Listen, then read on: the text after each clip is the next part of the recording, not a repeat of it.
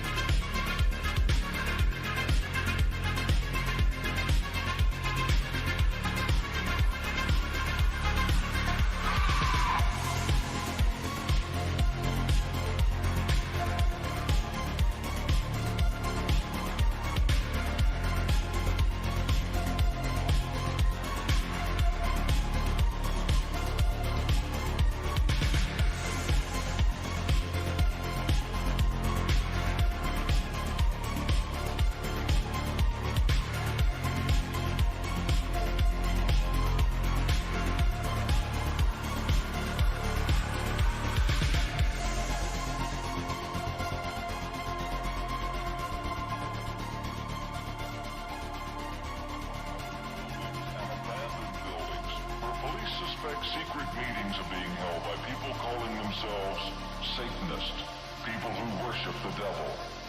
Most often found, the inverted five-pointed satanic pentagram, the upside-down cross, the evil eye, references to Babylon, and the devil's number, 666.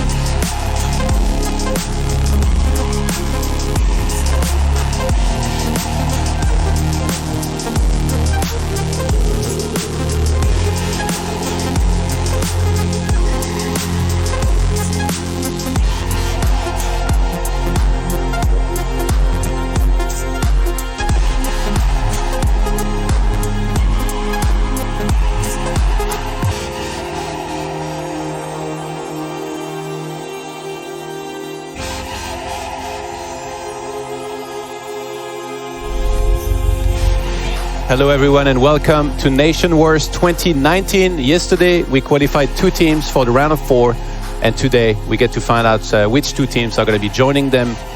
And it's going to be another great day of StarCraft, Roti. It's already been, you were streaming earlier, you had the one epic game in particular, but the action is about to get better here. Yeah, obviously we hope that the quarterfinals deliver. We thought the round of 16 was awesome.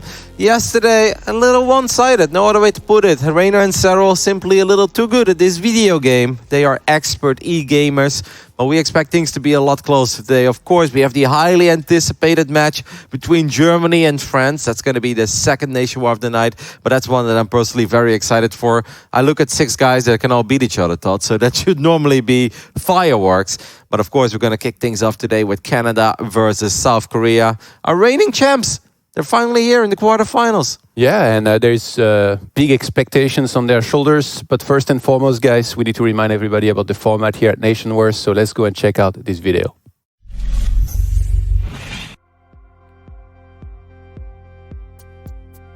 This year's game format has been adjusted to accommodate more competitors. The game starts with a round of 40. 8 countries with the highest WCS point counts automatically qualify for the next round, whereas the remaining 32 countries are set to compete in a single elimination match. 16 winners then join the pre-qualified nations and continue to the next round, where 8 groups of 3 countries are set to play in a round-robin format. In each group, the country with the lowest point totals is eliminated. The remaining 16 countries are divided into 4 groups to play in a well-known double elimination bracket, also referred to as the GSL group. The top 8 countries then continue to play in a single elimination bracket, and the final 4 to battle it off live in Paris for the 2019 Nation Wars Championship title. Got from Detective. And that's it here for the format and the rules. And yeah, we were talking about it a little bit. We're going to have South Korea taking on Canada and Germany versus France today. Pretty hype matchups here. These two, I feel like, South Korea should be pretty heavily favored in my opinion, but Germany against France kind of up in the air. I guess Germany's favorite. Yeah, I think Germany is maybe a tiny bit favored, but that France lineup looks really good, and Clem has been absolutely on fire lately, so I really think it's going to be fireworks. We know that Drogo is super motivated to at least make it into the semis, if not go all the way. Yeah. I think it's going to be an awesome one, man. This is our entire top 8 bracket, of course, guys. Yesterday, we started things off with Italy versus Mexico. And, well, it was the Reina show. There's no other way to put it. Reina said it was going to be a 4-2. It ended up being a 4-2. The kid looked as good as ever. And I think we already praised him in every single possible way we could. He just keeps on getting better and being more impressive. And that rivalry, Reina versus Serral, I'm not getting tired of it. I love seeing these guys do well and then meeting one another. In fact, they somehow make it possible to enjoy ZVZ more than ever. So I'm excited to see that showdown take place in Paris. And I think so far, safe to say, all the favorites have advanced and delivered, right? Yeah. I mean, Italy obviously was already in Nation Wars 2018 or Season 4, we call it back then. They were one of the nations that you really looked forward to as well because Reina was on fire back then. Reina single-handedly eliminated France early on. Back then, Reina wasn't just ready to go all the way by himself. Apparently this time he is. Already sent me a message last night. He's like, see you in Paris, Roddy. Looking forward to it. I was like, me too, brother. Me too. Alrighty, guys. This is the lineup of Team South Korea. Of course, the reigning champs of StarCraft 2 Nation Wars. Innovation, Stats, Su. All 3 races are represented. Todd, what's not to get excited over? Yeah, these players are all amazing. Innovation coming off a 3rd place finisher in the Home Story Cup, right? Yeah, that's correct. Stats that maybe had a little bit more of a disappointing Home Story Cup, I guess, right? Fell to the lower bracket pretty early and then lost to Solar, I think it was. But maybe that's what lit the fire in him. Maybe he went home and he's like, you know what? Next tournament, I want to do a lot better. We're playing on the new patch, obviously, new maps, and I want to crush. And it should be a good patch for Stats as well, right? If you think of how Stats like to play, it likes to be the shield of Ire, likes to be defensive. So we're expecting big things of him. I never want to say that Stats has been looking poorly lately because I don't think Stats ever looks bad in his games. But it's been a while since we got really excited over one of his tournament runs, right? That Stats really played a couple of games in a row. Like, oh boy, did you see Stats play? He looks mighty fine right now. Like, he looks good, but we know that Stats is capable of doing better than just good. And then we have Su, of course, also was at home. So all 3 of them were at Home Story Cup. Yeah.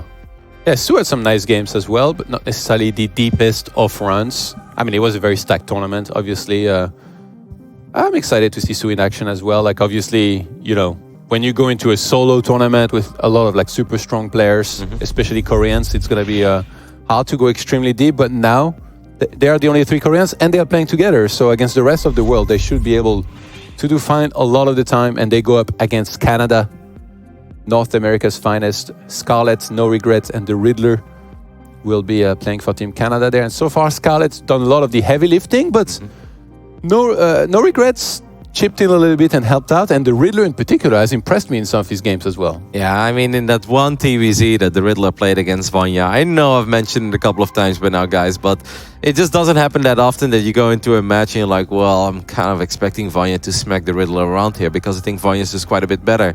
The Riddler's like, no, Roddy, my TVZ, my mech is absolutely capable of taking out a Vanya here, and he played such a damn impressive game. And we already know the matchups, and we're going to talk about them real soon. But I actually think, like, if you are thinking of a good matchup on paper for Canada for as far as that is possible, right, when they go up against such a strong nation as South Korea, I think this might very well be one of the better ones they could have hoped for, Todd. As we're going to take a look at it, Stats versus No Regret. Hey, let the cheese fly. You know what I'm saying? Scarlett versus Inno. Well, Scarlett saw Raynor and Serral do it, so maybe Scarlett can do it as well. And then Sue versus the Riddler in that one matchup where the Riddler impressed us so much. I mean, I'm not going to say that this looks mighty fine for Canada and they're ready to beat. I was like, whoa. Like, no. I don't want to get too carried away, but I feel like this could have been a lot worse. Yeah. Whoever has the biggest chance here would have to be Scarlett for me. And even then, like, Innovation's just so incredibly good. It was weird at Home Story Cup because Innovation beat Serral. It's like, oh God, like he's playing incredible against Zerg. And then kind of got demolished by Raynor and then lost to Serral in the rematch. So it's kind of hard to rank, his turn versus Zerg, right? Was like, I guess it's very momentum based and like, build orders matter a lot. Like when you choose them without necessarily having the information at the time. I did think he looked good though, throughout the tournament. But Scarlett will have watched that, obviously, and now she'll be looking to try and do the same thing that Raynor did and Serral did when they beat him. And Scarlett, of course, still one of the very, very best players we have in the foreign scene. So if you think of Zergs outside of Raynor, Serral, who could potentially take a map of Innovation, well, you're heading towards Scarlett, right? Scarlett, Lambo, Elazer, those are kind of the first 3-4 names that pop into your mind. But it is going to be very hard because let's not pretend that Inno had a bad showing at Home Story Cup. He looked great throughout the entire weekend, even got that best-of-5 victory over Serral. It's going to be difficult for Canada. There's no other way to put it. There's no other way to spin it, but we're still excited for it. And I mean, imagine, Todd, we start this Nation War off and No Regret just comes out, cheeses the hell out of Stats. Then we've got one hell of a Nation Wars on our hands. Yeah, we fully expect No Regret to do something aggressive, but he's against a very good defensive Protoss. I believe the interview might be ready, so let's go right into it. We got our captains here. Hello, No Regrets and Stats. How are you guys doing? Doing well. How are you? Hello. Hello, guys. Go ahead. All right, Hello, Jake, guys. I want to start off with you. Because with you, I never really know what to think of, right? But let's say, like, on a scale of 1 to 10, 1 being the house manager, Jake, and 10 being GSL Codex, Jake, where are you right now? I'm a -1 right now. I'm not even that good. No, come on. I'm okay. I'm a little sick right now. I'm not feeling it, but we could. I'm being more house manager right now. It'll actually play against Steph. Do you think GSL Jake actually had a better shot? Because like the more we go away from player, the better shot I have against someone like Stats. If that makes any sense. Yeah, no, I believe it. You're chopping up a little bit, by the way. Yeah. Is that my fault or your fault? That's the question. Well, it's definitely not my fault, okay? Might be in the back over here, but we're having a hard time following you. I can sort of understand what you're saying, though. And I think you got the point across. Stats, I'm curious. How much do you know about No Regret style? And are you worried about this matchup?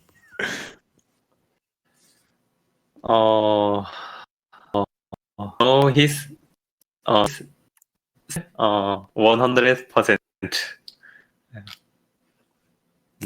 Can you repeat that, please?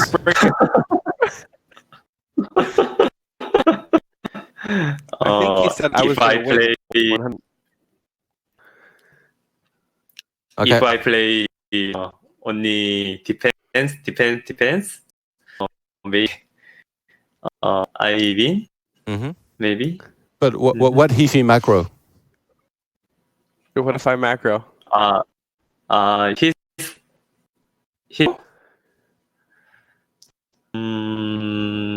yeah, good.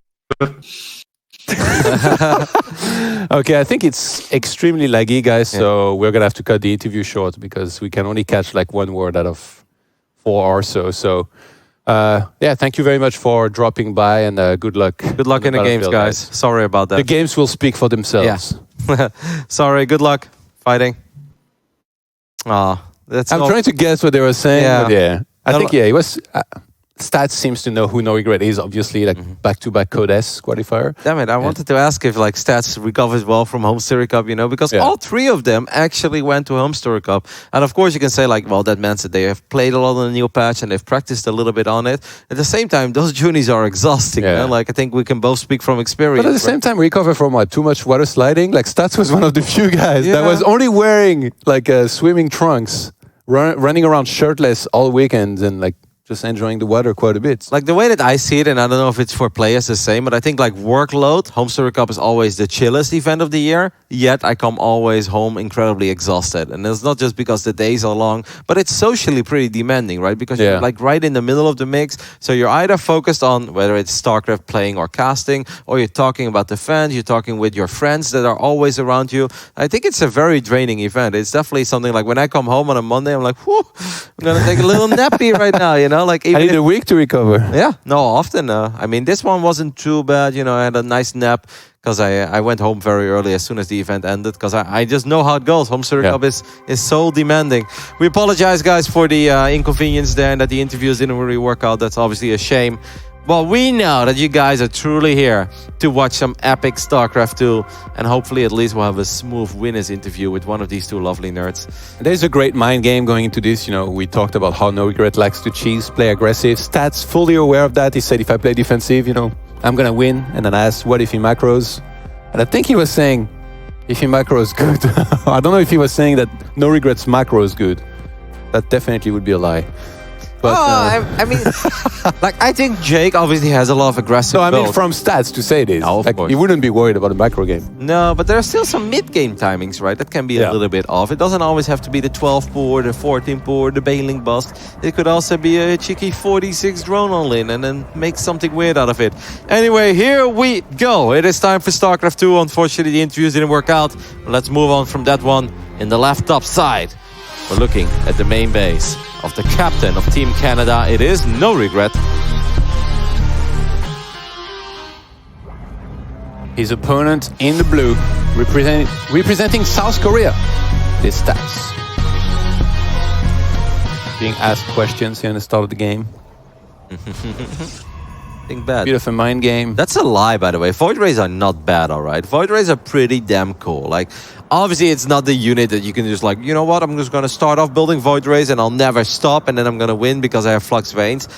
Okay, they're not good in that regard, but I think Void Rays are a lot better than they used to be. I think there's a lot more potential when it comes to like just doing cool things with them, right? And I think that's the most important thing. When you have a unit, you don't just want to sit at home and like kind of chill there behind your static defenses. No, you want to be out on the map, you want to be making plays. The previous Void Ray, simply, it wasn't possible. They were too slow, too clumsy, too fragile. I think with Flux Veins, there's a lot more opportunity to be cool. And I wonder if No Regret was fishing for information a little bit, like trying to see how Stats might open. Might have just been an innocent few questions. Because he asked about Void Ray and then he asked about Nidus, and he's a pretty aggressive player. So it's like, well, like what does it say? Yeah. Well, but Stats, I think he's fully aware here that now more than ever, he needs to go the extra mile with the scouting. It's going to be a probe scout early on, probably on Adept. And I would say Stargates is probably a pretty good way as well to go about doing things behind this. Yeah, I can get behind that one. Or maybe like a fast robo, but let's say like you go Glaives and then you play blind for a little bit, that'd be very dangerous because then if you're getting attacked by like Roach and Lings, you'd be in big trouble. When No Regret plays, I always keep a close eye on that production tab, Todd. The way that you look at this soup, I look at the production tab. I see the first 6 links and I was like, well, that's kind of normal. You want to push that probe away. You want to be safe against the Adept. But what comes after that? For now, it's just drones. This is all very macro-oriented. Stats gets a good scout off. He knows that No Regret is going up to 3 bases. But all of this doesn't necessarily mean that we are going to see the very standard and slow and steady PVZ that we see quite often. A bit of a supply block here for a second for No Regrets. It's got 2 overlords on the way. That's pretty annoying, actually. Yep. That's like completely mistimed. I think he even did an extractive trick for it for a second. But yeah, he's got the 3rd hatchery pretty early on location. And we're going to have a Phoenix on the way now. That's not going to help out against these. These links are going to be super annoying, Todd. Like, if I was playing this game, he has to cancel the shade stats, that is. There's a little bit of lost mining time. I think 1 or 2 probes might actually go down here. First probe falls very quickly. Can Jake get 2? He's so close. He should be able to get 2. Oh, come on. Or maybe not. Pop. No. Good micro there by Stats. Excellent save. But still, I like little moves like this, right? Just to throw your opponent off their rhythm. And at this point, you have no map vision if you're Protoss. So you're like, is this it? Am I safe now? Or are there 14 more links streaming to the other side of the map? Yeah, I mean, I like where Stats is at, though, because he only lost 1 single probe. He did lose some mining time, but now he kills the first overlord, which, by the way, No Regret didn't anticipate. Look at his supply block. Oh, no. He has no overlord on the production right now. So he's going to start 1, 2, probably 3, starts there at the same time at 355. And behind his stats, he's got 1 Oracle, he's going to get a 2nd one. And because he opened Phoenix, and that Phoenix is charging up on energy, he's going to have an opportunity to fly into one of the mineral lines and start killing drones. Yeah, the first supply block, I was like, that's only a couple of seconds. But this one, Johan, you're spot on. This one really hurts. And that's going to slow down. And you can obviously, like, I know people are like, well, Zerg can just make 7 workers at once. Well, 5 or 6 of those workers could have already been out. They could have already been mining. The Phoenix will fly in. They're going to lift that Queen. Oracle doesn't get too much done, though, so it's only a single drone that goes down there. He can just wait for the shields to regenerate and then go back in. And this time he's going to kill a lot because he's going to be 2 Oracles. And he saved energy as well by not overextending there with the first one. Well, we have 14 links on the way. Those links are obviously going to help No Regret to be safe. 18 links. This is a lot of Zerglings being produced over here. I wonder what he's going to do with that, because it's only a couple of adepts at this point. I think he's going to try to cancel that Nexus, Johan. I'm not sure if that's possible. Now, obviously, if No Regret can find the adepts in the middle of the map, I'm not sure if that's happening. Oh, this is going to hurt a lot more. Why are the links being brought home? It's just Oracles and Phoenixes. So confused. I mean, he's going to go for a Hydra link timing. He was trying to hide them for a sec. That's a lot of links. Okay, 44 drones against 48 probes. And he's still getting drones, actually. I would have thought he'd cut now and just make units. And if all of these links get a nice little wraparound on that Nexus, with the Adepts being a little bit out of position, can No Regret possibly get a cancel here? There's a lot of surface area on this Nexus. Stats needs to stay close to the edge here at the bottom. In case the links go for the drone. Yeah, he's got so much anyway. He's gonna force this away. Okay, No Regret goes for it. I think he's trying to reduce the sentry count here. Yeah, but I don't think that's gonna work. No, I don't think so either. With 2 Oracles above this army and plenty of Adepts in the mix as well. And this is also keeping Stats' mind away from the Hydralisks that he's gonna make. 37 units going down against 1. He lost the probe. Was that the scouting probe that he lost? Noob. Oh no, that was the 1 probe against the first into 4 links. Unbelievable Stats. What are you doing? Well, No Regret is going to make a bunch of Hydras and will most likely never stop building these Hydras, guys. Maybe spread a creep to. Oh, he's moving out. Forward. I don't think Stats needs to do this at all, by the way. He might see it. Ideally, he would see this. Okay, now he sees Hydras. He's probably like, oh, okay. He should go back, no? Why would he be here? Yeah, he sees the full movement of the army with a very well-placed observer. If I was Stats, I mean, obviously we see the production tab. I think I'd just go home, stop making probes, make a ton of units, set up some stasis trap. Yeah. And No Regrets went through the left-hand side. I don't know if Stats was able to see that with the observer. Can we check the observer's vision? Ooh, he might have... Okay, no, he's seeing movement towards his base. He's going to move back the observer. He knows that something's coming, so he's trying to get as many units as he can. Shield batteries are going to be dropped down. If Stats can defend, he will have won this game, but he's got Sharp +1 on the way, and those won't be ready for the fight. The Baneling nest is done as well. These are going to be slow Banelings, but since the sentries did use a lot of their energy before, I don't think there is an insane amount of force fields available. Maybe if the slow Banes can get the absolute sickest connection possible, there is a little bit of hope, but it's safe to say it's now or never for No Regret. I love the Banes, taught the Banelings They do start connecting with a lot of these sentries. Oh my goodness, the Immortal suddenly exposed. The Archon goes down as well. Is No Regret doing this? Oh my god, Stats got caught in the worst possible spot here. He didn't see that there were Banelings morphing, got caught in the middle. And No Regret, he needs to go for the Juggler now. Yeah, he's moving into the natural. He needs to get on top of this Immortal. He's going to do exactly that. How can Stats defend? He needs more units. Oh, that one Phoenix is not going to save the day. There is another Immortal coming out. A few more Zealots are going to get wiped in. Unpowered. Take that pylon out, my friend. No Regret. I think if you unpower these gates, that'd be massive. But this is still a lot of Zerglings and Hydras. And more units are streaming across the map. There we go. These gates are unpowered at this point. Look at the supply. The supply. No Regret. In a game where it feels almost everything goes wrong from start to finish. He's like, what's up, guys? Like, this game isn't that complicated. I know you guys always talk about the late game, the macro, all these spells. What if you just get a couple of very good connections with your slow Banelings, guys? Those were not speed Banes. Slow Banes, 47 drones. Let's go. Stats overconfident here. Stood in the wrong spot at the wrong time. I mean, obviously it's very hard to defend on this map here. How is he supposed to do it? Split his army in half and half between the third and the second base. I think when you see a ton of units being made, maybe his observer should have been a little bit higher. Yeah. And if he saw the heavy production, maybe just give up the third base and stay on the net. He had so many more walkers. Like, I just think a few less probes, right? Like, I think at one point, like if you're at 55, 56 and you scout and you see nothing but Lings and Hydras, that's very expensive. And more sentries maybe. Yeah, a few more wouldn't have been bad. There was one Archon, but that Archon also got surrounded immediately, right? And if the Archon gets surrounded, then actually there's so much surface area for these Lings to work with. I just think whatever you want to do, whether you defend the natural or the third, you need to stay, you know, compact. So you can actually just drop the force fields. But if you're standing in the wide open, you're going to need like 19 force fields in an entire circle to keep your army safe. We can take another look perhaps at the closing moments here. But I think if you stay close to the edge, then it's already a lot better for you. And if you make 3 shield batteries, you got to fight near the shield batteries, right? Like, why are you making 3 shield batteries if you don't want to fight near the batteries? Yeah, the Archon died before the shield batteries could help as well. And then once the Immortals fall here, like immediately you were like, is he doing this? Well, yeah, I was like, it's probably done it already. A little bit of hesitation from Negret. He was attacking the third base, then he realized he has to get on top of that production here because that's where the gateways are, that's where the robo is. And as soon as he got there, I was like, okay, well, Stats just, I don't think, can defend anymore. And look at the gas as well, right? Stats has plenty of gas. Like, ideally, I think you keep your army at your nexus, but you just warp in 2 sentries and a shield battery here in your natural. Yeah, you can defend half and half or put everything on the natural and then just hold this attack and then you're fine. Even if you lose the third here, I think it'd just be so far ahead technologically as well. Yeah, but it gets a little bit awkward because then there is a chance you lose 15 probes as well, and then maybe No Regret goes up to like. Oh yeah, but I mean, if you evacuate it. Yeah, of course. I mean, there's many ways. Standing in the middle of those of those 2 bases for sure was very tricky. There were multiple choices, but I think the one that Stats went with was the absolute worst because this was a good game for Stats up to this point, guys. A lot of things were all right. It wasn't that he killed an insane amount of drones, but it was just, it's smooth, it was on point. He didn't get supply blocked, No Regret. Did get supply blocked a couple of times, but yeah, against all-ins, you need to do the one thing right that you have to do, and he didn't do it. No Regret really sold this super well. It was the first few Lings that kept, you know, Stats back at home, and then later on, a lot more Lings attacked the natural, so he kept him low on sentry energy.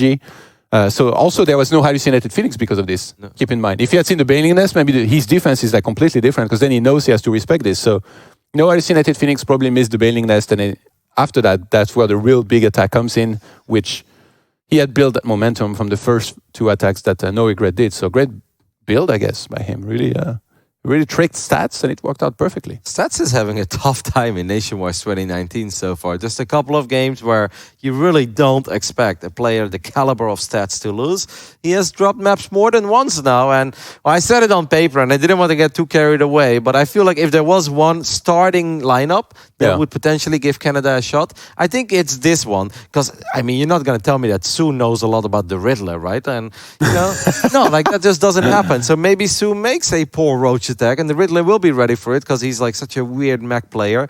And Scarlet against Inno, maybe Innovation's small advantage, but we all know that Scarlet is absolutely good enough to win those kind of games as well. Yeah. Canada taking the 1-0 lead over the reigning champs. That's already one more upset than we had yesterday. And there is no lag stories either. They're all in South Korea pretty much, except the Riddler, so they're playing on the Korean server. So There's not going to be any of those, it's very late, there's lag and stuff. No, they are playing at the same time on the same server. -1, no regret. He's always dangerous, guys, apparently. That's the only thing that I got from that interview. He said he's on a current -1 on a scale of 1 to 10. Apparently, that's still good enough for this man to take a map of stats in a big moment as well, quarterfinals. Yeah. And again, we talked about the mistakes. There was a couple supply blocks in there and stuff, but he really sold this. It's not like he just did once, like a short build, like, a baning bust on one base, something that gets spotted, and then it's either like you defend it or you don't, like you make a big mistake. No.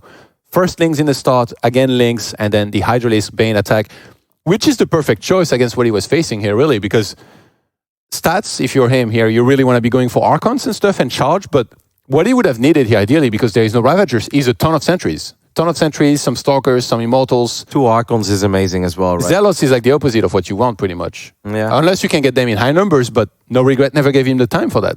I mean, like, it's kind of funny because what I saw there is something that I do a lot as well, where it's like I scout an attack or I know something is coming and I'm like, I need shield batteries. And I get all the batteries and then suddenly I'm like, you know what? We'll fight right over there. And then like I end up losing. I'm like, why am I warping in shield batteries if I don't want to rely on them in the first place, right? Like if you spend money on something, you got to utilize it, especially when the entire game pretty much comes down to that fight. We often say it, every second that goes by there is a very good one for stats, of course, because he has a much better economy and his army will start countering the army of No Regret if just a little more time passes by. The Archon, instead of 1 Archon, is 2 or 3. They're powered by batteries. There's very little you can do there with Hydralink and slow Banes as well. Those weren't even speed Banes. Canada, I don't know what it is, but in Nation Wars, they're one of the scary countries. They're always very motivated. They've come to Paris in the past. I've issued a challenge to No Regret to try and catch a pigeon when we went out. He failed horribly, but maybe he can do it this time. I don't remember, actually. I think I told him I'd give him like €100 or something if he did it. If he would catch a pigeon. Yeah. It's very hard. And this was recorded? For a bit. Like we were out doing media and stuff, and then just out of the blue, we just started talking about this. Like now I just see it in front of me, right? Like I see the Louvre and I see a lot of people taking pictures of it wasn't at the Louvre. And I see like little Jake running after pigeons. I don't know. Next time. Yeah. He tried pretty hard too, but yeah. That's something that could very well go viral.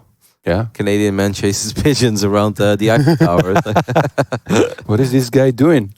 We're just waiting, guys. Of course, we're stalling a little bit of time before Game 2 continues. That's going to be Innovation versus Scarlet. Hopefully, that's going to be ready real soon. Like you said, there shouldn't be any issues because obviously all the players are currently in South Korea, so it should be easy to get these games going. I think we're waiting for Innovation. He didn't upgrade his SSD. It's taking a little bit of a while to boot up properly. Wrong coding. Maybe he had to get rewired a little bit after Home Story Cup. Like we got a little short circuit inside of the inner body, like water. Machines doesn't go very well together. Just ask my iPhone. Top 3 is pretty good, but I'm sure he wanted to win pretty bad. And now he gets another top 4 in a Zerg in Scarlet. Definitely, I think we'll have watched those games of Innovation versus Rainer and Cyril played just last weekend, actually, exactly a week ago. Mm-hmm. I really think that Scarlet is a bit underrated right now in the foreign scene. Like, I know that it's been a while since Scarlet had a truly magical run in one of these tournaments, but if you go back to the players that she lost against, it's been a lot of Cero, it's been Rainer a couple of times, and I know, of course, there's been the occasional where she lost to Masa on a moment where maybe, we expect Scarlet to defeat Masa. But other than that, I still think Scarlet is always very dangerous and is always capable of getting victories against pretty much anyone, especially in a best-of-1 format. And that is what we're working here at Nation Wars. The score is 1-0 in favor of Canada against all odds. Let's see if this upset story can continue, and perhaps it will be 2-0 after this game. In the right bottom side, we're looking at the main base. The star player of Team Canada, it is Scarlet. And her opponent in the northwest, playing Terran, and in the blue, South Korea's Innovation. I love how Inno didn't show up for the previous post-match interview, even though he basically got all the wins. At one point, he's like, you know what, I'm done with it. Like, if you guys can't win, I'll get the wins, but then you guys will do the interviews, okay? Because I'm not going to stay up at 5 a.m. and do some interviews with a bunch of weird dudes in Paris. Like, he's like, I'll see them when I'm actually in Paris. He's definitely been the carry of Team Korea for like a long time. Played multiple Nation Wars. It feels like the other players, they kind of rotate out. We've had SOS and stuff in the past, but Innovation's a staple of that Korean team. We had Zest. We had Beyond as well, a long time ago. Yeah. I mean, like this year, I think you looked at the lineup, and especially a couple of months ago, you'd be like, well, I mean, this is pretty much perfect, right? Of course, right now you could be like, well, Dark and maybe even Rogue have been looking a little bit hotter than Sue. Yeah. Trap. Yeah, but it's like, if you're telling me right now, and I know, like, you're right when it comes to the results, but if I was a coach, right, and I could choose between Trap and Stats, like I would still go with Stats. Like, and I know maybe you can justify that over like the last 6 to 9 months because Trap has had the better year. There's no other way around it. But in my mind, Stats is still kind of like the guy when it comes to Korean Protoss. Stats classic, and then for me it's always, you know, the other ones, they rotate. They're all quite close to each other. But Stats is supposed to be rock solid, but definitely hasn't been the case lately. All right, let's see what Scarlet chooses to go for. Exactly here. I mean, you expect both players when it's Scarlet Innovation to play somewhat standard, you know, like 3-base Zerg. Scarlet likes her Mutas. Oh, Ooh, that so was nice. sick. Yep, that's so nice as Just well. in the nick of time. These are like these small little feel-good moments, right? That you sometimes have in a game of StarCraft 2. Like, Yeah. the game is not going to be won or lost at that point, but it's just nice when you can get that hatchery down immediately. Especially because Innovation absolutely tried to prevent it from going down. Look at that triple CC opening, by the way, on the side of Inno. Yeah. Very fast. 2 minutes and 48 seconds. Yeah, that's pretty greedy. Yesterday we saw Raynor actually go for a really sick Nidus to counter special fast triple CC. But will Scarlet see this one, and will she go for a Nidus? I mean, Raynor did say that he thought it would be very hard to beat this if he was just playing standard, because you just get in a really good spot economically here as the Terran player if you can get away with this. I think Scarlet in general is a player of extremes as well, right? Like, when I think of Scarlet, I think of macro, but Scarlet does often have a couple of very aggressive builds up her sleeve as well. This would be an excellent moment to buzz one of them out if you do it immediately and you go straight to it and you don't cut any corners or you don't try extra safe. But without having the info, I don't think she'll be going for it. Like, there wasn't anything like Pneumatized Scarface. I mean, Scarlet might be one of the few players that can say, okay, you want to play greedy, I'll just outgrid you. Drone up like crazy, and then you're going to suffer the swarm. Scarlet has done this quite a few times in the past, right? Where it's like, oh, it's 3cc, cool. Then I'll just go up to 85 drones. Like Scarlet, I've even seen games where she would scout it's a 2-base all-in, and then she's still going up like 15 to 20 workers more than her opponent. Yeah. Just like, no, not now, Sasha. Like, this is the moment where you get some links and banes. You know, I remember actually a long time ago, Queens, by the way, Todd. there was a game of Scarlet where she was facing two racks proxy, and she opened hatch, gas pull, and she held.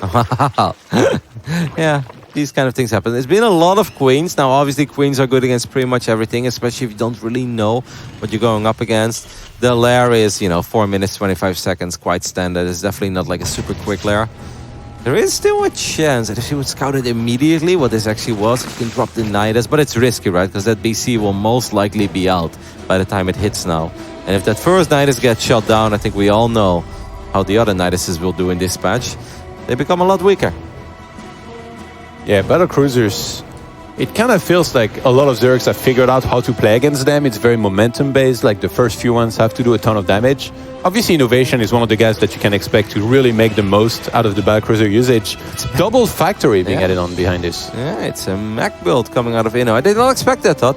So it's not ultra greedy. It's not like triple CC into battle cruiser into double armory. At least he's dropping down the factories before that, so he can have some sort of production going. Yeah, I think Scarlet is going to create a very solid 25 to 30 drone advantage for herself. But of course, the economy of Innovation will always be good. But I think if Scarlet picks up on this is going to be nothing but drones for a while. Drones and queens. What else do you really need in this beautiful game of StarCraft 2? That's a lot of queens, by the way. Already 8. Yep. And I talked about the crease spread and the way that players, it doesn't feel like they've been able to push it back that well. Scarlet's crease spread is looking absurd right now. It's already in the middle of the map at almost the 6th minute. For 6 minutes is indeed pretty insane. The Banes are a little bit late, but the queen count is so high that I'm not sure if these Hellies can get some gun. But this base feels very exposed. And yes, Scarlet does have a worker advantage, but you don't want to lose too many workers here. I think if Inno dives there, he would have gotten so many. God. Hey, this BC is actually in all the trouble, man. The Those Hellions have a lot of speed on creep. Yep, the Hellions need to save it. I think Dude, those Hellions are out of there. They abandoned ship. Okay. Whew. Gonna be able to get out here. That's so close, Oh my though. god. Oh, Yeah. 70 hit points. Well, good scout at least here in the main base. Scarlet will know exactly. Those aliens just bounced. But Yeah, I honestly thought that maybe they're like, good luck. a grenade or 1 or 2 volleys of the Hellions would have saved the BC. There is a second BC on the way, by the way, so it's even more important that Innovation didn't lose his first one. 2 more factories go down, 2 more armories go down. This is an all-out mech build from our Korean Terran player. And Scarlet's getting every single option available here. Roach Warren, Infestation Pits, Spire. She can go Corruptors if she wants to. She can go Swarm Hosts or a ton of Roaches. Might go for all of them. I guess you want to scout here with an Overseer in a second and then see exactly what it is you're facing and then you decide from there. But I don't think Scarlet... Has she scouted yet? Yeah, there was an Overseer that was taking a peek in the main base. She knows it's mech, obviously, but you want to see the amount of factories, the double armory and stuff, and then you can start reacting appropriately. Nidus goes down top. The queen count is freaking mental. So I was thinking Swamos then with Nidus, but it's Infestors being made right now. And Blue Flame's on the way. The cheaper Blue Flame. Yep. Yeah, it's a little bit, but all of these things do add up in making strategies just a little bit better, a little bit more cost efficient. 2 queens do go down against the Yamatos, but obviously BCs are going to get some damage done eventually. Swarmost. So I think it was just 2 Infestors earlier on to try and build those up on energy for some fungals, maybe to catch these guys. Or Neuro as well, don't forget about that. Neuro's sick. She didn't research it, did she? No, not yet, but you can obviously get Oh my god, that's a lot of Swarm Host. That creeps red, oh my god. And 11 more drones on the way, by the way. So if Scarlet can maintain her worker count, 85 drones, and then just start 11 more drones. A little more locust. Wow, Scarlet is gonna get to a lot of gas very quickly here. I'm actually surprised there isn't a 5th there, is there? For Scarlet? Oh yeah, there she is. just started it. Oh yeah. It feels a little bit delayed considering like how well this has been going with the initial defense. Swarmos Nidus is finally gonna come into play in a second. And with Innovation being across the map with that many units, oh my god, there is a fungal available. Fungal Infestor lands a big fungal. A couple of Hellions will get picked up immediately. Second fungal connects as well. I mean, Steph Curry and Kevin Durant with the assist. well, they're not doing very hot these days, though. Yeah, they're not. No, they got injured. It's actually really sad. Golden State is falling apart. Unlike the Swarmos. Kevin Durant is no longer with Golden State either. Oh, he's not? No, he left. Okay, well, you can't tell. I don't follow sport. Couple of SCVs do go down here. 12, 13 in total. Actually, wow, way more. 17? All right, that actually got a little more dramatic in the end. You got to be careful here if you're Scarlet. Surprise! Yep. They come out of the Nidus. The welcome committee was not that nice this time. Successful first wave, though. And you look at that mini-map, like, I think when you play mech, you always want to have a couple of Hellions on the other side of the map, right? You want to have a little bit of map presence, be annoying, snipe a couple drones. Innovation is going to have a hard time doing anything that Scarlet won't see coming way in advance. Because Scarlet, her creep, I know that we've said this many times in the past, but this is just absolutely insane. And actually, these Infestors don't have the energy now for any kind of fungal. Actually, they're gonna get shot down as well. They were out of position here for a second. Innovation confident enough to move across the map. He's between the base of Scarlet and the Swamos behind. Okay, so he's gonna get sandwiched. Locust will get a couple of tanks, but that still means that a couple of tanks are actually making their way over towards that fort base. Scarlet doesn't have enough gas. No, I know. She has a lot of minerals, just not enough gas. Maybe a couple of extra queens could help out there. These BCs, the Corruptors are taking a rather unfavorable fight here. Is Innovation breaking through? What is going on? Oh, I think maybe one more wave of the Swarmos and then it could be all right. But it's important for Scarlet to get all of her Corruptors in one place. 16 drones did go down, but we knew that Scarlet did have plenty of minerals in the bank. And this was painful, and I feel like a bit unnecessary, right? Yeah. I don't think Scarlet had to take this much damage here. I think she just didn't see the army coming, wasn't ready. One of these BCs will die just before being able to use tactical jump here. And Innovation's pushing back the creep. He's fighting back. Yeah, Inno's like, well, even if I can't go for any run-bys, who cares? I've got a sick army. I'm just gonna run towards your base and kill it. Maybe these Locusts, if they can land on top of all of these tanks, there aren't that many Hellions here, but... Yeah, there's not enough. Well, they don't Ideally, you would like to have a ton of Roaches here to help out with these Ravagers for Corrosive Bites. Innovation in full production mode, added on a bunch of factories, and Scarlet is struggling to even max out at this point. And that was right before +2 finishing up as well, right? Like, that could have all just gone so much better for Scarlet. It seems like Inno is actually in control of this game. +2 for the mech units is about to finish up as well. 1 BC is still going strong. Oh, Swarmels on move command there for a little bit. One of them does go down immediately. I mean, making this many roaches in this phase in the game is never ideal. Oh my God, Corrosive he ball. siege everything. Misses. Oh yeah, that was not... That was the worst team in the NBA that just shot there. I don't know who that is. The Locust gun, I mean, this is going to be it. Scarlet really needs a big victory here. Does get a pretty good engagement on top of all of these tanks. And slowly but steady, this army of innovation is disappearing. So at least Scarlet doesn't take another loss. She's lacking lava. Yeah. I mean, look at the economy. Like, you'd like to be spending that money a little bit better here, ideally, if you're Scarlet, so that you can apply more pressure. That's the very important fourth base, I believe. Fifth base, sorry, of Inno. Scarlet's looking to try and deny that, but these Hellbats will say no to that. Scarlet just had some trouble spending her money, like you said. It's really like, I feel like if she would have been able to spend all those minerals she had in the bank when Innovation was attacking her, I think the defense would have been so much easier. 92 SCVs, by the way, against 71 drones. That's pretty sick. Especially because Inno lost quite a few SCVs as well, right? To the Locusts a couple of times. Transformation servers on the way. +3 vehicle weapons as well. Scarlet getting a ton of upgrades, going for yet another Nidus. Where is that? It's a rather defensive Nidus, maybe to reposition some units. My God, couple of Sentinel drones. Tower sees the entire middle. A couple of drones getting fried in the bottom side of the map to these Hellions. More Hellions showing up, and the Roaches are a little bit out of position. Ah, these shots hurt so much. That drone count, when it was finally starting to look a little bit better again, we're back to 60. And 60 is not bad if you're rich and you have the everything. +3? That'd be nice. It's something. Scarlet! I will go down. Can she get it? Yep. Wow. That's actually very nice. Feels like those Locusts came from very far away though, right? Yeah. They expired very quickly. Well worth here. Cancelling that +3 attack. Very important. Innovation's maxed out and it's going to start on building event. 97 SCVs. Is this a... Well, you know, break Do you 100. think he's playing Brood War or something? One tour does get picked off here. A couple of corrosive balls will connect, but not in a very big way. I do like what Scarlet's doing here, though, right? Buying some time for the next wave of Locusts. If the Locusts go on the left side, there aren't that many Hellions there. They get right on top of the tanks. Yeah, this is super cost effective. Even though like not so much has been killed here, you can expect these units not to be repaired here. So Scarlet, she just has to wait for the Locust to reload, then she can re-engage and clean that up. Well, look at the production tab, Todd. Even those 2 Broodlords. I know 2 Broodlords doesn't sound like much. Oh, we already have a couple as well. It's 20 tanks. There's no anti-air. There's no anti-air. It's 20 siege tanks. Innovation completely caught off guard here. He has only tanks, Hellions and Hellbats. I think he had a Thor in production, but he might have been just the one as well. Yeah, he's got 2 now. And now we see the starports on the way. He's trying to add Thors. I do feel like Scarlet needs more now than just surviving, right? Like, if you have this advantage where you have a couple of Broodlords, you want to pick off a lot of these units and potentially, ideally, get She's a gonna base siege. as well. I think she realized that he's not ready.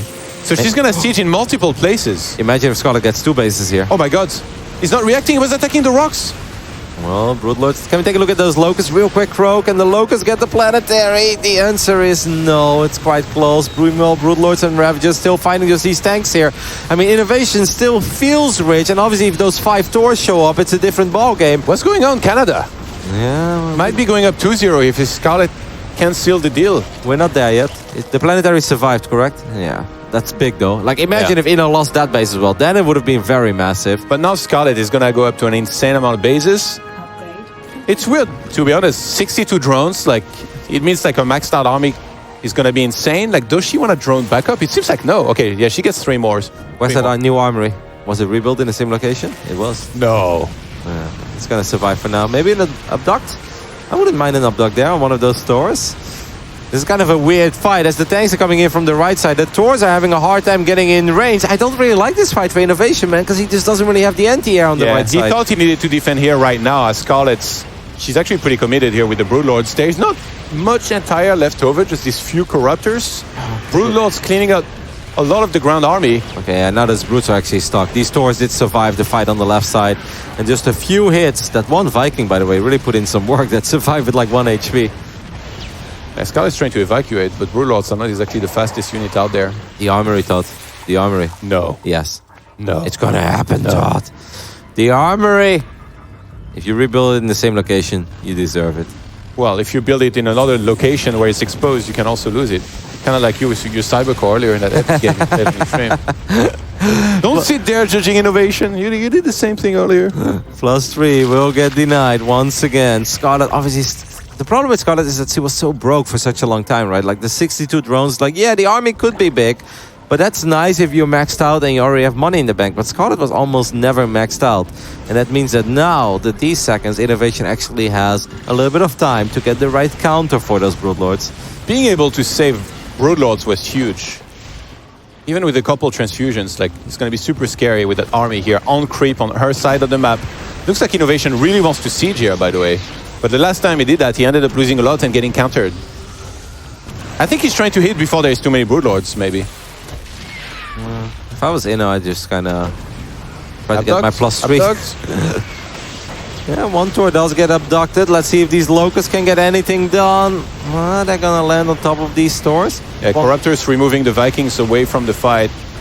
Ravagers coming in, trying to help as well. And now Scarlet can just pull back, wait for the next wave of Locusts. Crossbow could be useful here to buy just a little bit of time because you don't want your Broodlords to be exposed. And Zergflare attacks level 3 is about to finish, by the way. Yep. And the +3 never restarted for Innovation. Sniping that upgrade twice was so huge. Absolutely. Like, imagine now one more wave of Locusts. Maybe that's actually what Scarlet just needs. Scarlet is trying to buy a little bit of time. A couple of drones. Or almost full drones. Yeah.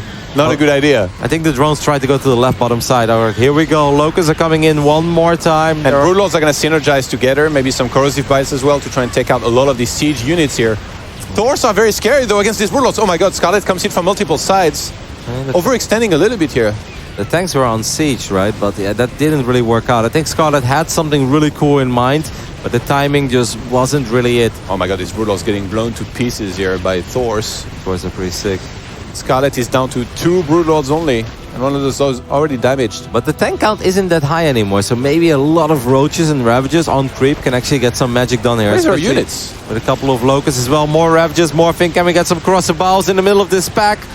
It seems like that's what Scarlet's going for. Those did connect in a very big way. Those stores are starting to run a little bit low in HP, but the tanks are putting in some massive work from the back line. Innovation is not afraid of no tier 3 army here. Just moved in there. It feels like maybe Vipers were missing and Innovation gets the equalizer here. Wow, that was really, really close. Felt like Scarlet had the upper hand, but it's kind of weird because like Innovation was sieging here, but I feel like Scarlet must have thought that maybe he was going to pull back eventually, but there was no stopping this train. Innovation was on the warpath here. Yeah. Kept on attacking and Scarlet just wasn't able to get the appropriate units to really hold on. I think it's safe to say that Scarlet was obviously caught off guard the very first time, right? That the army moved out, and I don't think she really expected an attack that big and that committed by Innovation. Because his very first wave of Locusts actually did quite some damage. 17 SCVs went down here, but after that first attack of Inno, I think Scarlet was behind. I think the one moment where she really had a chance is when she went for the counterattack with all those Broodlords.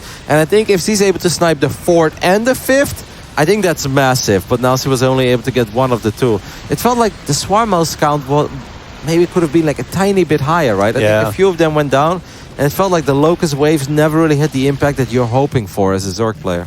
Because the army didn't synergize that well. Also, like there was not enough Ravager at the time. There was always something missing. Like if you send in the Locust, ideally you want to send the Ravagers in.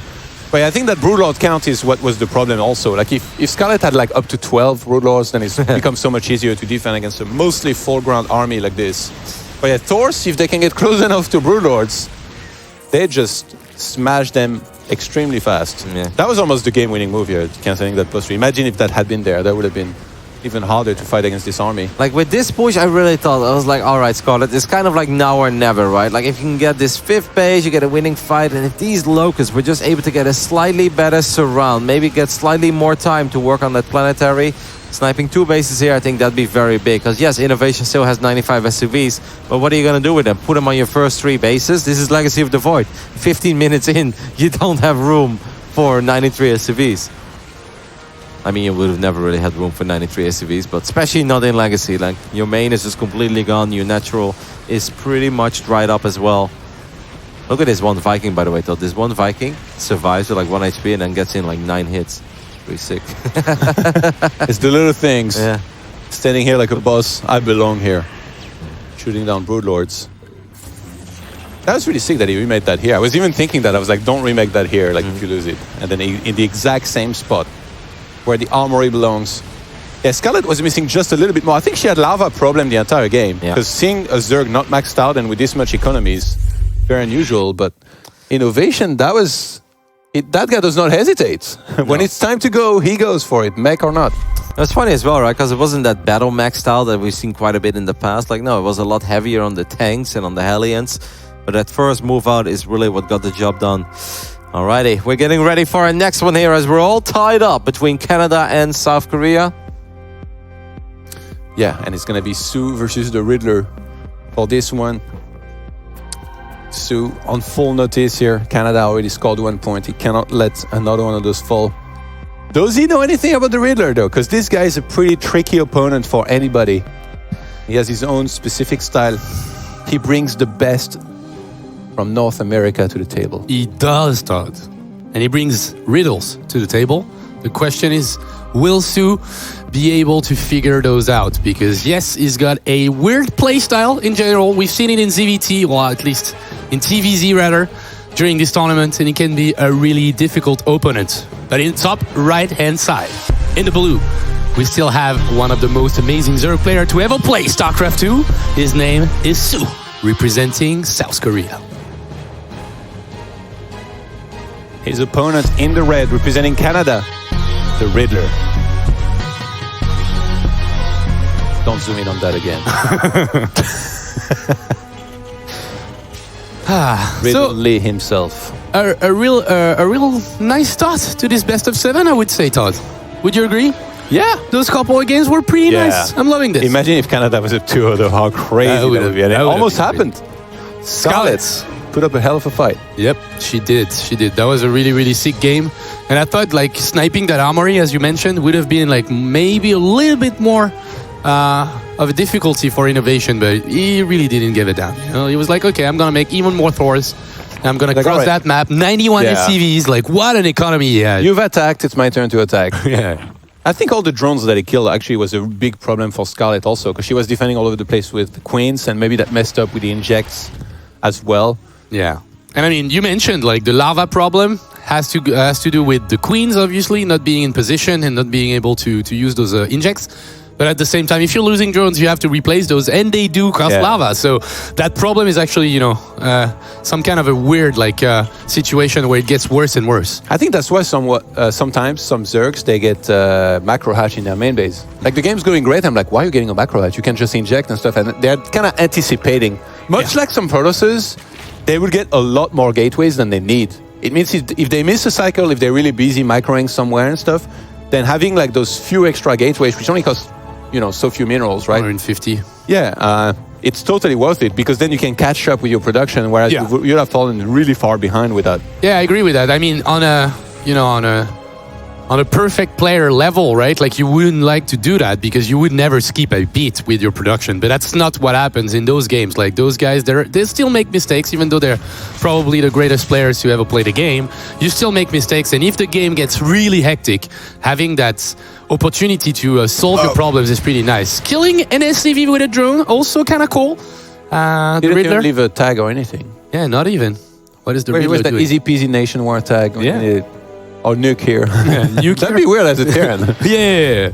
Take Like, that as a warning. Would it be like a little bit early for Nuke to be landing here? Okay, the Riddler, micro that Marine, please. Okay, he wasn't looking at it. And that's a Marine that just died to a couple of Zerglings without taking any of those two out. Hey, We're still in the discovery phase of these new maps, including Zen here. And oh my god, everything's going wrong for the Riddler right now. Yep. We might have a very quick game here if this keeps going, because Sue's building all the momentum in the world. What's the units lost? He's killed an SCV, a Marine. And a Reaper. Yeah, that's good. That's a good start. And what it does exactly is that, well, the Riddler is totally in the dark at the moment. So not seeing anything from Sue, not knowing if he went for something rather technological with an early lair, or the timing of the third, the number of SCVs, he couldn't even, the number of drones, sorry, or even trying to deny those early crypt tumors. All of that is out of the question with losing all of those early units. So obviously not the greatest of start for our Terran here from Canada. He's gonna go for Hellion and Banshees. I expect him to be playing mech. That's what he's shown us numerous times. he also showed us, was he the one that went for, yeah, he went for a 2-1-1 build into mech. You remember that? Yeah. That was the sickest build that he actually pulled off. In this game, he's just going to go the more traditional route with Hellions and Banshees, and we should be seeing the transition into mech. Yeah, wouldn't surprise me. He's one of those guys that really likes to play this style. But on the other side, we've got Su, who I believe should be scouting. And again, like the way he's been playing now, you couldn't really tell. Yeah, I mean, he must know who he's playing against. He's Easy really respecting. Kills a bunch of units early on, gets the perfect scout now. He's going to be ready for the cloak. Yeah, not even investing in pneumatic carapace, but still gets the proper scout because he killed that early Marine, and because the Riddler doesn't want to replace those. Well, suddenly there's nothing that can shoot air, so that a slow overload Second actually starport. gets the vision. Oh yeah, that's an early one. We should be seeing. Are we seeing fast Banshees? Oh my God. Nah, don't do He's that. getting huh? 2 more starports. I mean, if anybody would ever use hyperflight rotors, I think it'd have to be the Riddler. Agreed. Yeah, I think that's what we're seeing at Just the moment. after he pushed back the scout, by the way. So I don't think Su should know about this. He's got an overseer ready to get a follow-up scout. The starpots are tucked into the south side. And the Vikings going in the wrong direction. Yep. That's a little sad, actually, for our good friend the Riddler here. He's going to see the Overseer on the left side, but I don't think the Viking can turn back. We could actually see that click coming from that Viking, but it's going to be a little bit too late, and those extra starpots will get scouted by Su. Yeah, he sees something being researched here, and the 2 extra starpots being built at the same time. Actually, the second one gets dropped onto a reactor. The swapperoo happened here between the racks and the starport, and it's going to be Banshees into Liberators for a lot of harassment potential. Yeah, which is kind of weird, to be honest, because he's getting hyperflight rotors, so I would have assumed Mass Banshee. that he'd just be mass Banshees, but maybe he's playing the mind game of he expects mass Banshees. He's going to get a ton of spores, so then I'll siege from afar, from outside of the range of the spores with more Liberators. Then again, I think you can get 2 Liberators first and then go into more Banshees. Like, it's a map where the third base, for example, you can set up very nicely to try and kill drones from under it, like at 3 o'clock.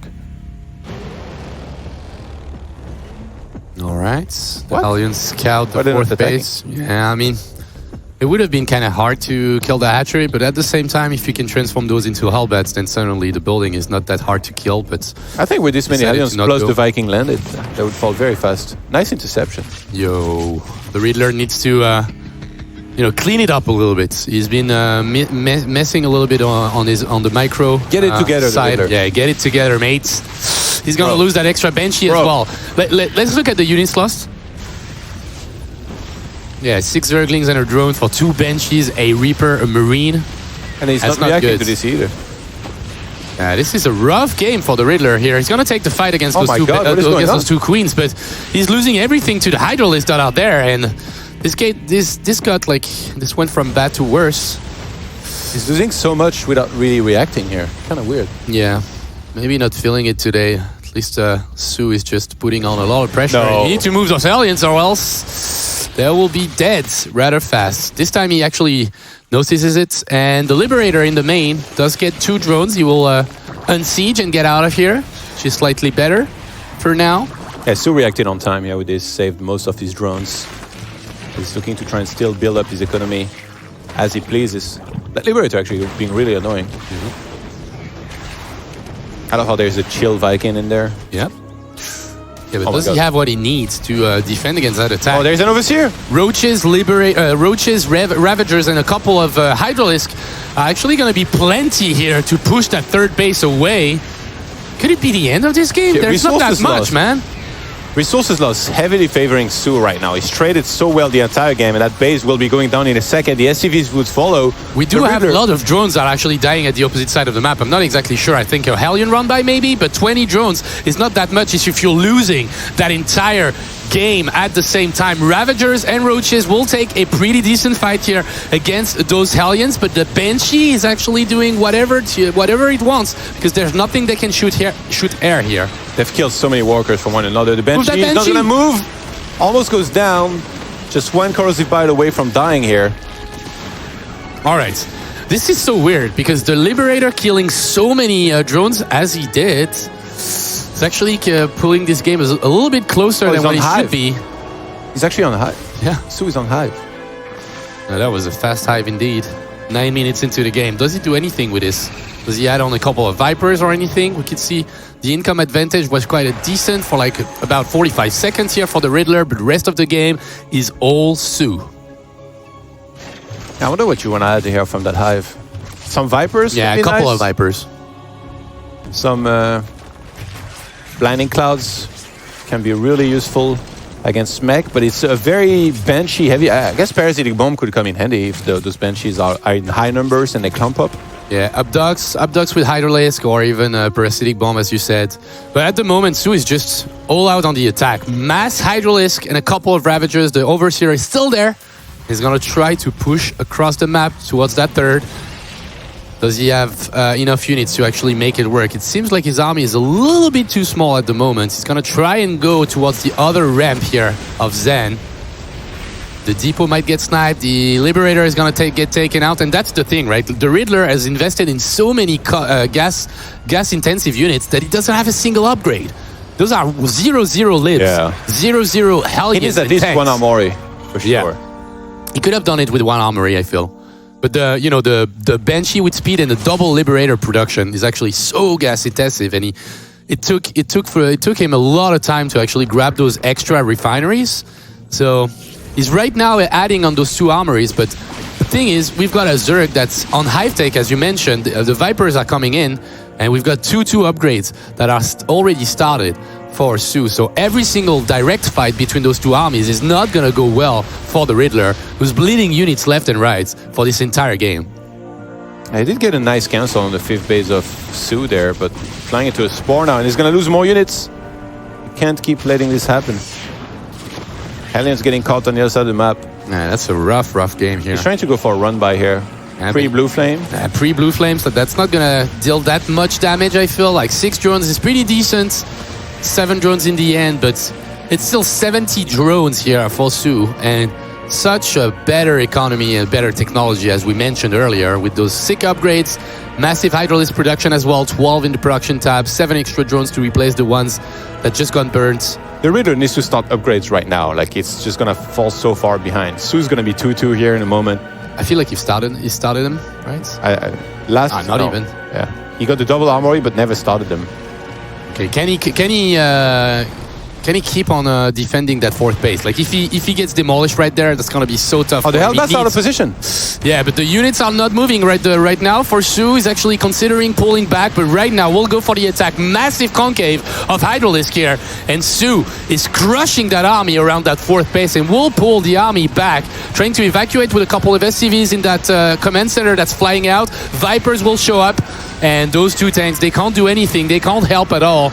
And every single unit just died here for the Riddler. Only 1 single tank and a Banshee to hold on the fort. Even got a perfect abduct here on one of those libs. Sue going for the kill here. He's going to move into that location. Liberator is being abducted again. He's got so much left over. The soup will not be lying here. And this one, 2 tanks left for the Riddler. He's still landing mills. Maybe has one left to have some fun. He doesn't believe. Sue gets the 2-1 score now for Team South Korea. And it's going to be down to no regrets to try and turn things around here now, pre-revive phase. Yeah, that's going to be a tough one here for Team Canada. Losing those 2 games, especially the Scarlet versus Inno one, hurt a lot. But the Riddler, well, I don't want to say that he got demolished here, but he kind of did. And the fact that most of what happened was based on him not properly controlling his units is a little bit sad. Like, yes, this moment was kind of decent considering he was getting quite demolished here on the 3rd base, but he was killing so many drones at the opposite side of the map, so that made it a little bit closer to what he should have been. But in the end, like, just his sheer execution was just not on par today.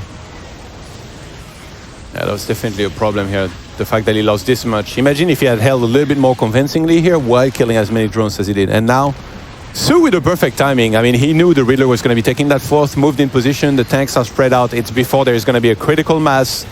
Even the Vipers came in a little bit late, but it didn't matter. He just had so much. He had the production behind his 75 walkers to 60. And Sue with a pretty clean victory here. Reacted very well to everything that was coming his way, except maybe those Liberators in the previous fights. 2-2 hit as this attack was in full effect as well. Yeah, he even went for like that pre-2-2 timing, which sometimes is a counter timing in a way, but in this game, like he had the opportunity, he had the position to kill that fourth base, and as we mentioned it during the game, like you want to avoid the Terran feeling comfortable on 4 bases, 8 extractors. That would have changed a lot in this game, so he went for it. Even though the Vipers were not really there at the moment, he was just like, okay, I've got a perfect concave. You have what, like 3 tanks and 2 liberators? I can crush that anytime. So he just realized that and went for the win. And that was, as you said, like a solid victory here for Su. 2-1 in favor of South Korea at the moment. And the only person remaining here is No Regrets against all odds that was able to beat Stats in those first 3 games. Played pretty well, to be honest. So I'm wondering if he can make it a little bit closer, maybe get a victory before we go into the revive phase of this match. We'll find out about that in a moment. But first and foremost, guys, make sure to check out matcherino.com/nw2019. We've got a lot of great items on there. Baseball hats, there's a hoodie, a mug, some in-game items as well with some sprays and portrait. So check that out. It helps support the tournament as well. We're going to head to a break. When we come back, the conclusion of Team South Korea versus Team Canada. We'll see you guys right after this.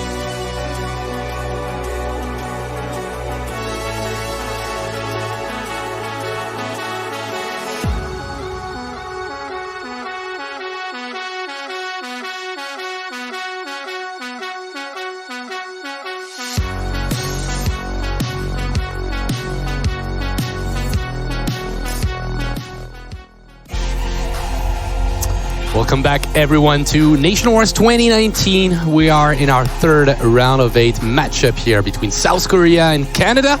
And at the moment, the South Koreans are leading 2-1. Ooh, thank you. Thank you. Aeromi was probably already about to send me a tweet. Take care of that cable.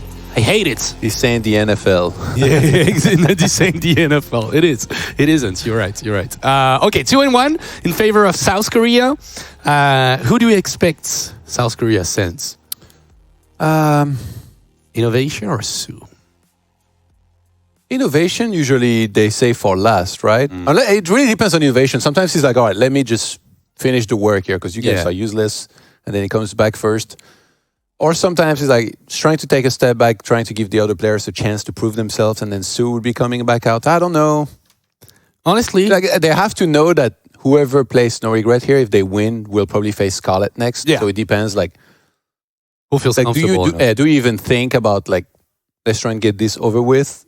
Like, do you get that confident? Which can be dangerous as well, right? You have to take the maps in consideration. Exactly. Because Korea chooses the players first here. And then Canada, they choose the map for No Regret. So maybe Sue first, because then even if Sue loses, Innovation picks the map. But then if Innovation wins, Scarlet picks the map. Yeah. Then Korea has a revive. There's an I know I went very far with no, but you're right. You're right. There's an argument for both. And we'll know right now. Okay, Innovation. Okay. Back out first. Yeah, it's like, I no don't care time about- to waste. No time to waste, guys. I don't Like, care about map. do you know who I am? My name is Innovation. I'm gonna finish this thing fast. Let him pick Whirlwind, cross map only if he wants. I don't mind. I'm here for the spanking. No regrets. We'll have to face against Innovation in a TVZ.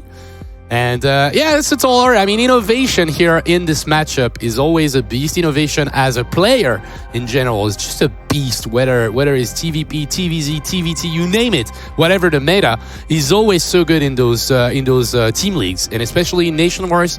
2 victories in a row for the South Korean player. 3 finals in a row, rather, with the lost final against France back then in Nation Wars 3. But let's cut all of this because we do have 2 players to introduce. And in the bottom right-hand side, in the red, the Zerg player with always a curveball to send out. His name is No Regrets. With a gas first, Todd. His opponent, playing Terran in the blue, representing South Korea, the machine Innovation.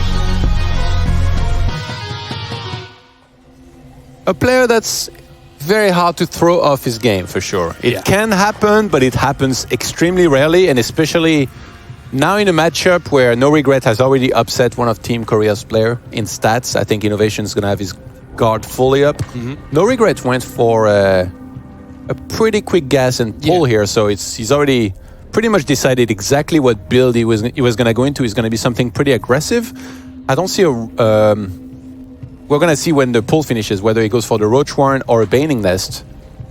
Okay, I don't see a Roach Warren build work here, but also a Baning build either. Okay, that's actually going to be just a super quick speedling with a queen. So you should be expanding behind that, right? Like, doesn't make that much sense. I don't think one-base builds are supposed to ever work here at this stage, but I mean, it's No Regret. If anybody could make it work, that'd be him. Yeah.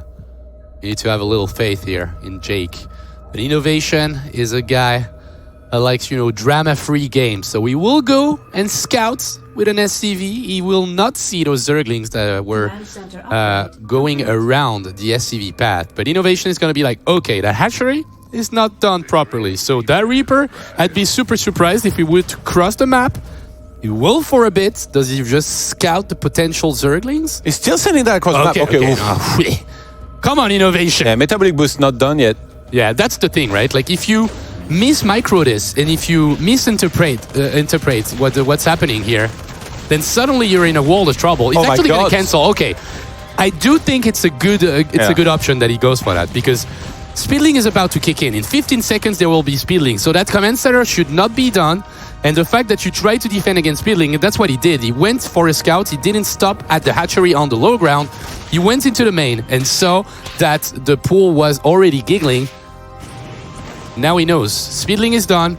Cancel the CC, goes up to the high ground, and a Baneling net follow-up. And I think, like, as you can see, there is only one Reaper here for a very long time. What No Regret was counting on was for Innovation not to cancel that CC, catch the Reaper on the low ground, kill it, and then just kind of bust through this wall and win the game from there. But he's going for a Baiting Nest behind it, so he's going to try to bust that ramp down, kill one of the depot, maybe even the add-on on the factory, and then just go up the ramp and finish the game. So the aggression that he's been able to do through this time is also keeping Innovation not being able to scout behind this. Oh my god, he gets the Reaper!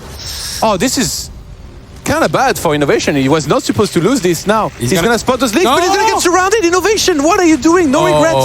How does he keep on making these build orders look so convincing when players should know how he's playing? Innovation cancels the CC to get some minerals back. He needs a second layer of wall here with 2 depots on the right side, eBay on the left side, and No Regret will bust down those reactors and depot, but still a second layer of a wall. But the depot on the right side is actually going to fall, and just one Hellion is actually out. The surround will happen, and No Regrets is going to make it work right now once again. Second victory in a row here against Team South Korea, because I don't think that Innovation can come back from that. 3 SCVs, and Jake with the random pull first into Speedling, into Baneling Bust will take out Innovation.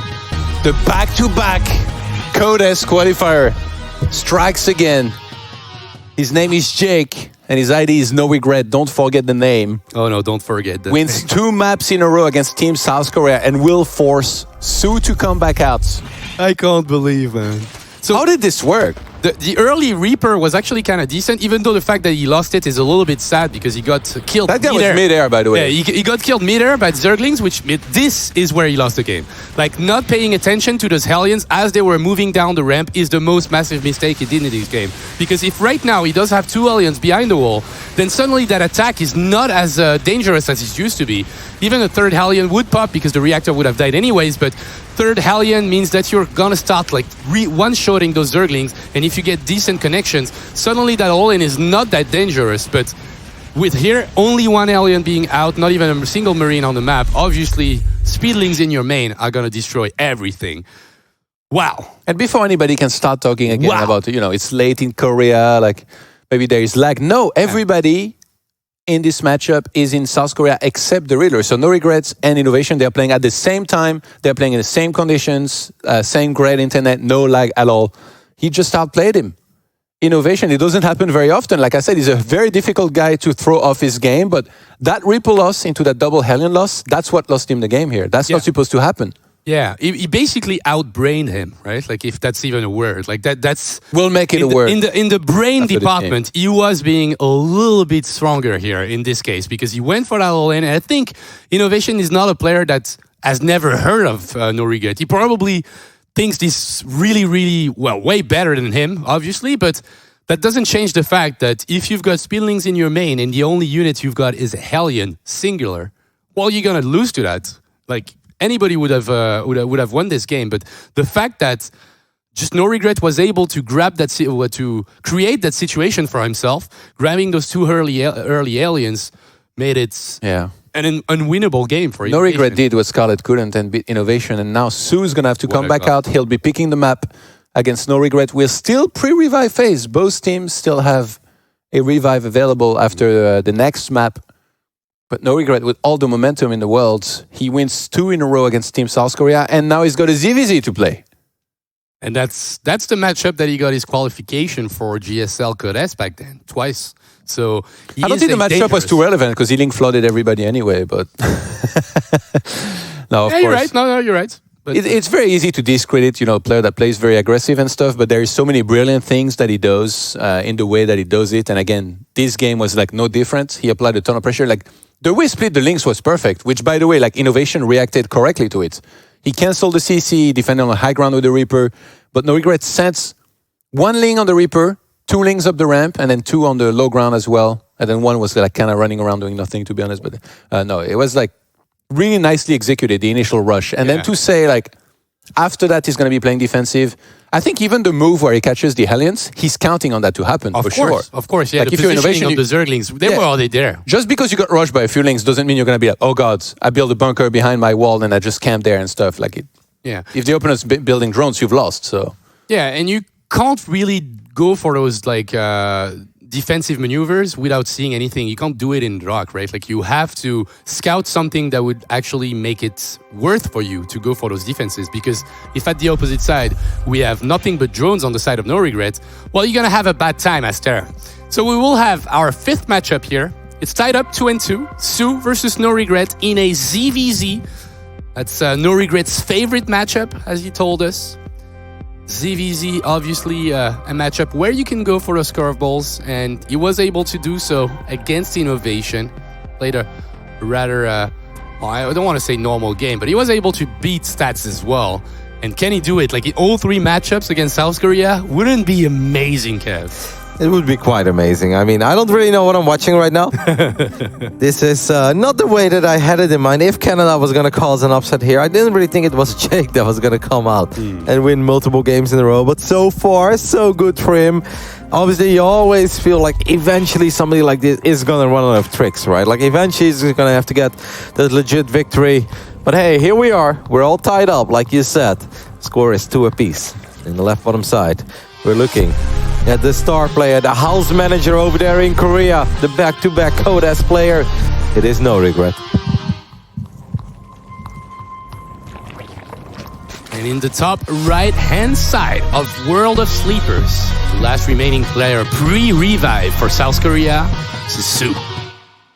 Let me just tell you, there's a hatchery first on the low ground, right? And you might be like, oh, are we macroing over here? No, we're not, Funka, because he took a gas quicker than any man should ever take a gas in this matchup. If you just want to macro your way out of this, this really does have a very big impact on your economy.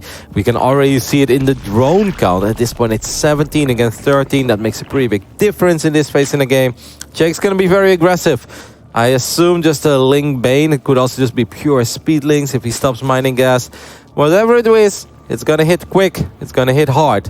Yeah. And Sue is going to need to put up a very solid defense. Yeah, he needs to be wary of any incoming attack. Obviously, ZVZ is not a matchup. You will be scouting with drones, so the first time you will see anything out of the ordinary is with your Overlord. So the thing is, like, his hatchery is slightly faster, as Crow is showing us. Is that it? Like, just slightly? Yes, it is. And that's because of this 14 hatchery, I think, that No Regret went for. So the creep spread and the speed at which it's spreading at the moment is going to get scouted by Sue. Will he be able to tell? No. Is the question I'm wondering. I don't think you can really tell the timing of the hatchery, but maybe the first links are going to be a big tell. Obviously, if Sue could ever get a glimpse of that extractor, that would have been big. But No Regret stopped mining gas completely. So I think what this is going to be is just links and nothing but links. I can only assume that No Regret is going to pocket them for a while, right? He's going to hide them. I like this as well. Look at this. There are 4 drones on the low ground. He might be confused. That looks like, normal. How does he have 4 drones on the low ground if he only has 17? Well, he purposely sent a couple of drones from the main base towards the low ground. So in case Sue does scout this, all that Sue sees is like, hey, this is all normal. Nothing too weird is happening at this point. But No Regret, he's going to pocket Ling after Ling after Ling. And then he's just going to run to the other side of the map with like 24 or even 30 Zerglings. And he's going to try to beat Sue. Yeah, that's going to be quite hard for Sue to actually realize this. As you can see, the Zergling is already super low on hit point, and that Queen is going to go, get out of here. 14 Zerglings in the production tab. Bailing Nest on the side of Sue. That will be super important, but he's actually going for a lot of extra drones. He's going to see it now, but is it too late? Ooh. We're looking at 18 armies to play against 6. Can he make a wall? Can he build? Okay, there was goodness. a 3rd hatchery. Obviously, he does have to cancel it. And that Bane Nest is super exposed, It by the is. way. So that Bane Nest could potentially go down as well. But I don't think No Regret is going to spend too much time. No Well, he Regret. is. He's actually going to go for the Bailing Nest at first. He's going to get a couple of drones immediately as well. No Banelings on the side of Sue. But Sue will have a lot of links, and he is fighting that with 2 queens as well. Okay, the Zerglings from Sue are actually getting some decent trades. The Queens still alive, dealing so much that damage, and is getting big. those double transfuse is so key right there. Trying to get another Bailing Nest going here on the natural. Did lose a lot of drones, but still up in that regard is Sue. That save actually on the queen, that really Yeah. made a difference. That's 3-4 extra links that would have still been alive otherwise. And then maybe No Regret can get that second queen as well. And everything is just going to hit a little bit harder. Now, No Regret did go back to mining just a tiny bit of gas after he was able to snipe that first Bailing Nest of Sue. Look at that Bailing Nest, by the way. It's kind of in an awkward spot at this point. It is. So No Regret goes for a follow-up scout, sees that there is not that many drones here on the natural, so he knows his opponent is taking him seriously, but he's still going to go for that fight, and I believe that was a pretty decent call because he did have a lot more Zerglings, and he's winning that fight pretty decently here. Can he get the queens this time? Can he get both the queens here? That would be massive. No Regret is close, but he will not get them for now. And obviously with the Baneling nest finishing up on the side of Su, that also means that from this point on, Su is going to be able to get a couple of defensive Banelings, and that's going to make things a lot harder for No Regret. Okay, Su goes for a small counterattack, or at least sends a couple of Zerglings there. 2 Banelings just popped out. Extra drones? Yeah, I don't think that's necessary at all, because Su, you're already ahead in the drone department. Yo! No spine crawlers, 2 queens that are fully exposed. The surround is gonna get done here. The Baneling's gonna try and get a proper connection, but that was Su's Baneling that actually got an amazing connection, but those 3 Banelings in the main, can he connect with all of them? Getting 2 out of the 3 is so important here, because 2 Banelings would have been able to kill all of that, but there's a Zergling in the mineral line, right? Yep, there's 1 or 2 Lings left that are getting a couple of drone kills. I mean, this is gonna get very close at this point. Su loses his last queen as well, but he does have 22 Zerglings on the way. If those 22 Zerglings hatch, I think Su is gonna be fine here, but a lot of the drones are already low on HP. No Regret with no chill, but I mean, 7 drones is big. No queens, but at this point, actually, you can say that No Regret is ahead because it's a queen against no queen. Yes, and it's also 13 drones against 14. No Regret has an economic lead in this game. How is this possible, Kev? He keeps making it happen. Can he do it against South Korea in all 3 matchups? Here, the Baneling here connects with a couple of Zerglings. That could have been way worse. This counter attack. I mean, there is no queen, by the way. There are a couple of Banelings, though. No Regret. Are you paying attention? Yes, the answer is yes. Ooh, 2 Banelings for 2 Zerglings? 3 Banelings for 6 Zerglings. This is so good for No Regret here. Is Su getting anything done with his counterattack? I know he sent a couple of links to the other side of the map. Okay, he's waiting. Oh, that was so sick. No Regret got stuck here behind the mineral line and got demolished here by a single Baneling. Another Baneling will hatch here. Try to get a decent connection with some Zerglings. Once again, it does work for a bit. 2 Banelings in the mineral line. Let's see what they can achieve here. I'd almost go for the main at this point, right? Yeah. These Lings are getting a lot of work done, but No Regret's not done yet on the other side of the map. He wants more. He's getting more for now. He's going to get another queen. That's like the 5th queen that has gone down. Both Banelings get cancelled as well. No Regret has more units, but he did take some losses in his main base. It's now or never, I think, for Jake with his 11 drone economy, but he still has plenty of Lings in the main base of Su. He does, and he's going to try to snipe out some more drones. It's 11 against 11. Any drone that falls right now is so bad for both players here. Baneling connecting to against each other, but still getting a couple of extra Zerglings. No regret, that is. 5 drones just went down. It's 9 drone economy against 11. And he still has production. He still has a few more Lings here as well. No, he lost his queen, so that's he did lose his queen. Okay, this is pretty massive. So both players without a queen. 15 supply against 16. Todd is going crazy right there because he's looking at it. And this is so close here already. Yep, but 1 Baneling can really turn this game upside down at this point. Su spots it, and Su's just going to leave a single Ling behind, which I think is very smart. You don't want to play a dangerous game here with, surrounding that Baneling with all of your Lings. That was a nice little victory there. Su has a few more Lings out on the map, but is that really enough to make magic happen on the other side of the map? Okay. 11 drones against 9 at this point. 1 defensive Baneling still in the mix. Okay, the Baneling's actually going to go for a single Zergling connection, which is not that great. 1 drone is going to fall. It's now 10 against 9. Pressure is being put onto that natural hatchery by Su. Getting some more extra damage, also gets a pretty decent concave at the bottom of the ramp, but also 2 Baneling making their way towards the natural, and Su is counter-attacking with all he has at the moment, and he's gonna get those 2 Banelings in the main. No Zerglings, no queens to defend against this. This could... No! He goes for the hatchery! He messed that up so bad, but now Zerglings are gonna get the last shots here against those really heavily bruised drones. Oh no, I mean, No Regret he abandoned his main, so he loses all of his drones, and that now means that with these last few Lings, No Regret needs to win the game. Obviously, every second that goes by is a good one for Su at this point, because more Lings will hatch. 10 more Lings are on the way. This is it, man. These are the last few Zerglings that No Regret will work with in this game.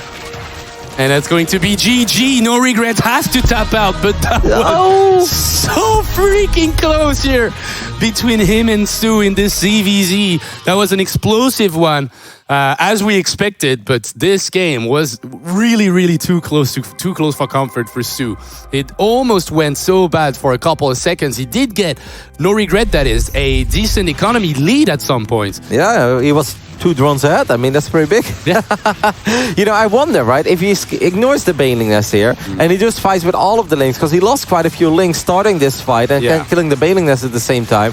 And this fight, in the end, look at this one queen. It's so close to going down, and it gets saved at the final second. And that really allows this queen to get 4 or 5 more hits off. It's tanking. I mean, that would have been maybe game ending already. Yeah. We were looking at a queen that was saved in the end with 14 hit points remaining. This also was super, super close. Those 2 Banelings connecting with 2 out of 3 of No Regrets was so massive because there was nothing that No Regret could do, I think, Su could do, to avoid those Banelings exploding in the mineral line. And suddenly, if you kill 6-7 drones at that moment in the game, that would have made a whole lot of difference. I mean, it was so incredibly close. Jay got so close here to actually putting Canada in the lead against the reigning champions of Nation Wars. This was unfortunate as well, because all of these links got stuck in that little corner there, and this one Baneling gets the dream connection, because those links had more potential as well. And there too, No Regret lost. I mean, there's a lot of key moments, and it's impossible to control everything perfectly here. But No Regret made it very close. Like at this point, I actually thought he was ahead. This one Bane ran into the hatch. But No Regret just gave up on the main. He's like, you know what, I'm counterattacking one more time. But he just had nothing to deal with those 2 Banes. Kudos to Su. I mean, like, he was able to, figure out on the fly what he was supposed to do. And then at some point when he built those 3 extra drones, maybe you could argue that was not the greatest call of all time. That queen was also quite exposed. It got surrounded. But just in general, all the micro decisions that he made and his sheer micro, I think, helped him out so much in this game to actually grab himself a victory and put South Korea in the lead, because that was not done by any means when the game started. Oh, games like this get decided by one Baneling connecting with either 6-7 links or just a single Zergling. Incredibly close, but this does mean that South Korea is now ahead in this nation war. They're up 3-2. And of course, we want to remind you guys that the War Chest is still live. You can connect your War Chest account with your Twitch account, and you can gain some XP to unlock these skins while just watching one of your favorite tournaments, hopefully, if you haven't had all the skins by now. And I gotta be honest with you guys, I feel a little, I'm promoting a Watch Chest over here. It's been out for a month and a half. Go hop on that ladder, guys. Like, play a couple games yourself as well.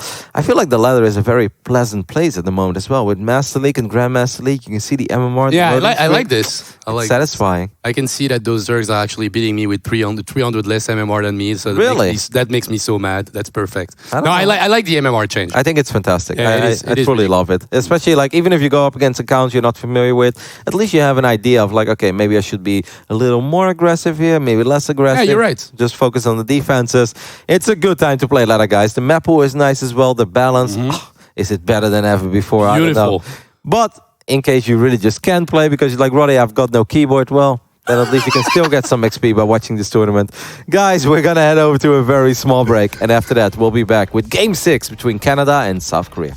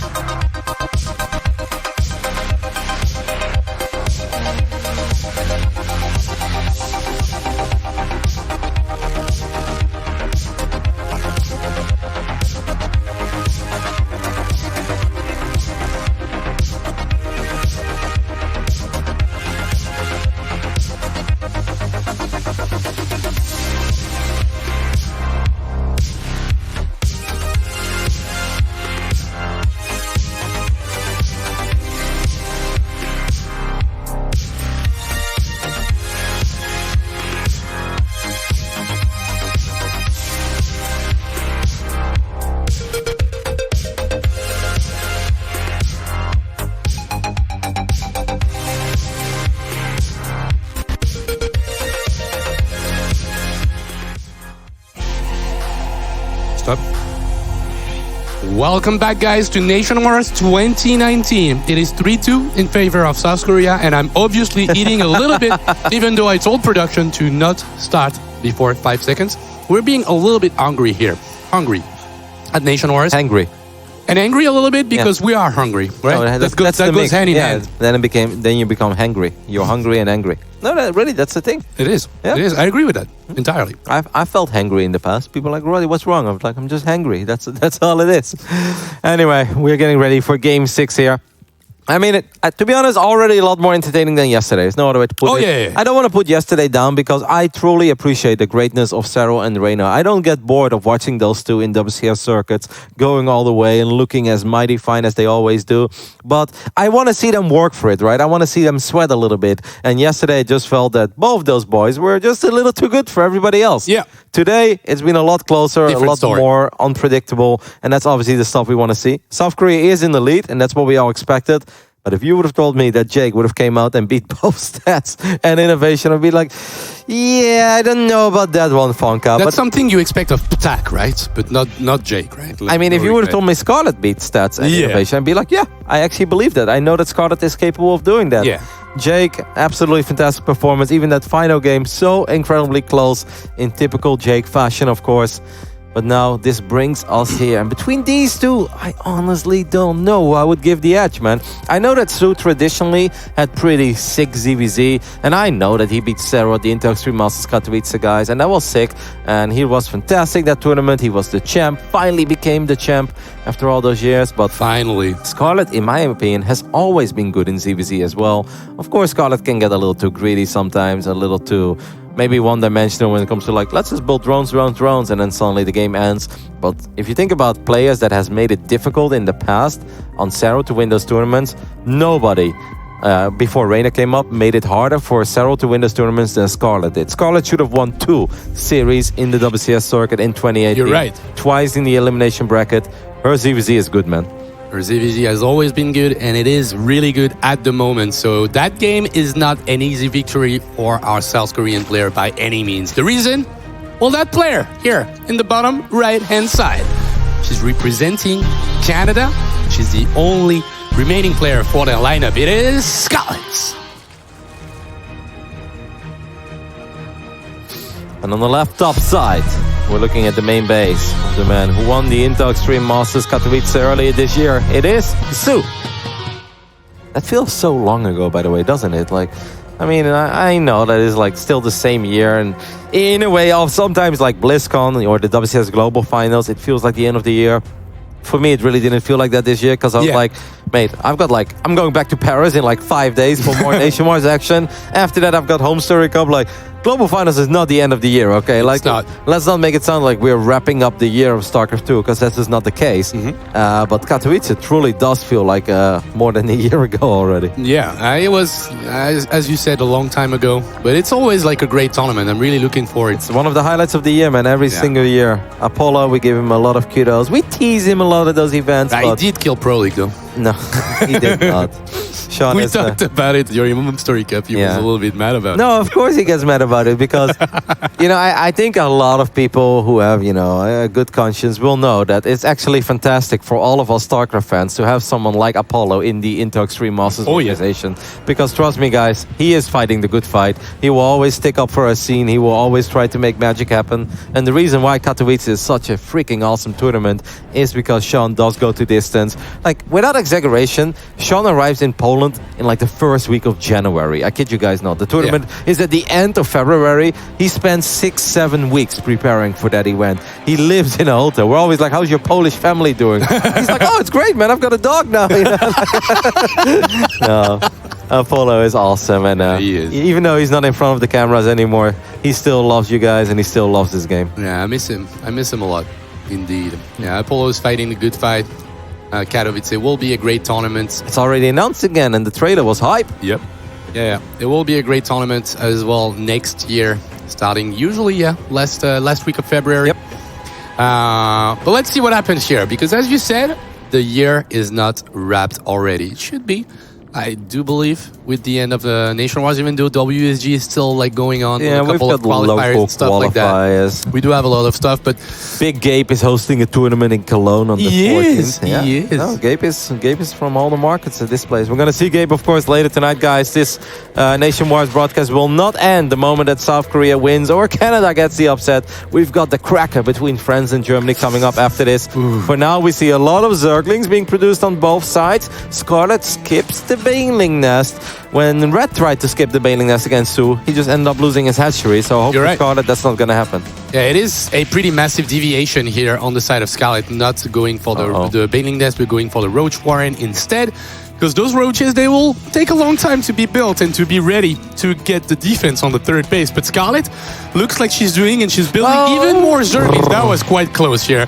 Too close for comfort for Scarlet with those two Banelings hatching just in front of her Zerglings. Here, a nice micro from Scarlet. She's getting so many Zerglings from Su at the moment. Yeah, the good news for Scarlet, of course, is that no Banelings were morphed on her side of the map. I think that's always a very dangerous moment where if you're trying to skip on the Baneling nest, which is what Scarlet is doing. Su is committed, man. He really wants to get a hatchery one more time. But we've got 10 roaches out, and I think by the time that these Lings and Banes really start working on either the natural or the third base of Scarlet, I think those roaches should be ready to fight. And look at Scarlet buying some time for herself as well, counter-attacking with a couple of Zerglings. Scarlet is playing good. Scarlet is going all out, I feel. Okay, now the roaches are actually going back. Does she want to transition? I felt like she's got an opportunity here to go for an attack on the third base. But once again, splitting those Zerglings with Really ease and getting the queen on the third base, getting a run by on the natural, and also targeting down that queen on the natural. She's playing amazing at the moment, and Su is in a lot of trouble. Look at the supply.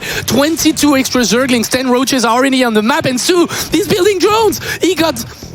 he was just massively baited here. Yep, got blindsided by that counter-attack. It felt like Scarlet was going to try to buy some time to macro up. Instead, now all of these roaches will make their way to the other side of the map. And that Roach Warren is still not ready yet. I mean, these Banelings are going to need the biggest connections ever on all the Lings, and then somehow Su needs to survive a little bit longer. But Scarlet, her Ling movement in this game has been absolutely fantastic. Yep. All of these roaches show up. Su is in so much trouble. Su is in a lot of trouble. He will have to pull off a miracle hold here to keep his team to go for the rubber match here. 3-3 between those two nations. If Scarlet were to win that game, and she's looking brilliant in this one, getting the third hatchery, getting the queen, the transfuse will land here on the side of Su to keep that queen alive. But this is nothing but Zerglings against a massive amount of roaches that will get a really good position here all around the natural, even close to the ramp. Those roaches, they can't go out. The Banelings, they will connect massively. The splits from Scarlet were not as good as expected, but she still has so much more. 39 army supply against the 23 of Su, and Scarlet, she will get the victory. We will go into a game 7. GG! It feels good when you praise Scarlet or ZVZ, and then she just shows why we praise it. I honestly think like That a lot makes of you look smart. Yeah, but a lot of that looks easy, but that's not easy at all. But the amount of time that she was able to buy with those Lings, the amount of time that she was running around, like you said as well, running away from the Banelings fighting, running away from the Banelings fighting again, getting a Ling advantage. Even when the Lings and Banes of Su were heading towards the other side of the map, the Lings were still counter-attacking, never running into the random Baneling. Just really, really sick play by Scarlet. Amazing plays by Scarlet indeed. She really did everything she needed to do in this game to, as you said, blindside a little bit Su, because those roaches, from Su's perspective, were defensive roaches, Safety right? Like roaches. she was like, okay, all my roaches are going into the map. Let me go back. No. Scarlet has actually 10 roaches, and she's building nothing but Zerglings. Like she bluffed him so hard. That was really beautiful to see. And on top of that, the bluff was amazing. The choice of build was really good. But then the execution and the micro decisions going around with those Zerglings, targeting down the queens, everything went according to plan. And now Su is... Yeah, he's out. He's out. Will he be revived? I don't know. But South Korea needs to make a choice. Will it be innovation? Will it be stats? You gotta go with innovation. I agree. I feel like Inno is the only player on this team, South Korea, that has truly delivered so far in this season. Because this is not something that just happens now, guys, in the quarterfinals. No, Stats has dropped multiple maps throughout the tournament. Su has dropped multiple maps throughout the tournament. I mean, he lost against Blask as well from Croatia when they got Marjoried. We're all tied up. South Korea, Canada. I think it's going to be innovation against Scarlet one more time. Previous game was pretty damn close. At one point, it even felt if Scarlet can get 2 bases at once, and maybe she could have won that game as well. This is a million times closer than I ever predicted it to be. I'm not gonna lie. And also, as you said, like the scenario of it is really cool because it's Jake that actually made it close for Canada to start things off. Sorry, but then when Jake falls, you're like, are you going to go for Jake again? No, you're going to go for the safest play, which is revive Scarlet. But then it's still a ZVZ against a damn good Zerg player in Su. So it could still have been a normal 4-2 in favor of South Korea. But no, Scarlet delivered, and she delivered hard here in this game, playing super well. And there was not a question in my mind that she could win this game, as we could see, like with the roaches being there, and how Su just didn't see it coming because he was making drones for his third base. That's just not what you wanted. So she bluffed him hard. She played it perfectly in terms of micro. Kudos to Scarlet. We're going into a Game 7. Game 7 between Canada and South Korea. And guys, these are the quarter... Oh my goodness. All right. Well, that's not what I predicted at all. It is not going to be innovation that will be revived. But here on Eternal Empire, it will all come down to stats going up against Scarlet. If Scarlet wins this map, Korea is eliminated. The reigning champions of Nation Wars Season 4 or Nation Wars 2018, however you want to call it, they'll be done. Johan Mello, stats? Yeah, apparently he's feeling it. I'm kind of shocked, I'm not gonna lie. Stats over the last few weeks, he's been struggling. Now this patch should be a little bit better. He's been struggling against no regrets, but who hasn't, Like, it's crazy, actually, like, because Innovation beats Scarlet, like, super convincingly, mech and everything, and then no regret is like, all right, Scarlet, take notes, boom, wins. I wonder if there's something about this map that Inno really doesn't like in TVZ. A lot of people call this the modern version of Cloud Kingdom. If you guys look at the minimap, you'll see that that kind of ass shape that obviously made Cloud Kingdom quite memorable. It's the desert version of Cloud Kingdom, but it feels a little bit different. Meanwhile, the lights go out in the studio here. Where I come from, this means hope. When darkness takes over? That's from Superman. Sorry. The S. Oh, okay. I thought you were talking Did you about watch Superman? a couple, but there's so many of them. Yeah. I mean, the latest ones. I watched the Superman and Batman movie, but that one wasn't that good. Yeah. I was pretty hyped. I went to watch it at the theater. Yeah, I was not impressed. All right. Starting at the bottom left-hand side of the map. This is the final one here. He needs to win from Korea. Playing Proto City stats. And in the right top side of Eternal Empire, we're looking at the main base of our Canadian Zerg player. It is Scarlet. Just played a 6 ZVZ. Can never ever count Scarlet out in a ZVZ. And what a nation war this has been. I mean, South Korea, the absolute favorites to do really well. I think win the whole thing wouldn't be an exaggeration. I mean, obviously, I think Italy and Finland in particular have been looking really strong with their star player really doing a lot of the carrying. But South Korea, previous multiple champion, an all-star studded lineup. And always the favorite. Yeah. Always the favorite, right? It doesn't really matter. Even in the year of Zero, when we have a nation war, you still look at South Korea because then you're never looking at 1 or even 2 players. No, all 3 of them have won big tournaments in the past. All 3 of them should always be possible of all killing any nation by themselves. And for Stats, this is such a big moment, man. I really didn't expect it because Stats has been struggling, like I said lately. This should be kind of a good patch. There's something really weird about this map. Every single time you build your first building near those rocks and you get vision of it, they grow. They're smaller in like the fog of war. And it's like it freaked me out the first 2 times. Like, look how massive they are suddenly. They weren't that big before, Todd. I'm not gonna say it. Why are you giving me weird looks right now? It's not my fault those rocks are growing, mate. Yeah, sure. By the way, South Korea picked the map, right? Because Scarlet won the last game. Yeah, but there's only 1 map left. Oh, that's true. Maybe that's why they picked Stats. Yeah. Is that Cloud Kingdom? You know what? A lot of PvZ on this map. Broodlords, Infestors, it's a thing of the past. Put me in, coach. So you think he's just going to build batteries, cannons, and go to carry us?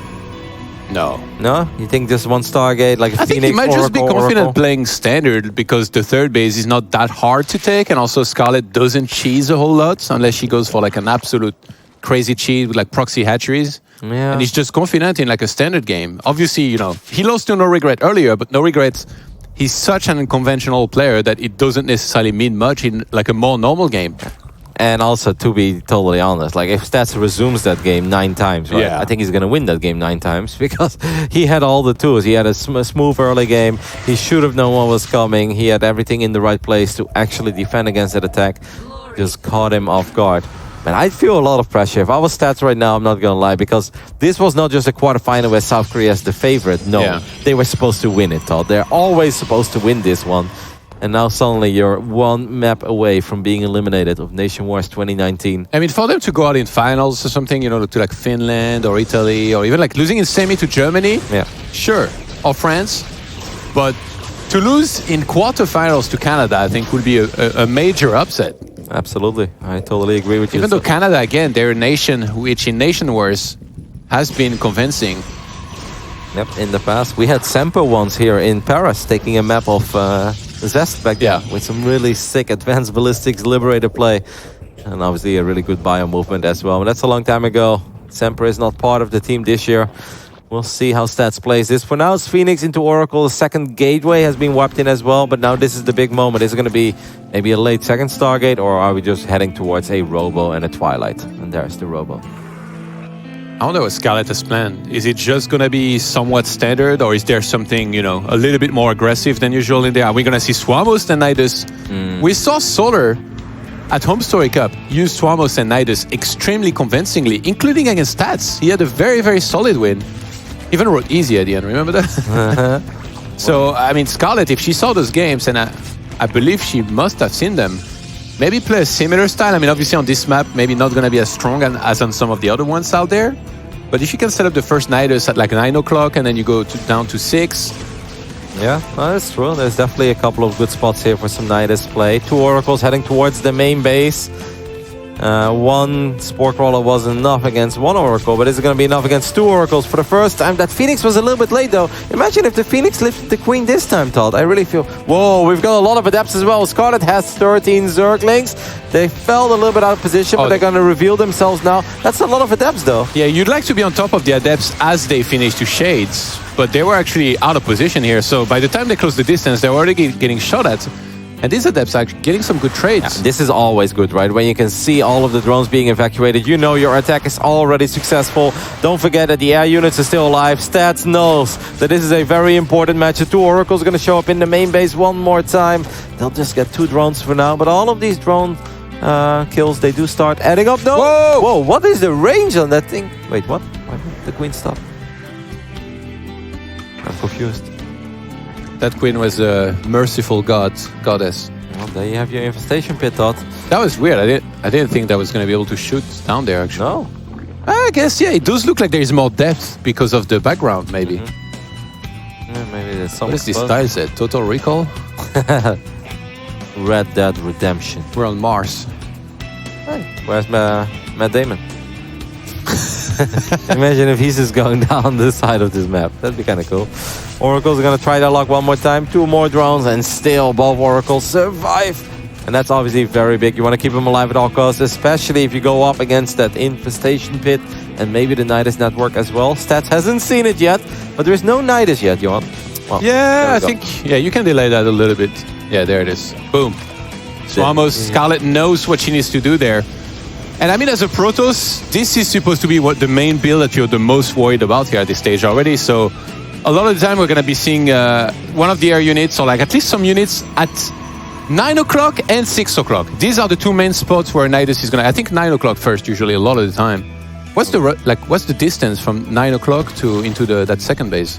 Into the natural. Look Can we at take a that. look at the natural stats real quick and then go up? Well, I mean, if you put it right there, that'd be massive. But Yeah. that Zergling is on the left. Yes, exactly. Crow, exactly. That's Scarlet. sick, actually, because it feels like it's really close, but it's somewhat safe, right? Like It- where the it- Protoss would have to move super far out to deny that. Well, it's both, Todd. It is really close and it is really safe. You're spot on. And there is indeed going to be our first Nidus network. Oh, he's headed there. He's Can headed there. Stats see it, though? If Stats sees it, that would be massive. He's so close. Stats! I mean, he might trap the Swamos, to be honest. Like, he's close enough. Imagine if he moves in there and snipes the Nidus after the Swamo star out. Okay, this is going to be really big. Stats runs to the left Oh side. my God. And he wants to go for the Nidus. Can he get the Nidus? The answer is yes. Gets 2 Swarmos as well. That's massive, man. It feels like he was waiting for it. Yeah. And I mean, like I said, Oh, this poo, is poo, a poo. super widespread build. Oh my god. So many probes are gonna die. Where do we go? That's because it was so close. I mean, they just don't expire. Yeah. Oh my god. That's 14. Imagine if he wasn't there. Imagine if he hadn't caught that. He might have just lost the game right here and then. Stats actually seems like he's quite eager to attack. Now he's going to have to really evacuate all of these probes. High Templar doesn't go down because shield battery. More of it to Archon's mate. Oh no. Oh, it That's was mine- so close that again they don't expire for a very long time. Stats, he might just go all in. Yeah, but that was minus an Archon and a half. If Scarlet defense here, Stats is going to be in all the trouble, guys. That is obviously a pretty powerful army with 3 Immortals. Yeah, Locusts are reloading and a lot of those are missing. The supply here doesn't tell the whole story because Scarlet is so roach and Swamos heavy. Stats doing a ton of damage. Force fields helping a ton against this. There's not that many Ravagers to break these. This army feels invincible from Stats at this point. Even though it's not that big in numbers, it just feels like it's going to be very hard for Scarlet to really get on top of it. Now more Locusts come in. This should be the moment normally. Can the Warp Prism save the day for now? That Oracle flies over the entire army. These Archons still alive. Picks it up at the very last second. All of 3 Immortals is still going strong. A stasis trap landed during all of that. Yeah, somehow, I think pretty much everybody missed that here. Scarlet waiting for the next wave of Locusts. Look at that Archon. Stats fighting through everything. He's not stopping here. That Archon has like 1 HP. Does finally go down, but these Immortals are still going strong. There are more roaches on the way. Can the Swarm host fire one more time? It's looked promising at one moment for Scarlet, but now obviously losing the hatchery. That is very bad news. These Immortals, though, Todd, The Prism run very low. Oh my god, the Prism. Corrosive Bite will land on it, but there is no additional damage. These Immortals putting on a clinic. They've been at the back of the army doing a ton of damage. The Pick it whole up. time Oh he my saves goodness. both of them in red hit points. The base was sniped no, now. he's flying them over the Queens. Can we take a look at the Prism? Okay, he readjusted. At one moment he was heading towards the Queen. Now there is still that 4th base. That's now going to be the 3rd base from Scarlet. The Oracle is like, this is my time. Yeah. Full energy comes in. Stats actually getting a safety void ray. That's obviously going to be excellent in sniping down Nidus network. Yeah, the Nidus is still up, which is definitely something good for Scarlet, but doesn't necessarily have the economy to really get going with this. And I mean, obviously, Stats know that this is... he's got ready in both positions, I think, at 6 o'clock and at 9 o'clock. Can we take a look at the amount of kills that those 2 Immortals have that were in the Prism? I don't know if they've been unloaded. I feel like both of them killed so much. They had so much DPS as well. They were just wailing away at all of those roaches. Survived for such a long time. 1 Archon survived absolutely forever as well. But Scarlet's still in the game. Obviously, being down 10 drones is never good. I think Stats came out ahead from this for Yeah, sure. absolutely. Like sniping that base, killing as many drones as he did. He's ahead in walkers now. He's got a strong army. Going into 2nd robo, +2 attack is on the way. Scarlet needs to do damage with Swarm Host, but it's going to be hard because Stats is kind of ready everywhere. Imagine, Todd, if those 3 High Templars didn't go down against Oh, the that's Locusts. sick, by the way. 200 IQ move. Put the Nidus further out.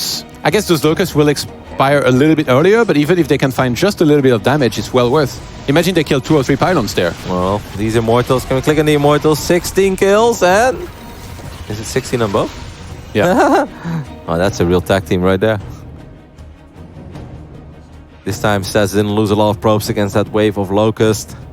That's obviously what you want to see if you're a Protoss player. Scarlet's going to try her luck a lot closer, but the Oracle is on patrol. The Void Ray is here as well. The safety Void Ray. Prismatic alignment is going to shut this down quite easily. Yeah, it's so hard for Scarlet because even if she moves in the middle of the map, there's this army she has to worry about. But I feel like she maybe should try to siege that 4th base. That's where she's going here. That's so that's close. outside of the range. That is so close. But That's the a blind spot if I've ever seen one. And the army is coming back though. Maybe the Oh Warp my Prism. God. I almost feel To be like honest, he's going to react very fast. yeah, you don't want to unload here. Because Stats now already knows where the Nidus is. Oh, Scarlet's going to get back in real quick. And that's Okay, well, exactly that what she does. The Roaches are going to try to engage all of those Immortals. I don't know if that's a good idea. I think Scarlet. Yeah, that was too close, I guess, after all. You would like the Locust to be coming in as like a big wave. Oh my god, what are you doing, Scarlet? Roaches cannot take that fight. The Immortal count is insane. That safety Void Ray is really putting in work as well. So useful in shutting 8 down. Immortals now. Yeah. As Protoss gets closer to maxing out, I think Stats is going to have a massive advantage. He can go into Stalkers as well now to get additional damage for his army. Oh, these Roach armies just don't stand a chance, man. This is the ultimate anti-Roach army. A couple of Zealots in the front, a lot of Archons, a lot of Immortals, and of course a War Prism on top of the army as well. It is important that Stats doesn't lose his cool. I think if you just keep doing what you're doing right now, you're doing all right. It's kind of nice with a couple of Zealots baiting quite a few of these Locusts. Stats wants to get 1 base, if not 2 bases over here, Todd. And I don't know if Scarlet can really defend this. I think he wants to get everything here. He's moving in to try and get the win. Scarlet needs the Locust back at home, but she's across the map with all of these Swarm Hosts. I don't know how she's supposed to hold against that many Immortals. That double Robo is really starting to add up over here. +1 melee is on the way for Scarlet, but that's not going to be useful at all for a long time. You need a couple of Broodlords against his army, but it seems like Stats does not want to wait until those units are out on the battlefield. 1 Immortal does finally go down. Maybe if all of the Locusts land on top of these Immortals, because most of the Archons are done, Todd. Stats would move back if he saw Locust coming in here, and he's already forced Scarlet to go back home. He's not really taking any damage onto his probes. He's got quite a walker lead here, and again, I mean, being on +2 attack here is massive for him. There is a Spire, but no Great Spire. Is that correct, Crow? Because I feel like we had Hive. Yep, exactly. So we have Hive, we have a Spire. Yeah, she doesn't have the economy. Actually, Scarlet needs a whole bunch of Overlords here to be able to max out properly. Okay, this is awkward. That's safety Void Ray, man. Oh my god, can they escape? He has Blink. He's gonna catch so many of that. Oh my god. That's massive. I mean, losing the Nexus is painful, but getting all of these Ravages, that is a very big victory here for Stats. At least Scarlet is not supply blocked anymore. Nothing will survive here. And Scarlet loses a very important chunk of her army here. All of these Ravagers and Roaches. It's not like she achieved a ton of damage on the other side with the rest. This Swarm Host has been shut down pretty much the entire game. Stats, he's learned from Home Story Cup. He really struggled against that style when Solar was using it, but here I think he executed the counter to it. Couple of High Templars are in the mix as well, so Storm could be very useful. Storms will connect immediately. Look at these Locusts. They're taking so much damage of these Storms, and that means that most of them will evaporate before they even land on the ground. It's still just Roaches against a ridiculous amount of Immortals and a couple of Archons in the back as well. It seems like Stats will keep the dream alive here for South Korea, and he's going to send his nation into Paris to the offline finals that will take place next week. That Nidus finally gets shut down. He had to work hard for it. It got very dicey. It got very close in his nation war, but in the end, this Protoss army thought it will not be stopped. It will not be denied here. South Korea, the favorite, really struggled for that win, but they do get it thanks to Stats coming back out and finishing the job here against Scarlet, who fought valiantly, but Stats just dealt with that style super well, in my opinion. Got ready. It does feel like he was getting ready for that first Nidus on the top left-hand side. Not close enough. He wanted it to go through, to be honest, it seemed like. And then he got on top of it. Trapped even one of the Swarm Hosts, denied the damage. Yeah, trapped one with the force field, picked one off as well with another force field that zoned it out. I think all of that was perfect. Then not pulling the probes away, I'm like, that's 14 workers, you know, that has a pretty big impact on your economy in that phase of the game. But that first attack that Stats really went for, obviously I think the Oracle play was on point early on, right? Really not a lot of mistakes were made. This little Adept attack was pretty successful as well.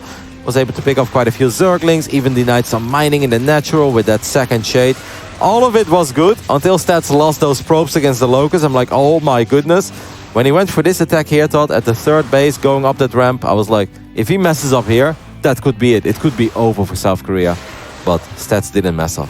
Yeah, very good execution throughout, starting with the depths.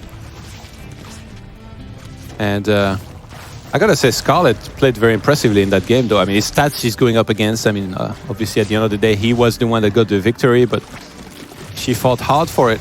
Look, force field, not a force field. Yeah, that was so fortunate that Stats... I think if Stats wasn't around here, the game is completely different already. Like, the first Nidus is so important to do a ton of damage, and it did do damage. But Stats immediately started moving across the map and said, well, I'm not going to sit at home and let you siege me all the time. I need to be doing damage on my side of the map. I hope we see the highlights of that first attack. Yeah, this is it. Like, if this attack fails, guys, that's it. Stats is actually dead. Like, he had to really be on point of his micro here to make sure that the Archons and Immortals survived for as long as they did. And, well, soon there's going to be one Archon Toad and it stays around with, like, 1 HP forever. Like, picks it up multiple times. I love the movement on the Immortals as well, making sure that he's always firing at roaches. It's incredibly well done.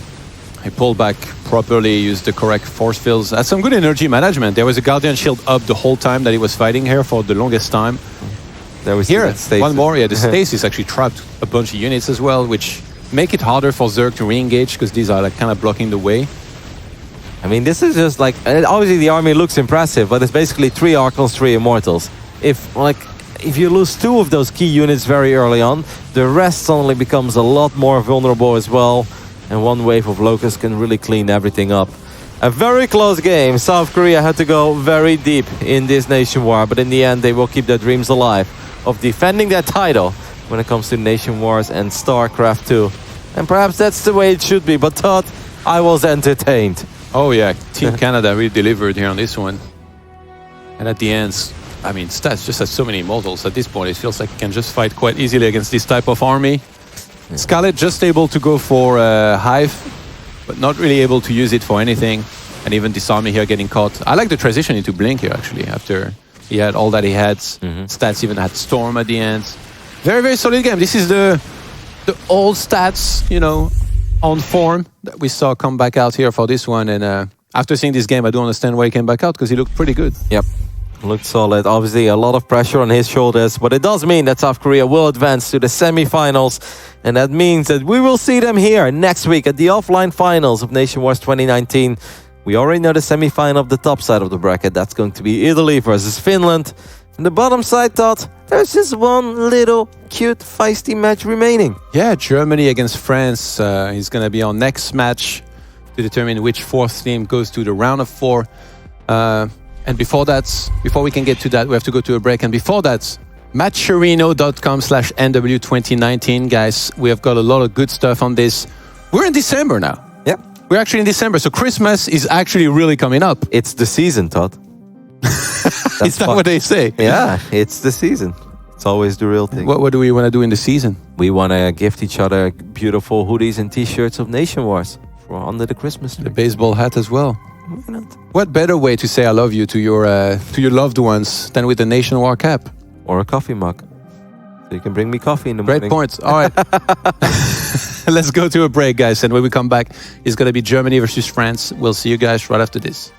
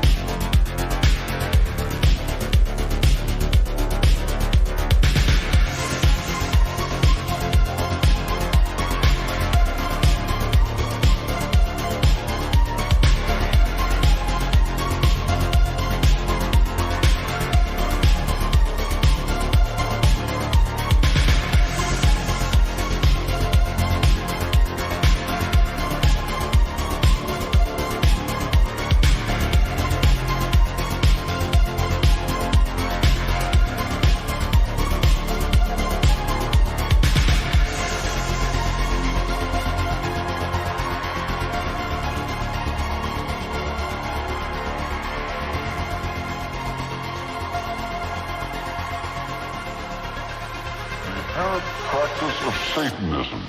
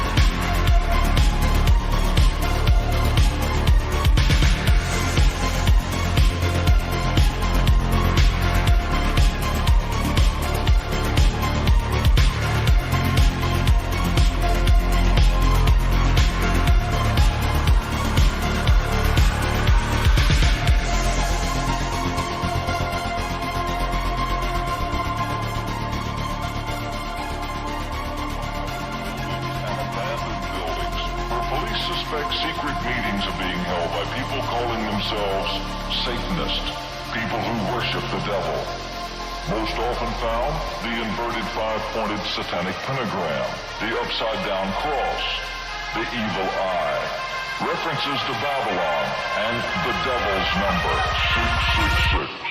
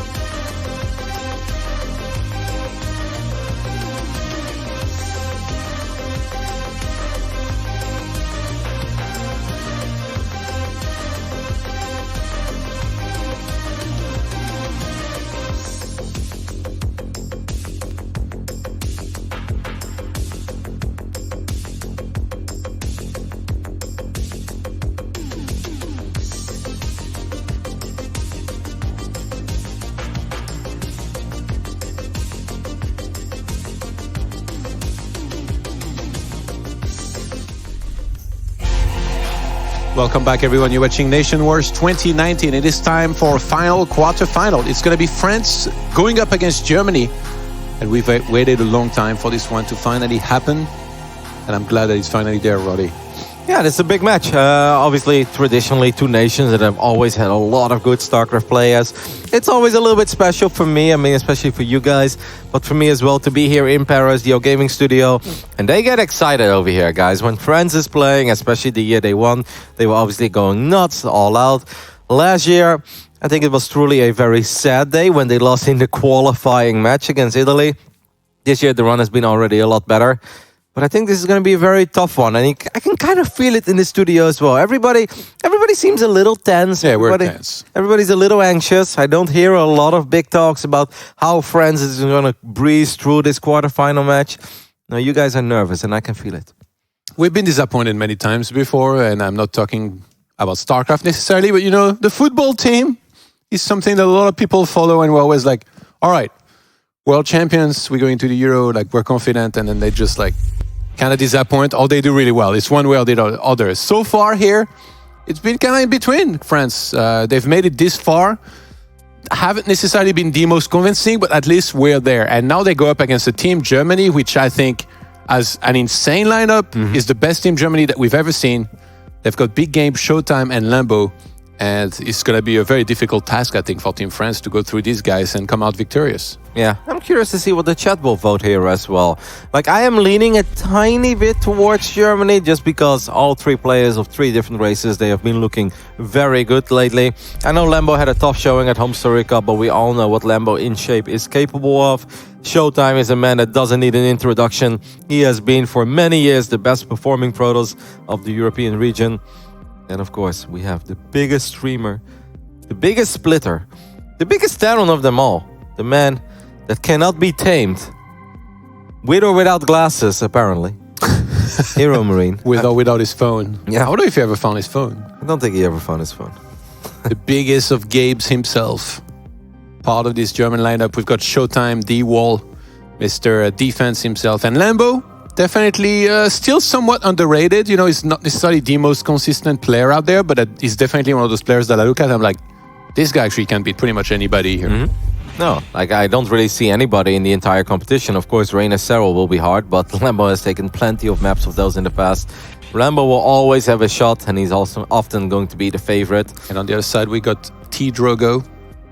T is like a slang for petit. So it's like if you had the little, T means little. And instead you said Lil. Yeah. So his nickname might as well be Lil Drogo. That does actually sound pretty good. Yeah.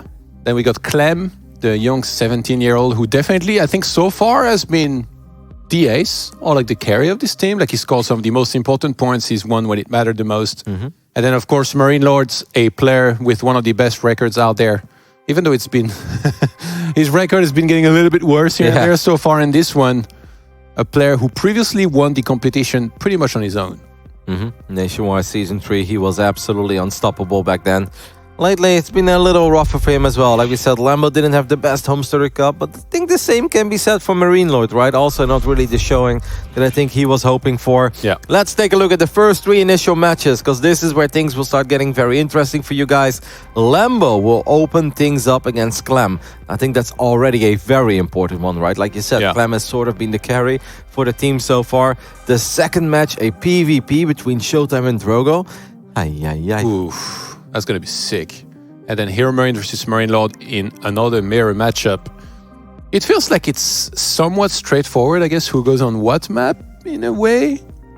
I guess during South Korea versus Canada, the Protoss player stats was on Triton, but I mean, because we were playing on some of the new maps, maybe it's a little bit more up in the air, like who goes where, and maybe there's like... Before it was very clear-cut, right, with the previous map rotation that we had in the previous rounds. Whereas like now it's like, there's not many maps that you look at and you're like, oh, this is really bad for me, like just yet. No, I think it's going to be... I mean, like, it's always a little bit of a guessing game, right? And nations can try to outsmart each other as well. But this one is always going to get dicey, man. Because I look at that first match and I'm almost like, that's a must-win for Clem. Anyway, I want to keep talking about this. I want to get a little interview out of the way as well. But first and foremost, guys, we still have the war chest. You can sync up your Battle.net account with your Twitch account. And then you can get XP just for watching this tournament. You can unlock all the skins if you have somehow not unlocked them yet. And that's awesome. And we love the war chest. Without them, it wouldn't be possible, or I should say. I guess the watchers isn't it. Yeah. If you haven't done it yet, then you haven't watched enough Nation Wars. And so welcome to you. Glad you can join us. Let's go and check in with our team captains here, as I believe the interview is ready. Oh. We've got Big Gabe in the house and T Drogo, the big and the small. What's going on, guys? Not much, just chilling. All right, Gabe, the first question is, did you ever get that phone back? Yeah, of course, it was just laying somewhere. it was I just- don't remember, but I found Okay. it pretty quickly when I was looking for it. All right. Next day. Happy to hear No that. big deal. It's right here, right? Then you did better than me because my. Okay. I believe it, Gabe. There was no need for proof What over happened to here. you, Paul, man? What did you say? Yeah, mine. What I don't know. happened to you? I think like it's supposed to be water resistant, but then it wasn't after there was a crack in my screen, I guess. Oh, Anyways, yes, let's talk about StarCraft, guys. It's great to have you guys here. Drogo, let's start off with you. I think, like, I love the pre-game chat. I know that you're not a big fan of like the whole speculation, but I think for this Nation Wars, I think the initial 3 matches are actually pretty important, right? Since these 2 nations are quite evenly matched. How are you happy with the 3 initial matches or unhappy? Is this what you expected? Talk to me. Yeah, we're actually pretty happy about the matchups. So that's all I have to say about that, really.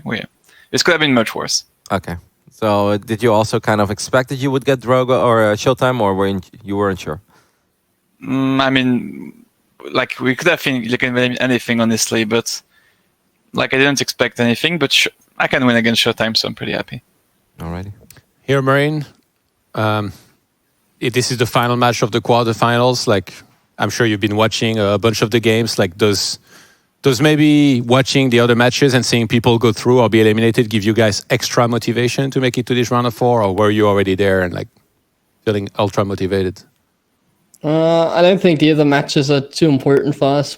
We were just waiting for our match, and I mean, this is the most exciting Nation War. The other ones, I think, were not that exciting to begin with. I think this is the one that most people look forward to. So, really, That's South Korea, Canada as wasn't well. that exciting? nah. What? Korea was just Come fun. on. 7 maps. That doesn't mean anything. No, even that 7 game at one point.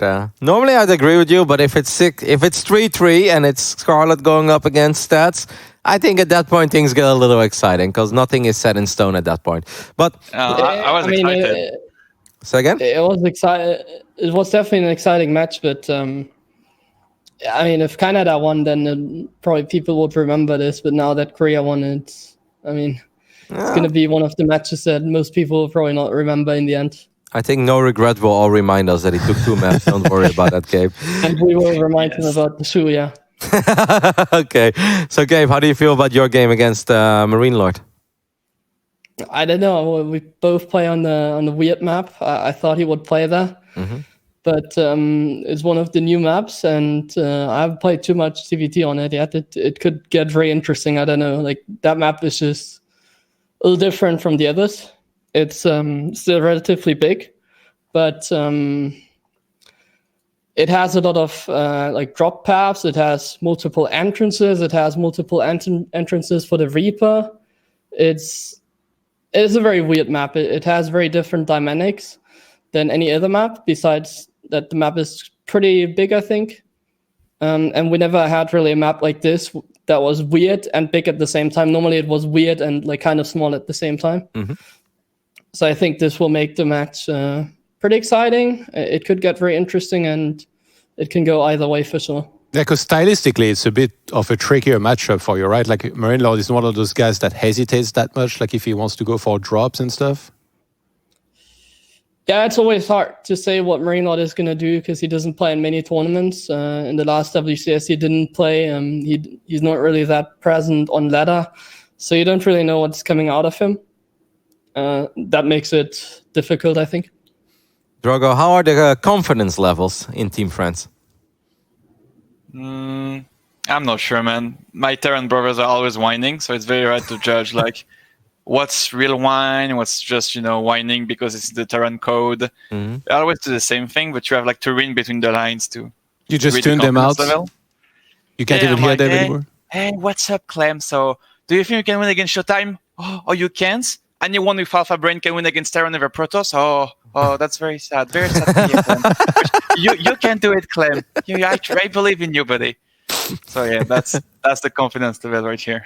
I think Team Germany has a lot of confidence because when I said goodbye to Lambo at Berlin, he said, "All right, mate, I'll see you in Paris next week." So he's feeling it, man.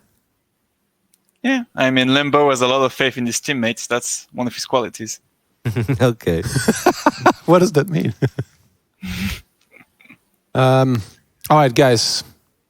We want to see the game start. So let's just go for a quick prediction from both of you and then a quick word for your opponents. Whatever it is that you want to say. T-Drogo, you can go first. 4-3 for France. And I think all teams, France and Germany, are like the most complete teams on the kind of the coolest team overall. So I really hope one of us win Nation Wars, because that would be much cooler than if like a one-man team wins it. So good luck to you guys, and we'll see who wins. I'm on the same team. I think it's kind of sad that we have to play against each other. I think it'd be better if for example, France was up against Italy and like Germany got USA or something. I feel like these teams, or a lot of the teams in Nation Wars, are not very complete, so they don't really have like 3 established players. And for this reason, I always feel sad when like the couple teams that we have in Nation Wars that really have a deep lineup, like Poland, France, Korea, Germany, have to go up against each other. And I feel like in this Nation Wars it happened quite a lot. But this makes this matchup definitely very exciting. I think in the end, Germany is going to win 4-2. Alrighty. Thank you guys very much. We're looking forward to it. Obviously, we share the sentiment. It's awesome to see you guys go up against each other. Good luck in the games. And, well, we'll see one of you guys afterwards. Yeah, thanks. Good luck. Good luck. A lot of mutual respect there. Yeah, that's nice. Yeah. Hey, sometimes, you get a little bit of trash talk and stuff, but for them to, give each other props, say like, it's a very strong lineup. It's very nice to hear as well. France and Germany, man, we always see this matchup, no matter what game, what sports, it always comes back up. And in football, it's a pretty big rivalry somewhat, I guess, as well, like the couple of matches that they've had. And now in StarCraft, with 2 very, very strong lineup. It's similar, like it kind of reminds me of that as well, right? Because in football, you also have teams that have like 1 or 2 start players that kind of do the carrying. Yeah.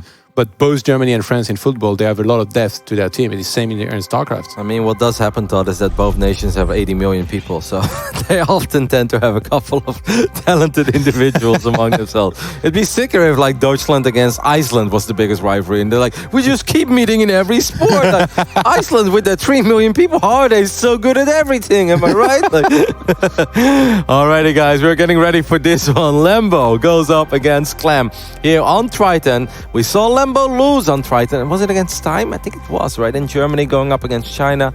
I think he had a pretty close match, but Time in the end was able to defeat him. I think this is one of those maps where I'm like, it's very possible for a good Terran player to make some good pushes happen that make it very difficult for the Zerg. Oh, I'm excited, man. This is going to be good. I love both these guys as well. Yeah, Clem has been definitely rising. He's been getting so much better. By the way, what is going on with that vote? I want to see some FRA in the chat, guys. Come on. This is... Everybody's spamming DEU. I don't know what's going on here. 69%? I think France can't be that much an underdog here. I think Naruto's carrying the torch. He's probably sending everybody over to our channel and telling them to spam DEU. Alrighty, guys, here we go with the last quarterfinals of Nation Wars 2019. Of course, thank you so much for tuning in. We hope you guys had fun. We thought that first Nation War was super exciting, and hopefully this one will somehow be even better. In the right bottom side, we're looking at the main base of a German Zerg player. It is Lembo. His opponent in the blue, representing France, playing Terran, it is Clem. You want to know what I was thinking, Dot? Before about we loaded... Subway sandwiches? No, sorry, go ahead. No, nothing about Subway sandwiches. I haven't had one in a while, by the way. Maybe that's why I'm Here we go, the epic troll tonight. We were told that we can't order from our usual place, and then somebody came to me, he's like, we're doing Uber Eats tonight, and then he opened it and he said, oh, like I saw Subway. I was like, are you kidding me? He's like, it's the only place that's open. But then apparently they couldn't deliver because they closed, and we ordered from another place. So it turns out it wasn't the only place that was open. Sorry to disappoint you, Rolly. Well, no, actually not at all. We had a fantastic hamburger that was spicy, but that's not what I was thinking about, Todd. I was thinking about Triton and StarCraft 2, and I was like, if Clem spawns at the bottom side of the map, I think Clem wins. But I was like, if Clem spawns on the top side of the map, I think Lembo wins. Why? I'm a strong believer that a lot of people, even if they're not aware of it or not, that I think their micro is better when they micro from the center to the screen towards the south side, which is going to happen a lot more often. I think your marine splits in general will be a little bit better if you micro towards the bottom than it is microing towards the top. I know that I'm weird. And is this the first time you've shared this theory? No, not at all. And I on air, you've talked about this before. I had people messaging me afterwards. I talked about this on air, and people were like, I never thought about this, but now I do. I hate spawning on the top side of the map. Roddy, you ruined the game for me. It's obviously, like, a lot of people are just like, no, to me it has zero impact at all. But I am a strong believer in it. What's your take on the lizard people that control our governments? The lizard people that control our government? I have no idea what you're on about. Me neither. Well, all right, little bit of a battle there to try and prevent the third hatchery from going down. Oh, he almost did. And the Reaper's almost there. Oh my god, that Hero SCV here got the block for the longest time. oh, Reaper is going to be... Wow, maybe Clem wins the map after all. Doesn't matter where you spawn, guys. This is a really good start for Clem. This may not seem like the biggest deal, but we saw Scarlet in her game was able to get that hatchery down immediately. We talked about a feel-good moment. Well, a feel-bad moment is sending 2 drones to get your expand up as quickly as possible, and then still not getting it up and actually ending up losing a drone as well. Look at Crow. He's getting a little biased over here. He's like, you see this income advantage for a French Terran player, brother? Like, jeez, Louise, Crow. Keep it professional. Mapo wouldn't have done that. Actually, he would have. Mapo's biased. Yeah. It's the other way around. Oh my god, he's going for the drone. Gonna have to get chased away. But now is there a queen in the natural? No, there isn't. What's up, bud? A second drone? Imagine if Clem gets a second drone here. That'd be sick. That's not gonna happen just yet. Do you think that this is also a battle of the observers, Todd? Like, if Clem wins, then Crow wins the observer war, but if Germany wins, then Mapu's the better one? Well, Mapu's not here observing, so no. But nice theory, though. You're ruining all my fun, Todd. Jeez, Louise. It's like this one time, right? I said at a tournament that some team had won another game's tournament. Oh, he's right microing there. Hellions. Microing Hellions. Hellions, yeah, which is more important, to be honest. Getting 4 kills immediately. That is indeed more important. Wait, remember what I was talking about? One time you were talking about something at a tournament. Yeah, I think Red Eye said something like, "Oh, Flash Wolves or something won another games tournament." So maybe one of their players is going to win the StarCraft tournament. And Maynard was like, "Actually, that has nothing to do with." It's like, yes, we get that, guys. Like, we're just trying to be a little fun. Yeah, the Yowie Flash Wolves of Haas back then, right? Yeah. Hey, but so far a pretty good start for Clem, though. That's 5 drones already going down in this game. A couple of Hellions are still active as well, so we're memeing a little bit over here, guys. But look at that stim, Todd. It's very quick, too. I don't think Lambo is super pleased with how this game has played out so far. Yeah, the Roach Warren here actually is going to give him a choice of whether he wants to be aggressive. I mean, this Lambo, you don't really expect him to go for like a super aggressive build, but it's also going to make him ready defensively against the amount of Hellions he's facing. Queen was already in position. It's kind of going to be forced out of the way here. I'm surprised. I guess you have to go for the main base. Oh, look There's at not this. that much dead space to work with. Oh, that was almost really bad. If you actually Lambo, if he had hidden the links here, could have kind of baited these Hellions to come in. But then sometimes you play with fire, you get burnt, literally. You know, Lambo doesn't always make the Roach Warren here, by the way, and this surprised me a little bit. I feel like he's one of the Zergs that often likes to just rely on the Queens and the Links, and then just get the Baneling nest off, get a couple of safety Banes, and go Hydra, Link, Bane, and then eventually go Ultras. To see a Roach Warren here almost gives me the feeling that he's very unhappy with how the early game went. And he's like, you know what, I need a safety Roach Warren, otherwise I could just potentially die against the first 16 Marines. Oh, he's actually trying to get a Queen here. Double Evo is going to be very nice for Lambo to get some upgrades going. I'm surprised there is not more effort to push back the creep, but like I said before, like even if you kill the tumors, like Queens will just go back there and replant those creep tumors. Lambo just built a lot of additional drones, which means that he's now getting an almost 20 worker advantage over Clem, or at least 15 as soon as the extra drones hatch. But Clem already had very quick stim. Combat shield is more than halfway done as well. Clem should be able to send a couple of Marines to the other side of the map anytime now, and I'm honestly not sure if Lambo is going to be able to deal with that, because he has played so greedy, despite everything that has happened in this game. Does Clem have no Marines at all active anywhere? I guess he's waiting for those first 2 medevacs to pop, right? Is that what we're waiting for? I think he wants to make sure that he can pick up and evacuate, and he's actually... I think like he's one of the better Terrans at playing aggressively, like multitasking and at dropping in many places at once. Like, he looks so impressive every single time that he does that, so... He's setting up a little bit of everything right now. There's a Liberator heading towards the corner of the map. We still have those Hellions roaming around as well. And now the first Marines and Medevacs will go for their tiny adventure too. So this is kind of that phase in the game where Clem would love to find some more damage. It doesn't have to be game-ending damage, but just a couple drones here, maybe a couple of free roaches there. That would already help out. Look at Lambo's strat, by the way. He's going for 1-1. Missiles, Carapace. The Marines will not win that fight against the Queens. And that's not the right spot here to engage. I'm surprised to see Lambo play like this. I haven't seen him do this that often. It seems like he's really respectful of Clem and his style. Remember, Clem, by the way, is a little bit of a Widowmine prince. He was using so many of them and super effectively in some of his previous games. So I think Lambo should be fully aware of that. And that might affect the style that he's using there. We saw the Infestation Pit go down. He's going for the Hydralisk Den as well. So might go into a lot of Hydras and maybe Hive quickly as well. And then for a couple of Vipers or something? Curious to see where Lambo goes with this. Maybe he just wants to play Roach, Hydra, or Viper. And then abduct the tanks or land a couple of Blinding Clouds. That could be quite big. How many tanks are there? It's just three at this point. So is he going to a lot of Widow Mines this time? I'm very curious to see that. I think against this army comp, you don't. Like, why would you make mines against Roach Hydra? That doesn't seem very good to me. Tanks are a lot better. Especially if Vipers are not out yet. Oh, okay. Maybe that's why I thought we're going to get the Lurker then. Now, Lurkers have already proven to be pretty damn effective in this matchup after watching the Homester Cup. That was an interesting position to Siege your Liberator, but it was obviously mostly paying attention to the Hellions. Clem is trying to like really outmaneuver Lambo here, but I feel Lambo is not falling apart so far, right? Yeah, he's really defending keeping well, up the speed. But he did lose 7 drones. Yeah, but against 3 attacks, like I'm sort of okay with that, especially if you're above 80. I'm like, yeah, that's all right. And getting a Liberator as well. Liberators are not free. A couple Hellions went down. A few Marines in the process.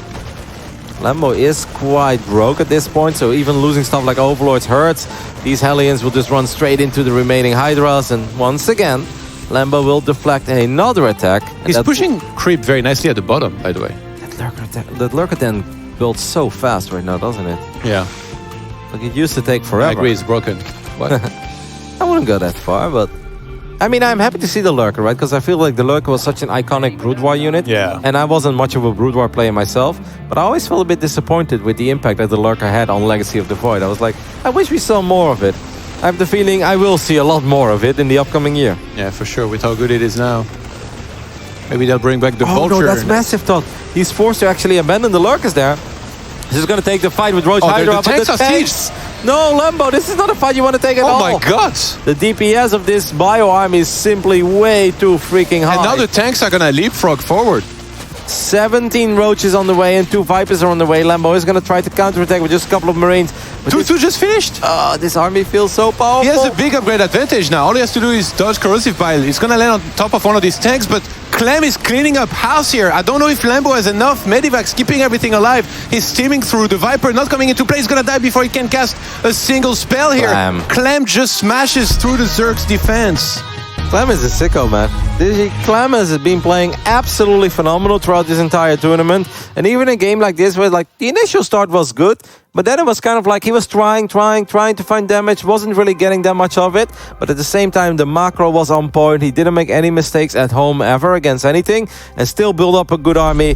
And I mean, the timing, you saw those Lurkers. There were 5-6 Lurkers, Todd. They were morphing there. Yeah. And then Lambo suddenly like, oh my god, this army is coming. I have to cancel these. I think he was trying to buy time, but Clem literally called his bluff. He's like, well, your army is there. I'm ready to fight right now, even without most of my upgrades. Yeah. You see +1 vehicle weapons finished just before this, and now he got 2-2 while this fight was happening, and it was just amazing. He just had way too much anyway. These Marines felt like the untouchables to me, man. They were just standing there and nothing was hurting them. Those Roaches and Hydras didn't even get close. GG was forced to be called. And Clem... Resources lost was 3k5 to 9k, I think. Yeah, no. I mean, Clem was babysitting his units properly. I mean, yeah, a couple Hellions went down. A Liberator here and there went down. But then often, indeed, still getting a couple of drones. I'm surprised to see Lambo play this style, right? Because I always feel Lambo has been so good in this matchup with his Link Bane stuff. Could be that he was worried about the mines, like you said, because Clem did look very good against that style too. Yeah. But it could also just be that Lambo has been having a lot of fun with the Lurkers, and he just felt that the Lurkers were the way to go this time. Le chat hypé par les Nation Wars. It means the cat is hyped by Nation Wars. As you see that beautiful cat. Looking at the stream. Tonight I'm a traitor. Let's go, France. Hey, it's Vitamin. Getting a couple of tweets in. I guess cheering for his young one. Of course, Clem is part of Infinity Gaming, a team that Vitamin is affiliated with. We're getting a lot of French tweets, though. I need help here. France is playing now. Get your baguettes out. Wait, how is he doing this? That's not a real arm, Todd. That's CGI. That's not a real arm. Oh my god. CGI. What? Okay, that's a pretty big baguette. Okay, I'm kind of Are impressed. you kidding me? How is this possible? It's an inflatable baguette. I love how production is there. They're like, let's look at it one more time. They're not changing. I love this. It's kind of weird. I can't tell if it's Cookies! I had a couple already. Yeah, confirm. these are pretty good. I mean, the other one there with the white chocolate at the bottom, those were the best. But these ones pretty good too. We're getting now a lot of tweets my very God. quickly. Hey, it's this stick. He's That having a looks feast. amazing. Yep. And hashtag no invite again. I see how it is. Is that a pineapple pizza? No, right? That's a potato No, cheese. pizza. Potato. Probably like... I love how we looked at a man magically pulling a baguette out of his arm for like 27 seconds, and then we get 9 tweets in a row. For some reason I can't hear you anymore, Todd. But Me too. Let's just roll with it. Okay, it's back. Whoa! whoa, Inception. This is how we watch the game sometimes. Now you guys got a little secret because we've been whining that our eyes are not good enough because we're old men. And then sometimes we turn around. That and TV is pretty fun. we watch the games on that screen. That's kind of cool. So up next, it is going to be Showtime versus Drogo. A sick PvP. Yeah, and now immediately, like, I feel like the tables are turned, right? I feel like there was a lot of pressure on Clement. Like, I think if France wants to win this nationwide, they really do have to win that opening match. It's important to keep Clem alive, to give him at least another shot, if not multiple. So getting 1-0 lead here is good. Now you can say the tables are turned, because if Germany wants to stay in this one, going down 0-2 and then only having Gabe left, right? And yeah, maybe you can revive Lambo or It's still Shota. big Gabe, but yeah. Yeah, but down 0-2. Would be pretty dicey for sure. France would have all the momentum in the world.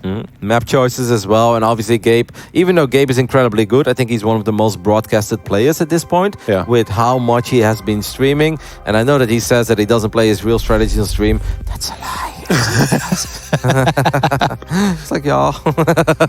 All right, have fun with this one, guys. Should be a sick PvP coming up. Drogo versus Showtime up next. France is leading 1-0. A magnificent PvP coming up here between two of Europe's finest here in terms of Protoss, two of the WCS circuit's finest. Obviously Showtime, the bigger name, but again, it's a mirror match. T-Drogo has been doing fairly well as of late, and he must have prepared quite a bit for this, as all the pressure in the world is on his shoulders. Yeah, big brain Drogo obviously has something in store for us. That was a crazy one-sided game to kick things off, right? Like Clem just steamrolled Lambo in that first game, and it puts France up 1-0 here. And that second one obviously going to be super important for Germany to stay in the in a playable position, because as you said, going down 0-2 would be quite hard for our good friends from Germany. In the top left, he is the Mauer, Red Protoss, Showtime. Representing Germany. His opponent in the blue, representing France, T-Drogo. Obviously, the French stream already went nuts after that first game. I'm expecting to go the same way if France were to go on and win that second game. But it is a really hard one. So, interestingly speaking, in terms of statistic, this year between Showtime and Drogo, I believe Drogo only won one encounter. That was the last one they played. So he has the recent form in PvP, or at least in this particular matchup against Showtime. Yeah. But during the entire year, Showtime has had his number. So it's going to be a hard one for Drogo. But there's still a little bit of light because of that last and previous encounter. He seems somewhat confident. I really don't like when we do interviews and some players are like, oh yeah, I got no chance, he's much better than me and stuff. No, he wasn't like that at all here now. T-Drogo did say, he said it pretty clearly. He said, I can beat Showtime. I really think so. Wait. I thought there was a double call for a second because he said it was. I was like, what? No, I think that was meant to highlight the advancements of each core, which is about the same. Like, so far it's been a mirror build, but we got a pylon being made in a little bit of a cheeky location on the map right now, right-hand side. Doesn't really scream any kind of proxy Stargate, I believe. Also, the probe is not there anymore, which means that you're not going to be able to throw down your first technological building here. It kind of keeps your opponent guessing, and it can serve as a scout. Like, sometimes you'll see an Oracle fly through there, and you're like, oh, okay, well, I need to get ready for this to hit my base. Yeah, you're right. I mean, scouting with structures like this one, pylons, depots, always kind of work. You can always do that. Drogo actually going for some kind of a block, which he's trying to see what units come out of the gateways. Ooh, actually gets the kill. Yeah, gets the kill on the probe, so that means no extra kind of cheeky proxy building. Is it gonna let him finish? No. Pylon will get cancelled. That would have been quite weird otherwise. Showtime has the opportunity to play aggressive, but because he went for two Stalkers into 2 Adepts... Actually, did he? No, I think he went 2 Stalkers into 2 Sentries. Oh, because he had 2 Adepts in production. I think he canceled and then them. made the Sentries. Okay, so it's pretty defensive by both players. Like, Showtime is the one with a little bit more initiative here. And T-Drogo, having kept his probe alive, does a follow-up scout, which forces the pylon. That's really nicely done. Showtime does find the pylon, though. That is kind of good for Showtime. Let's see if T-Drogo's can gonna try prevent those He's trying to Stalkers from corner it. killing it. Yeah. Let's see He might be how able to. fast. Oh my god, he has 3 Stalkers. He's trying to cut the retreat. Okay, now Showtime sees it. They both see each other, and now the Stalkers are actually going to get recalled out of here. So that's a little bit of energy spent. Who's waving for 2 the white flag Stalkers now? Yeah, that's good. You're right. Yeah, Showtime just waving the white flag instantly, but wants to keep those Stalkers alive, and I do admit that I like the decision.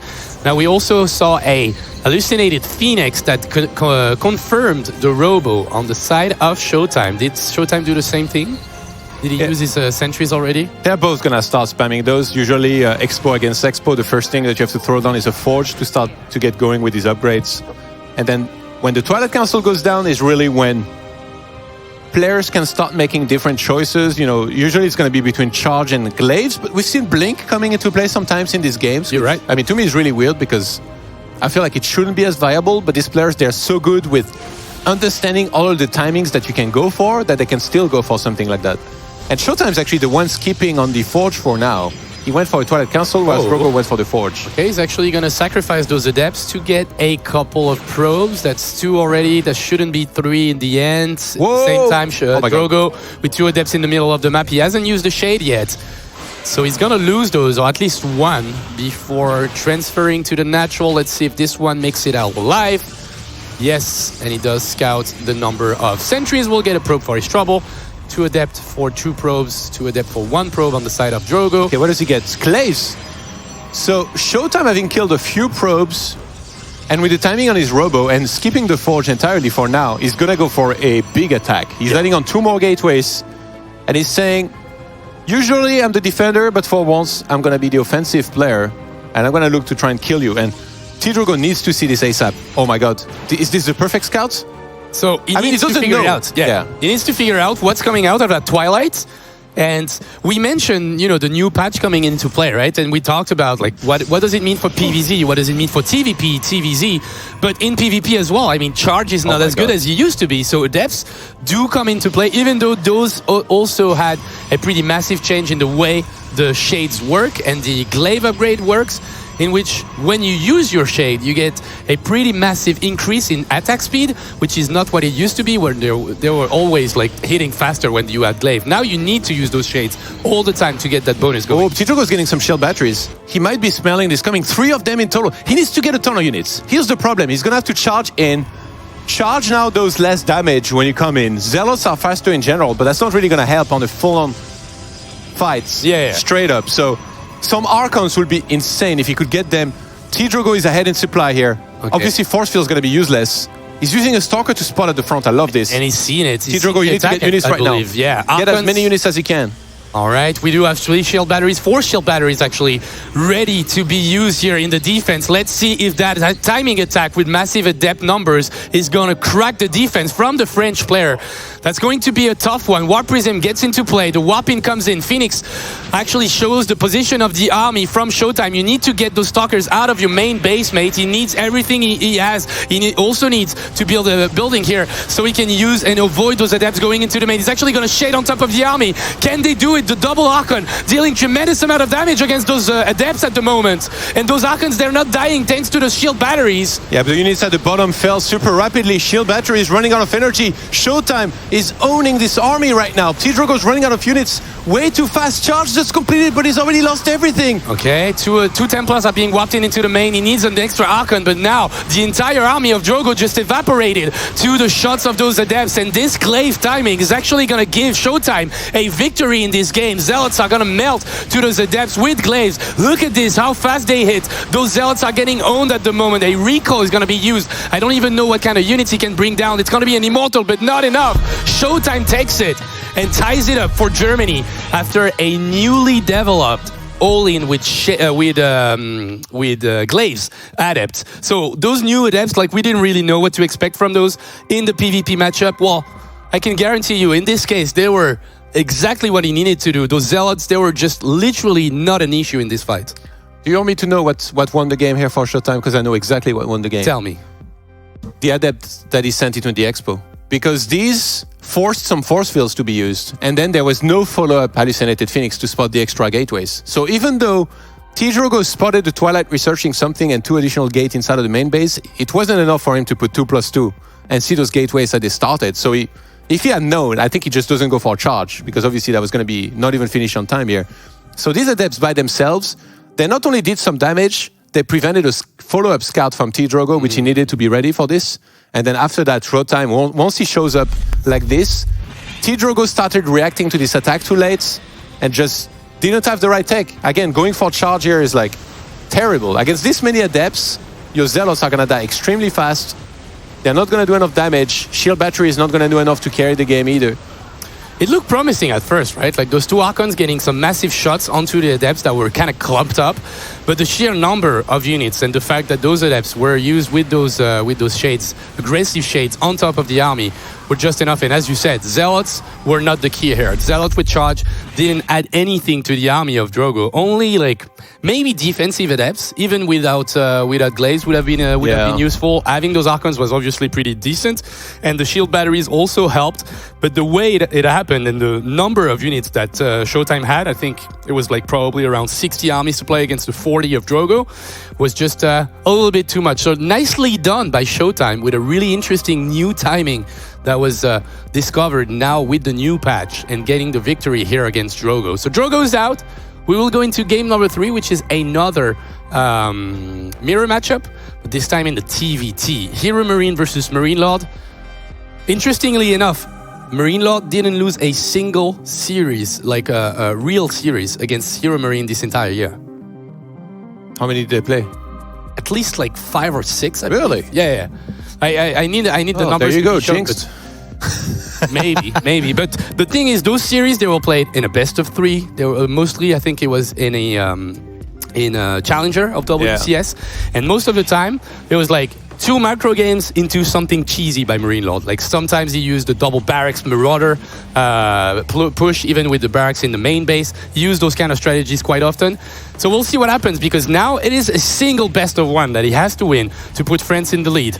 But this guy has something to say about it. In the bottom left-hand side, in the red, representing Germany, some say he is the biggest of games. His name is Hero Marine. His opponent, he also has Marine in his name. In the blue, representing France, it's the Marine Lord. And definitely a clash of styles between the two. Marine Lord is one of those guys that hesitates if he thinks that, you know, the so-called Doom drop, which means like any amount of medivacs past 4 or 5, is going to go for a big drop inside of the main base, hoping the opponent's out of position. If he sees any opportunity to go for one of these, he'll go for it.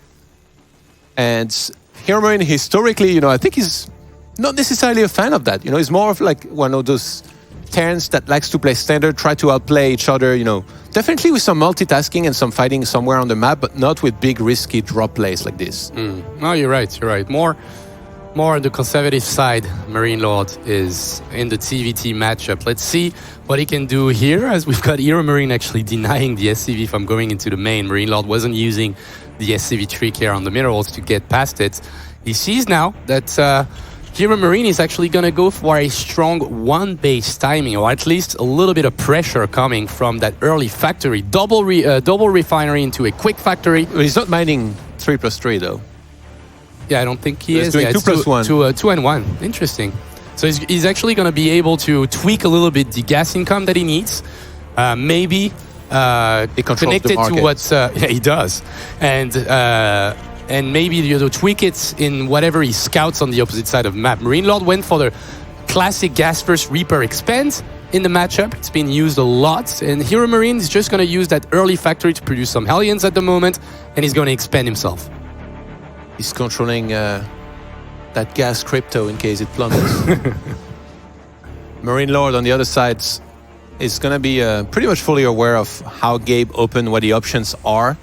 I mean, Gabe stopping to mine, or like not mining at 3+3 on the gases kind of tells us that, he obviously wanted to expand in a timely manner behind this. So it's almost like somewhat of a fake. I guess he wants to go for like gas heavy units without committing everything to those. Now we finally see 3+3 as he's nearing ideal saturation on the expansion with 15 out of 16 currently. He's going to pull the mule away as well just before it expires. Yeah, it's interesting. It looks like a defensive maneuver more than anything to me on the side of Hero Marine. Going for that double gas. Ooh, that was ambitious. The Hellion is going to make it out light. Nice KDA charge here by Hero Marine, avoiding losing that Hellion. But yeah, going for that double gas early is something of a rather safe opening, because if your opponent were to go for a double Rax Reaper or something like that, you'll get that factory that's usually key to defend against those attacks. And then, as you said, he tweaked the gas economy just for a bit. He was like, okay, I'm not getting cheese, I'm not getting all in or pressured into this early game, so I'm just going to go into slightly less gas, go for 16 SCVs and grab that CC as soon as possible. And I guess mech is always an option, by the way, for these players. Like, I don't necessarily expect it on this map here. Yeah, that scout's going to be completely denied here. But they're both extremely good with it. I think Marine Lord in particular is probably a bigger fan than Hero Marine. It really depends how he feels on, using it on this map. Hero Marine mentioned that, it's a map where you have multiple access points with Reaper, like you got a lot of drop path and stuff. So after hearing that, it does feel like, it would be leaning more towards bio, or like, I guess Marine tank versus Marine tank, with the Ravens being the X factor. All right, can you do something else than bruising those Marines? Can you finish those off Hero Marine? The answer is no. Reaper is going to die. Third CC on both sides. Steam is getting fired up, and it's interesting because Marine Lord, last time we see him play in the TVT matchup was against Seoul. He actually lost that game, and he played a rather greedy kind of mech, and he was punished quite hard by a quick transition into air. So that's not going to happen in this game, but that scout, pretty important by Hero Marine, confirming that his opponent is going for bio, seeing the Steam being researched and the extra barracks, obviously. A huge tell as well. Yeah, actually way earlier barracks for him there. Yeah, for Marine Lords. It's interesting because Hero Marine is also not really investing into earlier upgrades. Yeah, no, we don't see double eBay. He's just being extremely greedy, I think. He's just trying to delay that as much as he can while still being somewhat safe. He's going for a Viking, and Steam Pack's going to start, so it is going to be Marines versus Marines with the support of tanks, and he's not going to rush that double eBay, so he's respecting his opponent a minimum here, and he's still going out for a push here with the double Raven, some tanks. Actually, 2 tanks to 2 tanks. The big difference is the extra Raven. Yeah, which can make a world of difference. Even though Interference Matrix is now 75 energy, it does last longer as well. Yeah, it used to. I think it's 11 seconds instead of 8, I believe, was the change. But it's an interesting timing, and let's see if Marine Lord is aware of this. The 2 tanks are actually unsieged at the moment. Yeah, it's 8 from 11. And let's see. Okay, auto turrets are going to get thrown down. The first tank actually falls. It's a lot of energy spent here on the auto turrets in Marine Lord. I don't know if he can defend. He will be able to with the last shot from the tanks, killing so many Marines. And he actually got one of the saves the Raven. He got one of the Ravens. That was a super great defense here by Marine Lord, grabbing himself a rather solid advantage, dropping the CC on location, transferring some SCVs, still keeps the Raven on alive, and we can see that +1 armor and +1 attack is already 33% down, as the eBays are not finished on the side of our German Terran. Massive advantage here in the beginning of the game, grabbed by Marine Lord. He's playing insane here. Is this the old Marine Lords that used to score all those points for France and won the competition single-handedly? Back at it here? That would be so quite far sick. It's looking great. I mean, obviously, the supply is still pretty even, like this was just an attack defended. They still traded units. But yeah, losing that one Raven by Hero Marine, that was the worst part of this attack, I think. Yeah, and it was also rather close. Like, I mean, in the end, it was a pretty decisive victory by Marine Lord. But imagine those two tanks; they get one extra shots each, and then suddenly you've got no Marines left. Maybe you take out that tank, and taking out those lone 2 tanks would have been so damn expensive for Marine Lord. So it was really, really tense in the end. But that massive victory is still in the hands of Marine Lord. That's going to be the first one to push across the map around that third base. As Hero Marine does have a pointer here with a Marine just on the left side, trying to grab himself some vision. Might siege from up there, yeah. These tanks looks like steam tanks from Warcraft 3, but yeah, with the skin. Oh, did he skip the armory? No, the armory timing is perfect on the side of Marine Lord. He's actually going to fire up 2-2. He scans. Is there anything here to defend? I think Marine Lord wants to go for it. He's going to block one of those 2 tanks, going to grab the second one, and that third base is under heavy fire here from the Marine Lord. Inspired by Clem here with a similar attack. He gets in there fast and furiously. And he gets the third CC. Hero Marine not quite ready for this. The command center. He can go for it if he wants to. He goes for the Raven. He goes for the Raven, but he's going to get both. He gets Vikings, he gets 16 SCVs and the third CC. This is amazing for Marine Lord. If he doesn't die to that counterattack, this is game-winning. This is game-winning damage. He's using SCVs right now. To what? Okay, a couple of Marines dropped in the main. Oh my God! Single Marine drop here, doing a lot of damage, killing a reactor, killing the tech lab here, and even denying the shield. Even Crow didn't realize that's how good this drop was. Sneaked right inside of the main base. It's 1-1 plus shield against no shields and 0-0. Look at those 2 Hero Marines. Oh my God, this is so massive. 27 SCVs. Germany's in shambles. This is the last opportunity here. Can he go for it? Maybe don't get too antsy. Those Marines, they're getting shreked by the tanks. But the Vikings landing here in front of the Marines is quite desperate by Hero Marine. Yeah, the Raven was sniped here very quickly. Hero Marine's lost so many SCVs. 71 to 42 is... He has to make damage happen here with this, but Marine Lord is getting a ton of unit starts. He's got the upgrades about to finish. Vehicle weapons level 1 will complete here. Yeah, and he's going to go for it. He's going to stim. Get out of my lawn. This is here. This is my place. I'm going to grab those tanks. I'm going to grab those medivacs. And GG gets cold. France takes the lead here. 2-1 after a beautiful game by Marine Lord. Marine Lord played a beautiful game here. That was really close. That first attack could have been a world of trouble for the French Terran. But then after that, every single decision making that he actually did, killing the CC, but also going for the Raven on the right side, like all those decisions were just beautiful. And I think that is here that the decision has been made. The first Raven gets taken out. Nice target fire on the earlier auto turrets. And then yeah, I mean... Yeah, the tank in the back was like... felt really safe as well. There was so much in the front, kind of, you know, taking the damage for it. And Hero Marine was getting ready for a big drop, by the way. He mentioned those drops in the interview almost as if a mind game was happening. As if to say, I know you're going to drop, so I'm going to wait for it. He made so many Vikings. Yes. He was up to like 7 Vikings waiting for a drop at 6 o'clock. Well, the attack came from the ground, buddy. And you weren't ready. Like, those Vikings were useless for the most part. I mean, they came in and helped clean up here. But it was too late, and then the follow-up drop behind this killed so much more SCVs. If that hadn't happened, Hero Marine is actually still in this game, killing the combat shield as well.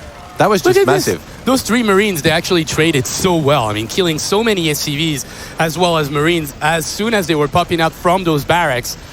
Beautifully played by Marine Lord. Here that looked a little bit dicey for a bit, but also Marine Lord knew that he could afford losing those units because he had so much more economy, a way better production as well. And then he's like, I don't want you to secure that location and pressure me into oblivion, so I'm just going to take the fight as fast as possible, take out those Marines, and then when the tanks were by themselves, Marine Lord went for the kill, grabbed all those units, and now it's 2-1. Where are those FRA at in the chat? Huh? 69%? I don't think so. This is not over. But once again, Marine Lord keeps his perfect record versus Hero Marine in official games. Yeah, and now it's going to be for D Mauer to come back out and try and take on Clem or Marine Lord. But first, we're going to head to a break. And first, guys, matcherino.com/nw2019. Get in here. It's the season. That's what he said. It is. We got a baseball cap, we got a shirt, hoodie, some in-game portraits, some decals, a little bit of everything, some sprays. So get on there, support the tournament. It helps build the prize pool. And you guys pushed it to around $6,000 extra, which is already amazing. We can reach those 6K. That would be amazing. But keep on shopping. Get your gifts for your family. The portraits, I believe, have been revealed already, so that would be actually kind of cool if we could show it maybe during the next commercial break. But those portraits, they are out. You've got the neutral portrait, but also the 16 portraits of the teams that made it to the round of 16. So yes, don't hesitate to go onto it. Thank you so much to Matcherino for being our partner on this tournament. France is leading 2-1, and we want to see the rest of it. But before we can do that, we will jump into a quick commercial break. When we return, it's going to be either Clem or Marine Lord against the Mauer. Don't go anywhere.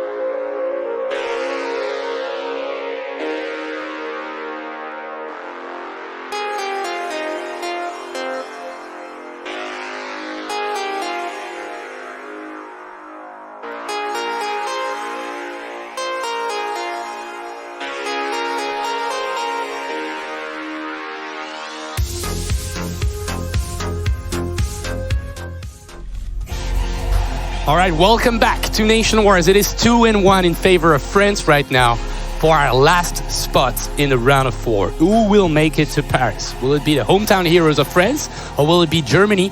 Thanks to the Maurer show, it's gonna happen, maybe. Showtime is still here, still alive. I love how you can open up like this with everything we just spoke about in the last 45 seconds. Funka is very straight to the point when he's not on camera, guys. No. He is, very outspoken. Let's just put it like that. But then he opens up, he's like, "Welcome back, guys, to Nation Wars." Years of experience. No, I know. Years of experience. It's good though. It's good to feel strong about your opinions. I do like that. You got to take a stand. You got to you so believe much. in the things you say. Because we can all sit there and make a bunch of generic statements, but then everything would be boring, right? So I agree. you gotta stand for what you believe I in. agree. I think obviously this has been an excellent start for France. I am pretty surprised with how these games played out so far.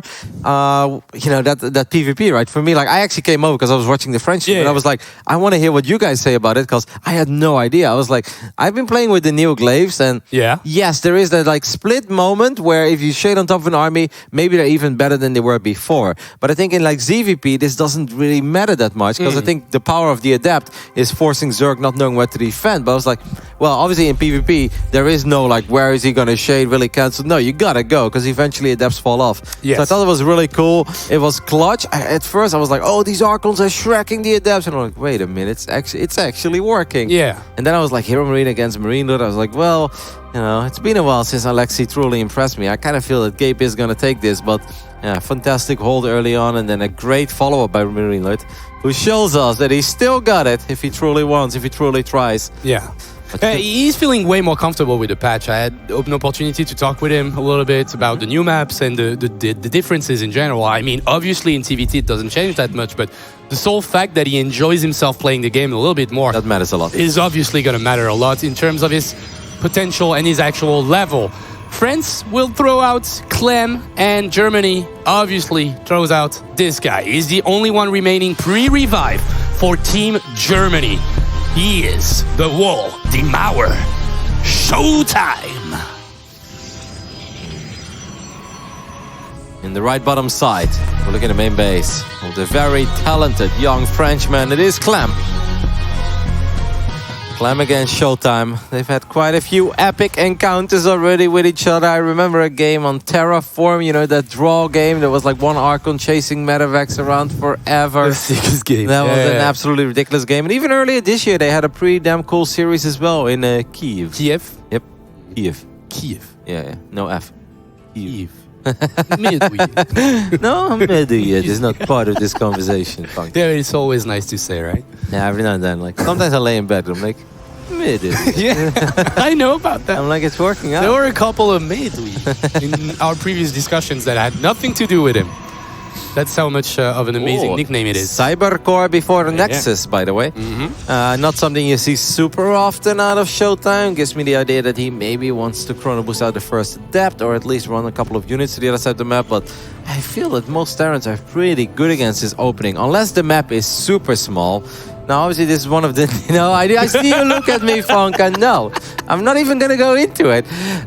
This is one of the newer maps, and I'm honestly not sure yet. Like, I know from natural to natural, you could say, like, it doesn't take forever to cross the map. Yeah. But obviously, you can't call this a small map, right? No. Like, you look at the right top, you look at the left bottom, you're like, geez, Louise, like, you can expand in a million different areas here, but... We'll see how long it actually takes before that Adept shows up in the natural. Yeah, I think the main thing is like for, I'd say last year about that, like small maps actually kind of disappear. Right? Like it's mostly medium to large, and then it's a matter of it's because like natural to natural or something else. It's just because everybody vetoed them anyway, right? I feel like Blizzard tried for like 7 years, like we've got another one, and like all right, veto, and then it turns into game 6 or 7 at the WCS circuit finals, and you're like, all right. I guess if you guys really don't want it, well, then we'll just put slow zones on the map or something, anything to make the maps stand out from each other a little more. You know that they made a dedicated tropical island map, by the way, for Homesteader Cup. They did? Yeah, I played a game on it. It's actually a pretty fun map. Cool. Yeah, somebody just made it for fun. Kind of like it. Is it Mara or the... No, I don't think it was Mara. It was somebody else. Just Shout out to Mara, actually. That was at the home story. was it Maras? Maras, yeah, you're right. But yeah, we talked, and she told me her story about how she started watching StarCraft and how she followed Cyril and everything, and then she casually drops, you know what? I actually built 2 of the maps that you guys are playing on. I'm like, what? You should have opened with this. That's amazing. That's so cool. Winter's Gate and Disco Bloodbath. Yes, exactly. All right, well, Blink is being researched, so this is a very standard opening. Obviously, it would be nice for Clem to get the good scout off, and I think this is an absolutely perfect scout. Ideally, you dream of getting a probe here, but that shouldn't happen if the Stalker is in the right position. Now, the first drop is always going to be very important, I think. If you open up with, let's say Medevac 2 Widowmines, you want to make sure that you don't fly straight into those Stalkers. Oh, this is kind of cool. A little bit of friendly fire maybe as well. One of those SCVs. Yeah, one of the SCVs took some splash, but it will live. Second mine is out. Now, this is going to be very important. Like, I think you want to take an awkward route. Maybe this is one of these maps where if I look at this, right? Yeah. Wouldn't the best way to come in with your medevac is actually through the middle, so you can identify where the Stalkers are. You're right. And then you can, because Blink is not going to be done yet. Like, Blink is fast, but it should not be done for the very first attempt of the medevac. So maybe if you go for the middle, you can see Stalkers are in the natural. All right, I'll fly into the main instead. Yeah, he does have Showtime, that is, I believe, an Adept in the middle. So Clem goes for a third base route, and he also has a mine that's ready to just casually walking to the natural. Yeah, that's so now the cool. Stalker should be pulled off. But yeah, he reacted super fast, Showtime, that is, with the Adept and the Sentry. Is he going to try and force field? He's actually going to take out the mine. Really well played by Showtime. Yep, very well played. This is such a sweet feeling as a Protoss player. Yeah. When you open up like this. You look at the economy as well, by the way, guys. I know not a lot of things happen in this game, but Showtime has chrono boosted his Nexus quite a few times. This is the dream start, man. When you open up with Blink and you follow it up with Charge, you want to make sure you don't take too much damage. Now, there is a little supply block happening, but that's going to be fixed real soon with that pylon finishing up, and of course that Nexus finishing up soon as well. Already 2 extra forges have been dropped. I think Showtime is going to be very pleased with this. This one of these games though where we can see like, all right, let's show us the impact of that charge nerf, right? Because we saw it before. Every single time that those Zealots do charge forward, that 8 damage, I think it makes a very big difference when you play this strategy in particular that Showtime is doing. No, you're right. He's relying heavily on that gateway army, which will be Stalkers, Zealots, and a couple of Sentries as well. He's also investing in double Forge, so +1 armor, +1 attack. Will get research and chrono boosted out right away. Clem is not building SCVs, by the way. Yeah, and he doesn't drop a 3rd CC as well. So this looks like a pretty massive 2-base commit, at least. Let's see what he does with this. He's waiting with the Medivac. I like that he doesn't try to force it. You know, he's just waiting for it, and he's really good at doing it in a weird and awkward timing.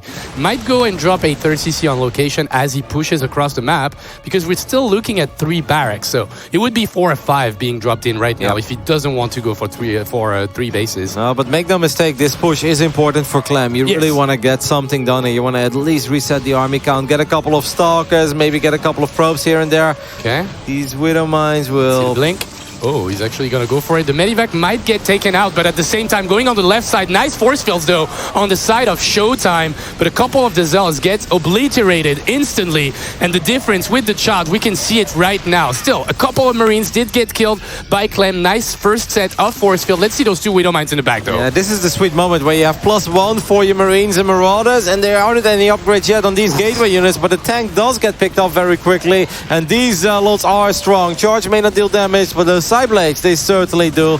And as long as Showtime just survives there, and it seems like he's surviving quite easily, actually, I'd call this a very convincing hold, because the next time they'll fight, those 1-1 upgrades of those forges will be done. Yeah, super pristine defense here by Showtime. The Observer is also going to give him a lot of information on the number of units and their positioning. It's actually across the map, trying to deal some damage. Seems away, super far away from the army. But the Zealots, once again, they will charge. So yes, they don't deal damage on impact, but also quite fast. Oh, this could be big. Could be big. It will be decent. 5 for 2 and getting out of it as well. That's very important. Like keeping your Widow Mines alive as one of them does get picked off on the other side of the map. I hope that Clem has enough units here to deal with this counterattack. These Zealots are so fast, by the way. They like to run outside of Guardian Shield. And that's obviously not something you ever want to see happening. Showtime did not start 2-2 yet, but he does have a Templar Archives. I don't think those mines are ready to fire yet, Yeah. by the way. I think that Clem realized. He was like, okay, let's boost out of here because even if I drop those, I'm not going to be able to connect with anything and they might be taken off. Storm being researched, Ghost Academy to answer that technology on the side of Protoss. That's pretty cool as well. He's actually going to drop a cannon on Showtime that is on that mineral line up onto that third base because he doesn't want to get too put in too much difficulty because of that Widow Mine drop. Ooh, so many stalkers on left and right side ready to greet that Widow Mine drop. And Ghost will be starting momentarily. Also quite a bit of Liberators. I think those are Liberator 3 and 4. Yes. So 6 Medivacs, soon to be 4 Liberators, couple of Ghosts. The economy of Showtime has been very good, despite the fact that he dropped a couple of probes here and there, or rather lost a couple of probes against those drops. Is it an SCV pool? He's still been able to maintain a very healthy worker advantage throughout this game. And losing a couple zealots here and there is obviously no biggie. Showtime is going to request a pause. Yep. I was wondering about the potential of an SCV pool, or rather late one, but with 3 Ghosts, because he didn't start eBay number 2 in Armory that fast, Clem, that is. But he did throw down those. So I'm guessing he will play a rather long game plan now. But as you said, the economy on the side of Showtime is quite worrisome for France and Clem at the moment because he's been mining from, 65 plus probes for the longest time already. So, it's going to be quite rough, especially considering that now Storm will be in play. Now Storm will be done. We saw a Warp Prism on the production tab as well, and that obviously means there is potential for some big storms if you drop those High Templars outside of the Prism. The 2-2 upgrades were not fired up immediately, though, so this is not going to be one of those games where I think Showtime will be incredibly far ahead in upgrades. Like we can see, they're getting to 40% or something. Observer. There is potential in this army, by the way, of Clem, though, especially if he gets a nice little location. Now he can start moving those mines close as well. Where are all the units of Showtime? Yeah, he hasn't built that Warp many. Prism. He's got a Warp Prism with Widow massive Mines. storms. The Widow Mines will connect with a lot of units, but those early storms, they didn't do that much. And can he do it? Can Clem just go for it and finish the game? There's no storms available. There's no storms available. No zealots. Just a random Templar is going to go from the right side. That storm is going to connect quite heavily. Counterattack with a couple of SCVs dying. But here, Showtime is just literally dying to that counterattack. The Blink Stalkers, they will finally show up. But there's so much bio left over and 6 Medivacs to heal those up. And I feel like Clem is about to do it. Look at the supply, Roddy. Yep, that's a sick army. GG gets called. And Clem, even though this felt like a TVP where things were not going that fantastic for the Frenchman, seems like it doesn't matter at all. That push, I did not expect that game ever to just end there. Yeah, me neither. It was also quite awkward with the pause being where it was and the fact that we came into the game maybe a few seconds later, but he just literally crossed the map and it was like, let's see what happens if I can siege my Liberator in position. I think that just on the side of Showtime, it looked like his army wasn't that big. Like basically, he had a lot of stalkers that were still around the third base, I believe. So maybe you could add in maybe 8 stalkers to this mix. But even that doesn't make that much of a difference, right? No, I mean maybe if he snipes the Liberators a lot better. But it just felt that he was like, oh no, I don't want to get Clem this position. It's so small. Yeah, it really is. And the Storms, they're connecting heavily with 3-4 units, but they never landed in the middle of the pack. And the moment that a couple of Widow Mines survive a skirmish like this, all of these Medivacs are still healthy. And look at the Zealot count, as Crow is showing us there as well. 4? I mean, a couple of them are even on the other side of the map. On the other side of the map too. Yeah, there was nothing really to this army. It seemed like Showtime just thought, I've got High Templars in a Prism. This means that you cannot get where you want to be. Well, Clem is like, no worries, mate. Maybe you'll be a little trigger happy. Maybe Showtime was too trigger happy there. Or maybe Showtime needs to start dropping the first storm a lot earlier, right? Like not when the fight starts, but like way before the fight. Yeah. To keep Clem at bay so you can get another warp in cycle. Or maybe 8 Zealots storm in from the north side. I don't know. I'm truly shocked that the game just ended there. I'm with you on this one. I just don't really understand how it worked. I mean, he did invest in 2-2 and a 4th base. Right? 4th base and 80 probes, which if you take all of those things into account and you just add those up, then suddenly it's a little bit too greedy maybe for a Terran that didn't throw away that many units, to be honest. Like he had that first attack, he lost a couple of Marauders Marines, but he was able to evacuate with the Medivacs, for instance, didn't have to replace those. And we talk about the fact that starport units are so important in most of Terran matchups, but especially in TVP. So not losing those Medivacs means that the starport was free to build those 4, 5, 6 Liberators. Very early on. Very, very early on. And then 6... Yeah, that's exactly how I looked during that game. At the Mauer, that's too bad in terms of timings, I guess, because that wall has been broken. Vertical video, of course. These French nerds. We can hear them scream. Like, we're in a completely different side of the building. But one of the French players, if they are actually winning, then we can hear them scream from their room to ours. The screams of victory for Marine Lord's victory actually woke up my dog. Oh. That's what he said. Oh, that's a doggy? Yeah, that's a doggy in the first Hard to first say line. from here. Like, it could actually be a kitty from here, no? Yeah. Got his Lambo sign ready. Aw, that's the cutest. Yeah, that's actually adorable. Yep. Well, there is a chance that Lambo will still come out, because I don't even know. Like, I know that Showtime is probably the obvious pick, but he's going to have to beat Clem, Marine Lord, and I mean, then maybe another PvP over Drogo or another PvT over Clem. I don't know, man.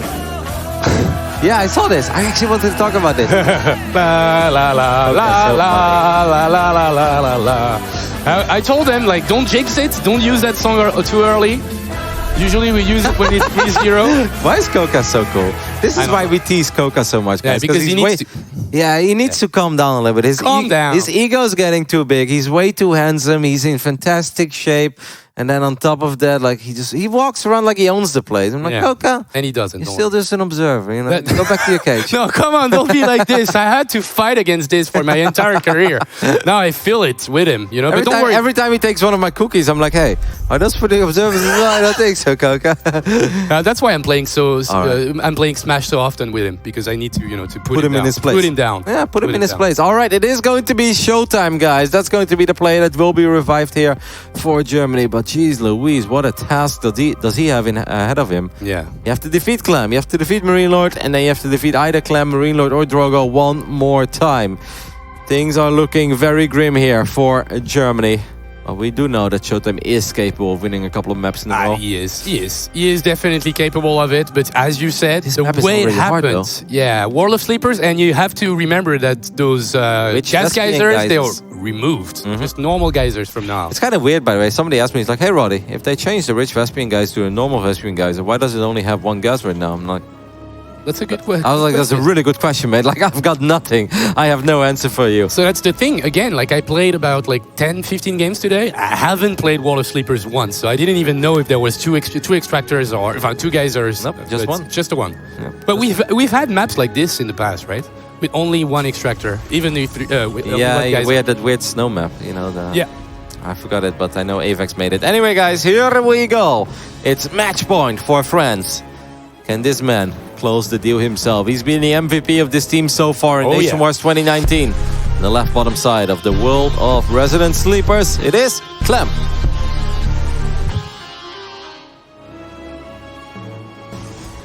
People are yelling in the studio. Next to us, France, one game away from making it to the live finals, top 4 of Nation Wars 2019 in the top right-hand side. He's got a mission. He has to be the toughest wall ever built. He is Showtime. 3 games in a row. Did not expect this, man.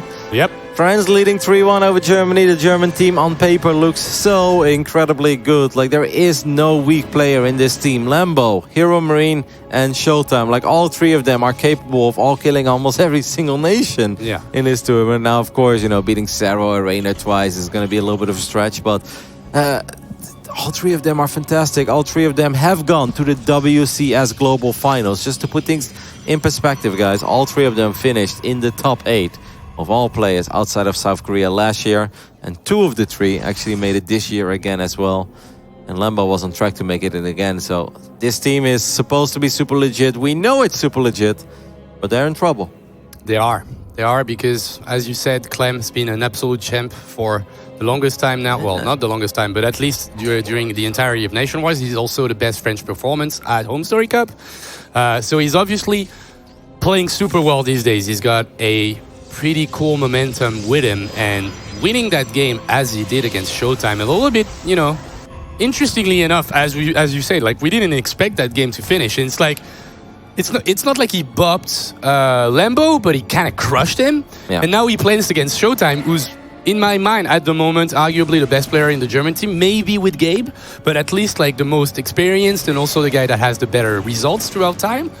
And he owned him as well. It's like, okay, I'm going to cross the map and I'm just going to win with the timing push. So he has to feel over the moon at the moment. Yeah. No, it does really seem like things are shaping up in a way for a pretty big 2020, perhaps, for Clem, right? Like, obviously, a couple of people have been talking about it already. Never really want to get too far ahead of myself. This Adept is going to get a second SCV as well, so this is a pretty good start for Mauer.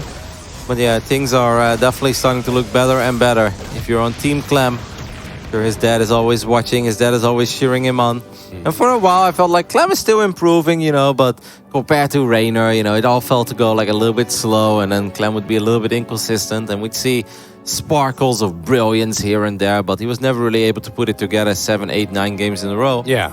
But he's starting to get closer and closer to that kind of a level. Now, Showtime does have oracles, and now he's shading to the other side of the map as well with 3 adepts. And we know that he likes to do this. He's done this before against Clem, by the way, where he's going to go in. Oh, Clem has nothing here, man. Yeah, this is going to deal a tremendous amount of damage. The Widowmine has been hidden behind CC, so he does get an adept out, which is nice. Maybe he gets a second one. That's pretty decent. Honestly, that could have been so worse. Yep, that actually worked out well. Now, one Hellion is going to find a very exposed natural. Yeah? This kind of stuff is so good if you're a Terran player. Now, obviously, the Oracle does fly in as well. What is happening? It's just a slugfest on both sides at this point. They're just beating each other so hard on this one. I mean, the Hellion is still alive. There's not a single unit here. For Showtime, he's going to use the Oracle, but not before losing 2 extra probes. And even the Hellion is going to go like 7. Don't hate, man. Like, what is just rolling away, man. Oh, he turns around immediately as well, by the way. As soon as that Oracle changed its course, Pulsar Beam was activated. Also, activating Pulsar Beam and then not getting the kill. That's one of these things that's so triggering.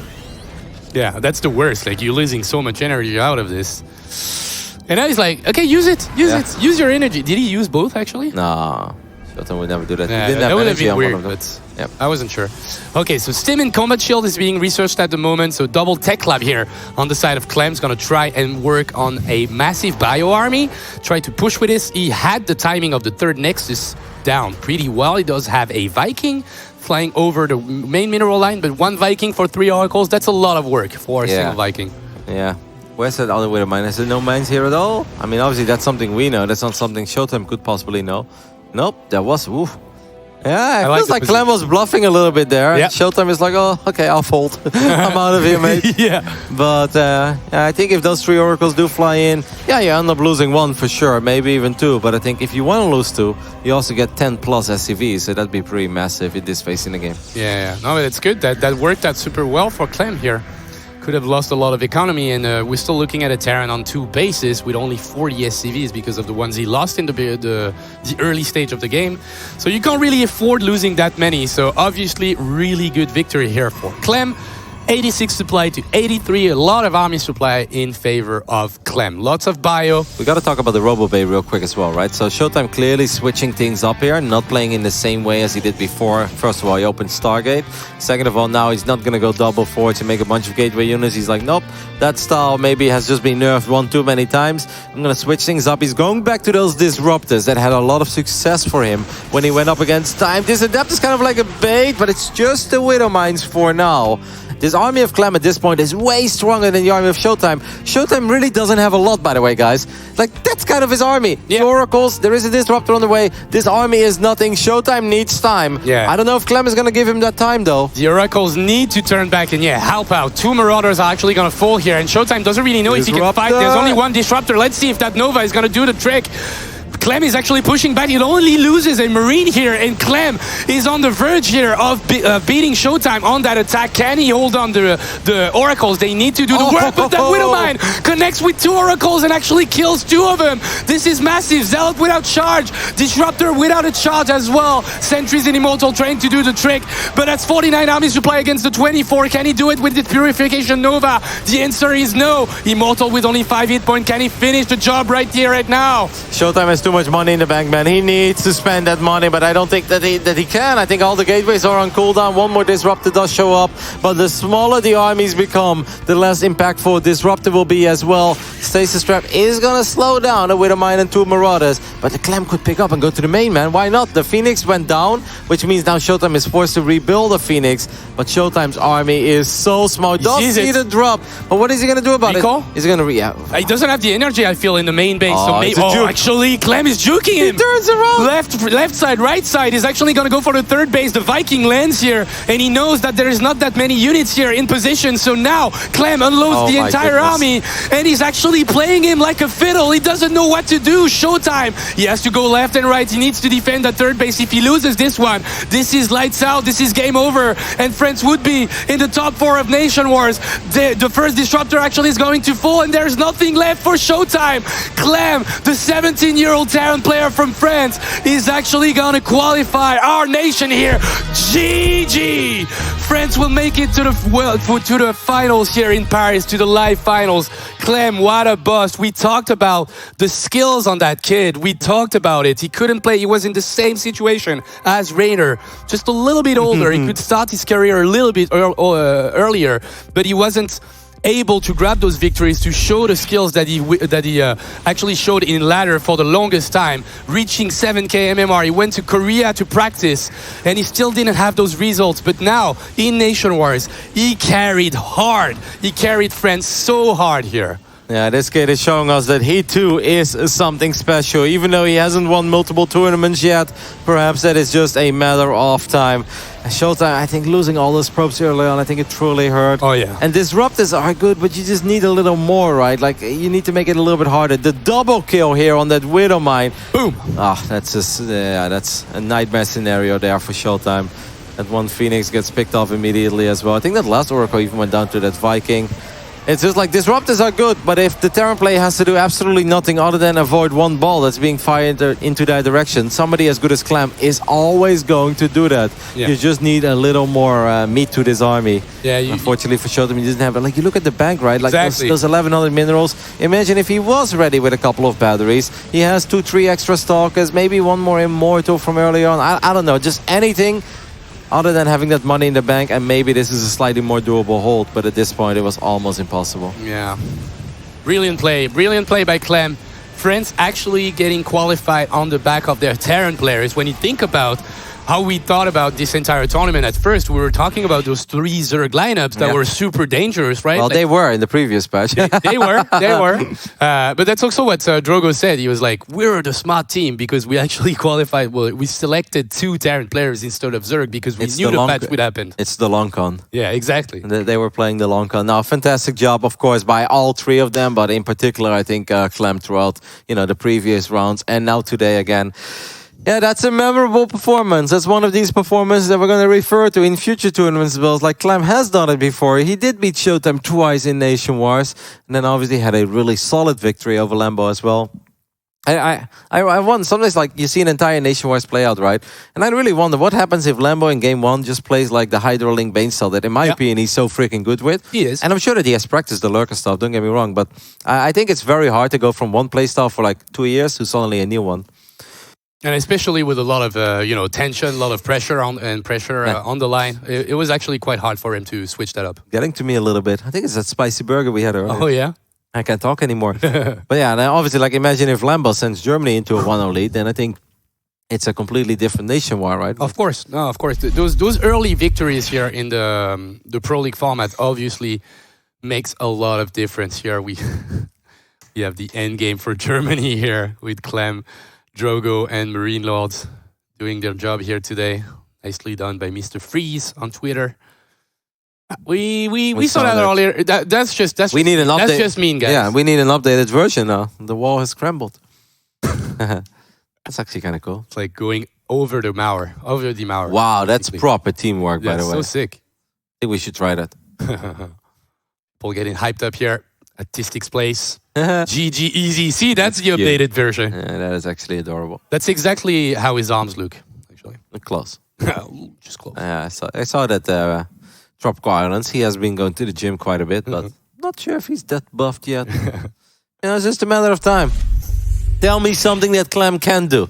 If you can play StarCraft like that as a 17-year-old Terran, okay, Terran, the emphasis on Terran. Yeah, in the forward scene. What can you do? That's really Nothing cool. I you mean, can't do. you look at this patch and you look at how motivated the young man like Clem is as well. And yeah, of course, he's been a little frustrated throughout the last year. But then again, name a Terran that wasn't. You know, he definitely wasn't alone in that one. 2020 could very well be a big year for Clem. If he keeps improving the way that he has been doing as well. You know, maybe it took a little longer than his Italian counterpart, but he is clearly getting up there. Yeah, no, he's getting there. And I think one of the biggest thing is also the way he's shaking off the pressure in general. You know, he was a guy that could be a little bit, tense going into games and stuff like that.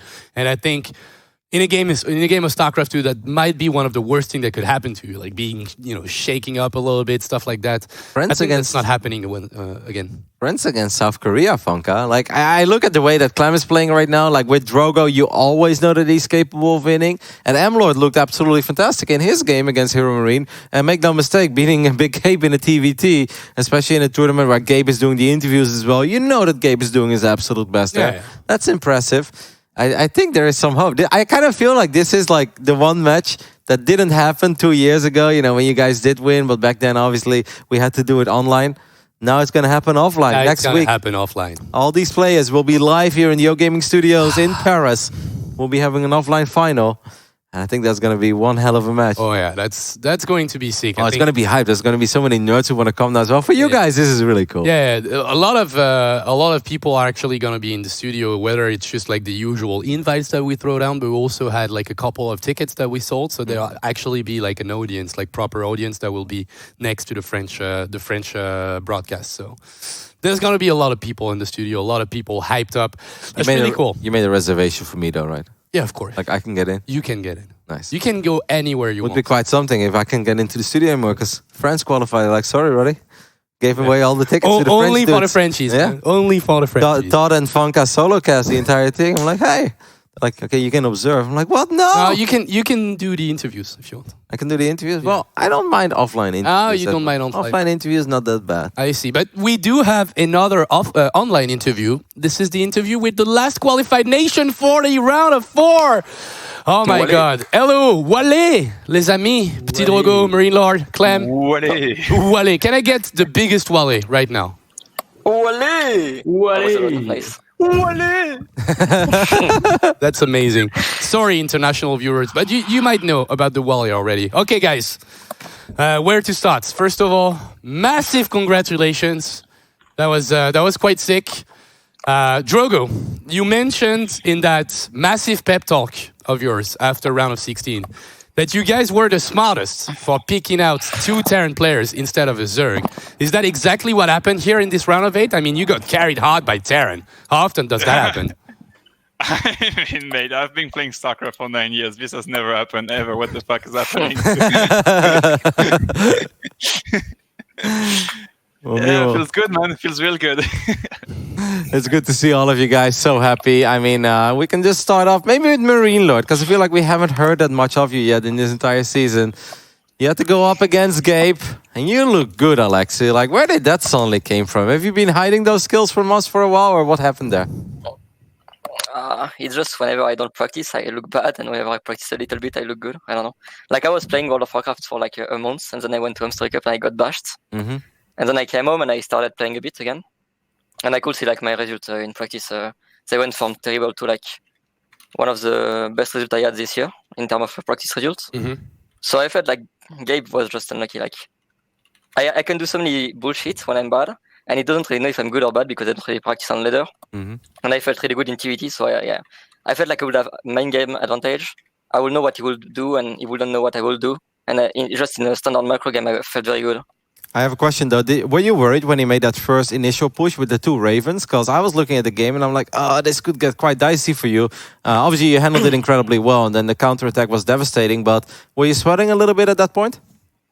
I was surprised for sure. I didn't expect this push. It didn't make much sense. I think he might kill a lot of people on ladder with this because we don't have a lot of good Terrans. Mm-hmm. But like, if you look at the game, it doesn't make sense to push here, I guess. I don't know.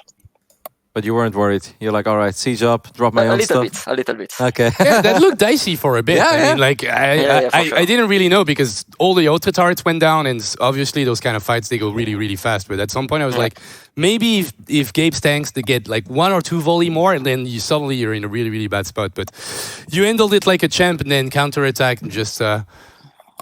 Bash the crap out of him. I guess there's no way to say it otherwise. I mean, you killed the third. Even the drop in the main base, canceling the shields was pretty cool. Let's go to the man of the hour, man. Yes. All right, Clem. Clem! Okay, I've got a lot of questions about all of your games. First of all, obviously, congratulations, mate. Fantastic performance for you in the entire season so far.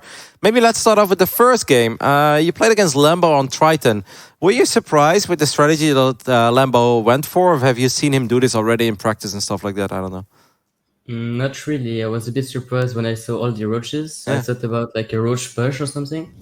So I was a bit scared. I put down a bunker, but in the end, when I scanned his main, I saw like the Hydro Den, the Lurker Den and stuff. I was like, yeah, I got a push now. And I just went on that push. And then you killed him. It's like the army was good. Now, you really surprised us, and obviously there was a pause at a rather tricky moment in your first match against Showtime on Nightshade, but I actually felt that Showtime had a pretty clean early game, like your initial Withermine drops didn't do that much damage, even though you did preserve the medevac, but did you really think that you were going to just win the game there with that quick Liberator push? Because it really caught me off guard. I was like, we'll see, this is going to be a dance, maybe you'll get a good fight, maybe not, but it just ended. Like, how did you experience that game? Yeah, the first Widowmine drop did pretty much nothing. Like I got a dead Widowmine in his second base. It was a bit sad, and then my second push with my Medivacs didn't do too much either. But I don't know. I don't really know what happened for him. I just went there to push, and I scan, and I see he didn't have much, only Storm, but he didn't hit very good Storm. So yeah, I don't really know, honestly. One of those accidental victories? Yeah. Yeah, for sure. Well, you look good in doing it, mate. But what about the second one? Like, do you have any idea on how this one went? Like, I think that was Drogo in the Hellion. Was that you, Drogo? Oh, he was driving the Hellion. I don't have a driver license. You don't need it for Hellion. Oh, that's when you hit all the probes, if you don't know it. No, so yeah, you took the advantage, quite a massive one with the Hellion, but then once again, you just like kind of pushed and quite crushed him. Like, what do you think about him going into Disruptors instead of maybe, rather normal Colossi or stuff like that? Like, how did you feel about this one? I think he just went Disruptors to reboot my push because he thought he wouldn't reboot it with Colossus.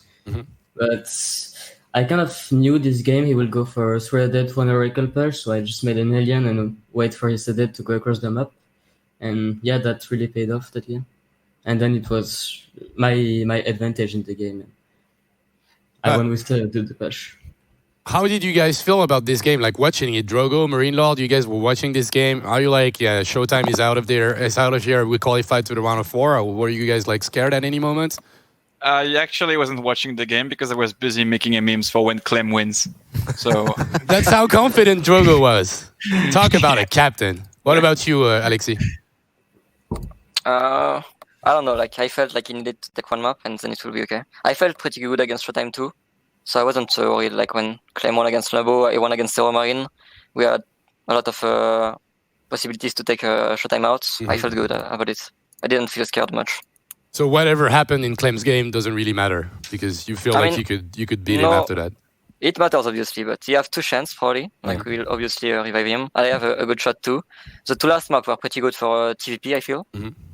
So like it was a lot of positive thing coming up.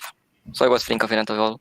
And one question for you, Drogo, real quick, about that PvP. Like, I was honestly, I had no idea if that push was going to be any good or not with all the adepts. And when I saw your Archons get the first hits off near the batteries, I was like, man, Drogo's going to smack this push. And then suddenly the adepts won. Like, have you played against this stuff already in the new patch? And I knew in the loading screen he was going to do exactly that. Like, I studied all of his ladder on his barcode, all of his streams. And I knew that he was going to play Robo, and I knew that when he was going to see the Forge, he was going to do this exact all-in. So I practiced for this exact situation. I was very sad when I lost. I thought I was going to hold easy. I think he had a better start than when I did in practice, played it a bit better, sharper, And my main mistake, I think, was building the gateway 7 on 8s I really need a prism. If I can just pick up the Archons and just reposition them so they don't get all targeted, like surrounded like that, I think it's a very easy hold actually. But not having a prism was a very big mistake. I needed to cut some corner, but I didn't cut the correct one, so then I lost. But I knew this was coming from like super easily, so I should have won. I'm very sad. But it's okay, we have Clem. Yeah, you guys do have Clem, and Clem has been playing amazing. Okay, guys, now it's round of 4. I mean, you guys are coming to Paris. It's not that far away for you guys, but still, you're gonna make it to the studio. And you will be facing South Korea. So how does that make you feel? I know, Marine Lord, you've had a pretty nice history with Korea, but I was online this time. How much of an importance it is for you to like do as well as you did, or at least like slightly the same as you did against Korea, but this time offline? I'm not sure. Like, I feel like I have a very good matchup against Sue and Innovation because I know them a lot and they don't know me a lot, and it's obviously very important. I'm a little bit afraid of stats. I think you have a very good matchup against Clem. I'm not that good in PvP, and Drogo PvP is pretty random, so maybe Drogo could take him out. Yeah. Overall, I don't feel scared that much. Maybe, I don't know. Like, to be honest, like, Korea is going to be so much better than online. I feel like that's kind of how Korea works. Online, they kind of suck. Then they come offline and they just destroy everybody. But I'm not sure. They're just so cool. Like, if I have 2 weeks to prepare a randomized build to beat stats, I will do it. That's the plan. No, you don't have 2 weeks. Though. No, you have less than 2 weeks. You have like less than a week, basically. It's fine, dude. I don't need a lot of time to come up with some bullshit. Clem, how do you feel about going up against South Korea offline? It's gonna be hard, obviously, but Marine Lord looks confident, and Drogo too. So yeah, maybe you can do it. I think we can do it, honestly.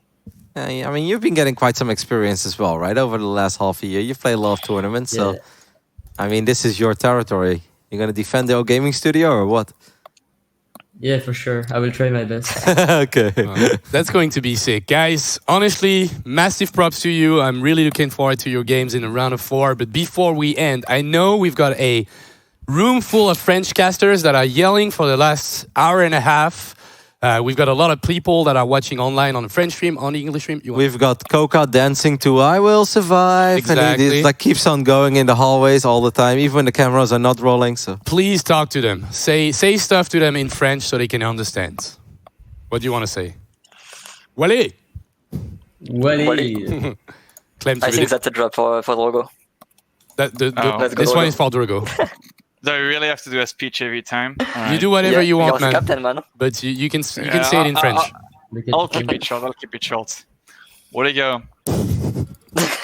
Every time Terran, he starts, that's so funny. Vas-y, excuse-moi. Terran n'est pas faible.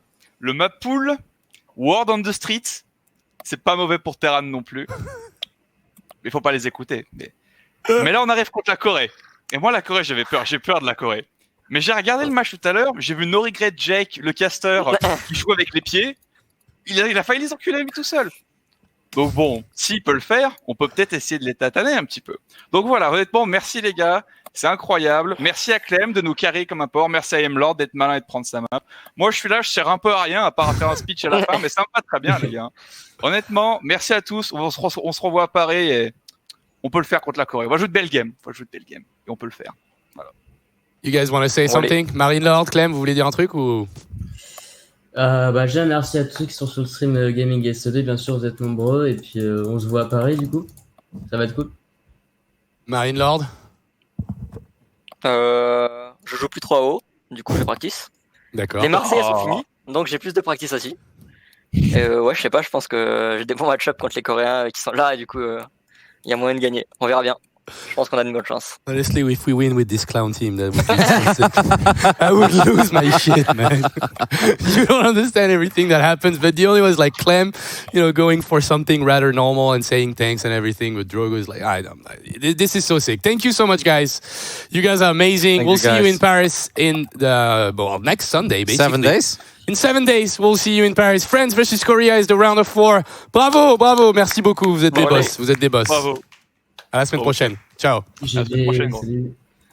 So did Drogo say that South Korea is not going to be an issue because they lost 2 maps against the caster, No Regret? Yes. And they also have a Terran, and this map pool is incredibly imbalanced for Terran. No, he said the other one. He said the other thing about Terran. He was like, you know what? word on the street is this map pool is not that bad for Terran. Oh, yeah. So we've got 2 Terrans. Clem is carrying hard. Me, I'm kind of useless, but I'm doing the at least speeches. I'm getting some speeches in, so that's good. And Marine Lord was like, I'm not playing WoW anymore. Yeah. The dumb show that I'm watching actually ended, so I've got so much time to practice. So we're gonna do it. So that's when I lost it. I was like, And Clem just said thank you to O Gaming for running this tournament, right? yeah, basically. So Clem is a sweetheart and the other 2 are the baboons. That's the baboons. Yeah, it is 2 baboons and a sweetheart. That's French team for you guys. They made it into the semifinals, mate. That's Yeah. more than most nations can I say. love it. I think that's going to be a fantastic encounter, though, between France and South Korea. Yeah. And of course, guys, we do have a 3rd place decider as well. And I think that's cool. I know that in StarCraft 2, people have always been like, 3rd place. But you have to understand that these are people traveling from all over the world to play in a format which could potentially mean that if you lose your first map, you would only play a single map. Yeah. So I think having a 3rd place match is actually awesome in this tournament, because obviously the players that travel, from far away South Korea, in case they would somehow lose against France or, even Finland, Italy, at least they'll have another chance to show what they're made of. Because last year we had people that basically had a 3-minute match and that was it. Like imagine traveling from Mexico to France and then you play 3 minutes of StarCraft 2 and you're done. So I think having at least an extra match, win or lose in that semifinals, I think it's awesome. Yeah, that's going to be a long day, but that's going to be a great one. Italy versus Finland is our first semifinal. The second one will be France versus Korea. And then grand finals, but also the 3rd place finisher. As we said, Todd is just outside of the shot, dancing around, loving life. He's being a happy Todd, and I love this about him. That's crazy. We had such an amazing tournament up to this point. Now France is in the semi. Finland, Italy, and South Korea complete the top 4. And that was a blast. What else do you want me to say? Thank you so much for watching. Thank you so much for being there. Also buying so much gear here on Matcherino, so increasing the prize pool by doing so. I hope you love the tournament as much as we do. We try to make it something special every year because we love StarCraft and we loved it for the last 9 years, even previous to that. Yes, the double microphone thing. No, that's amazing. Thank you so much to our partners. Thank you so much to Blizzard to make that tournament possible and this game alive still 10 years after it came out. We will see you in a week with Italy versus Finland, France versus South Korea. This will be next Sunday. We will show you everything. We will give you all the informations in the world. We're on social Drogo media now, and guys. everything. He's being Drogo. Do you want to add something? You need to do something. You need to say something. I will survive. And yeah, we'll see you in just a week. Thank you so much for watching. Thank you, everyone. Have a great night. We'll see you in a week for the top 4 of Nation Wars 2019. See you then.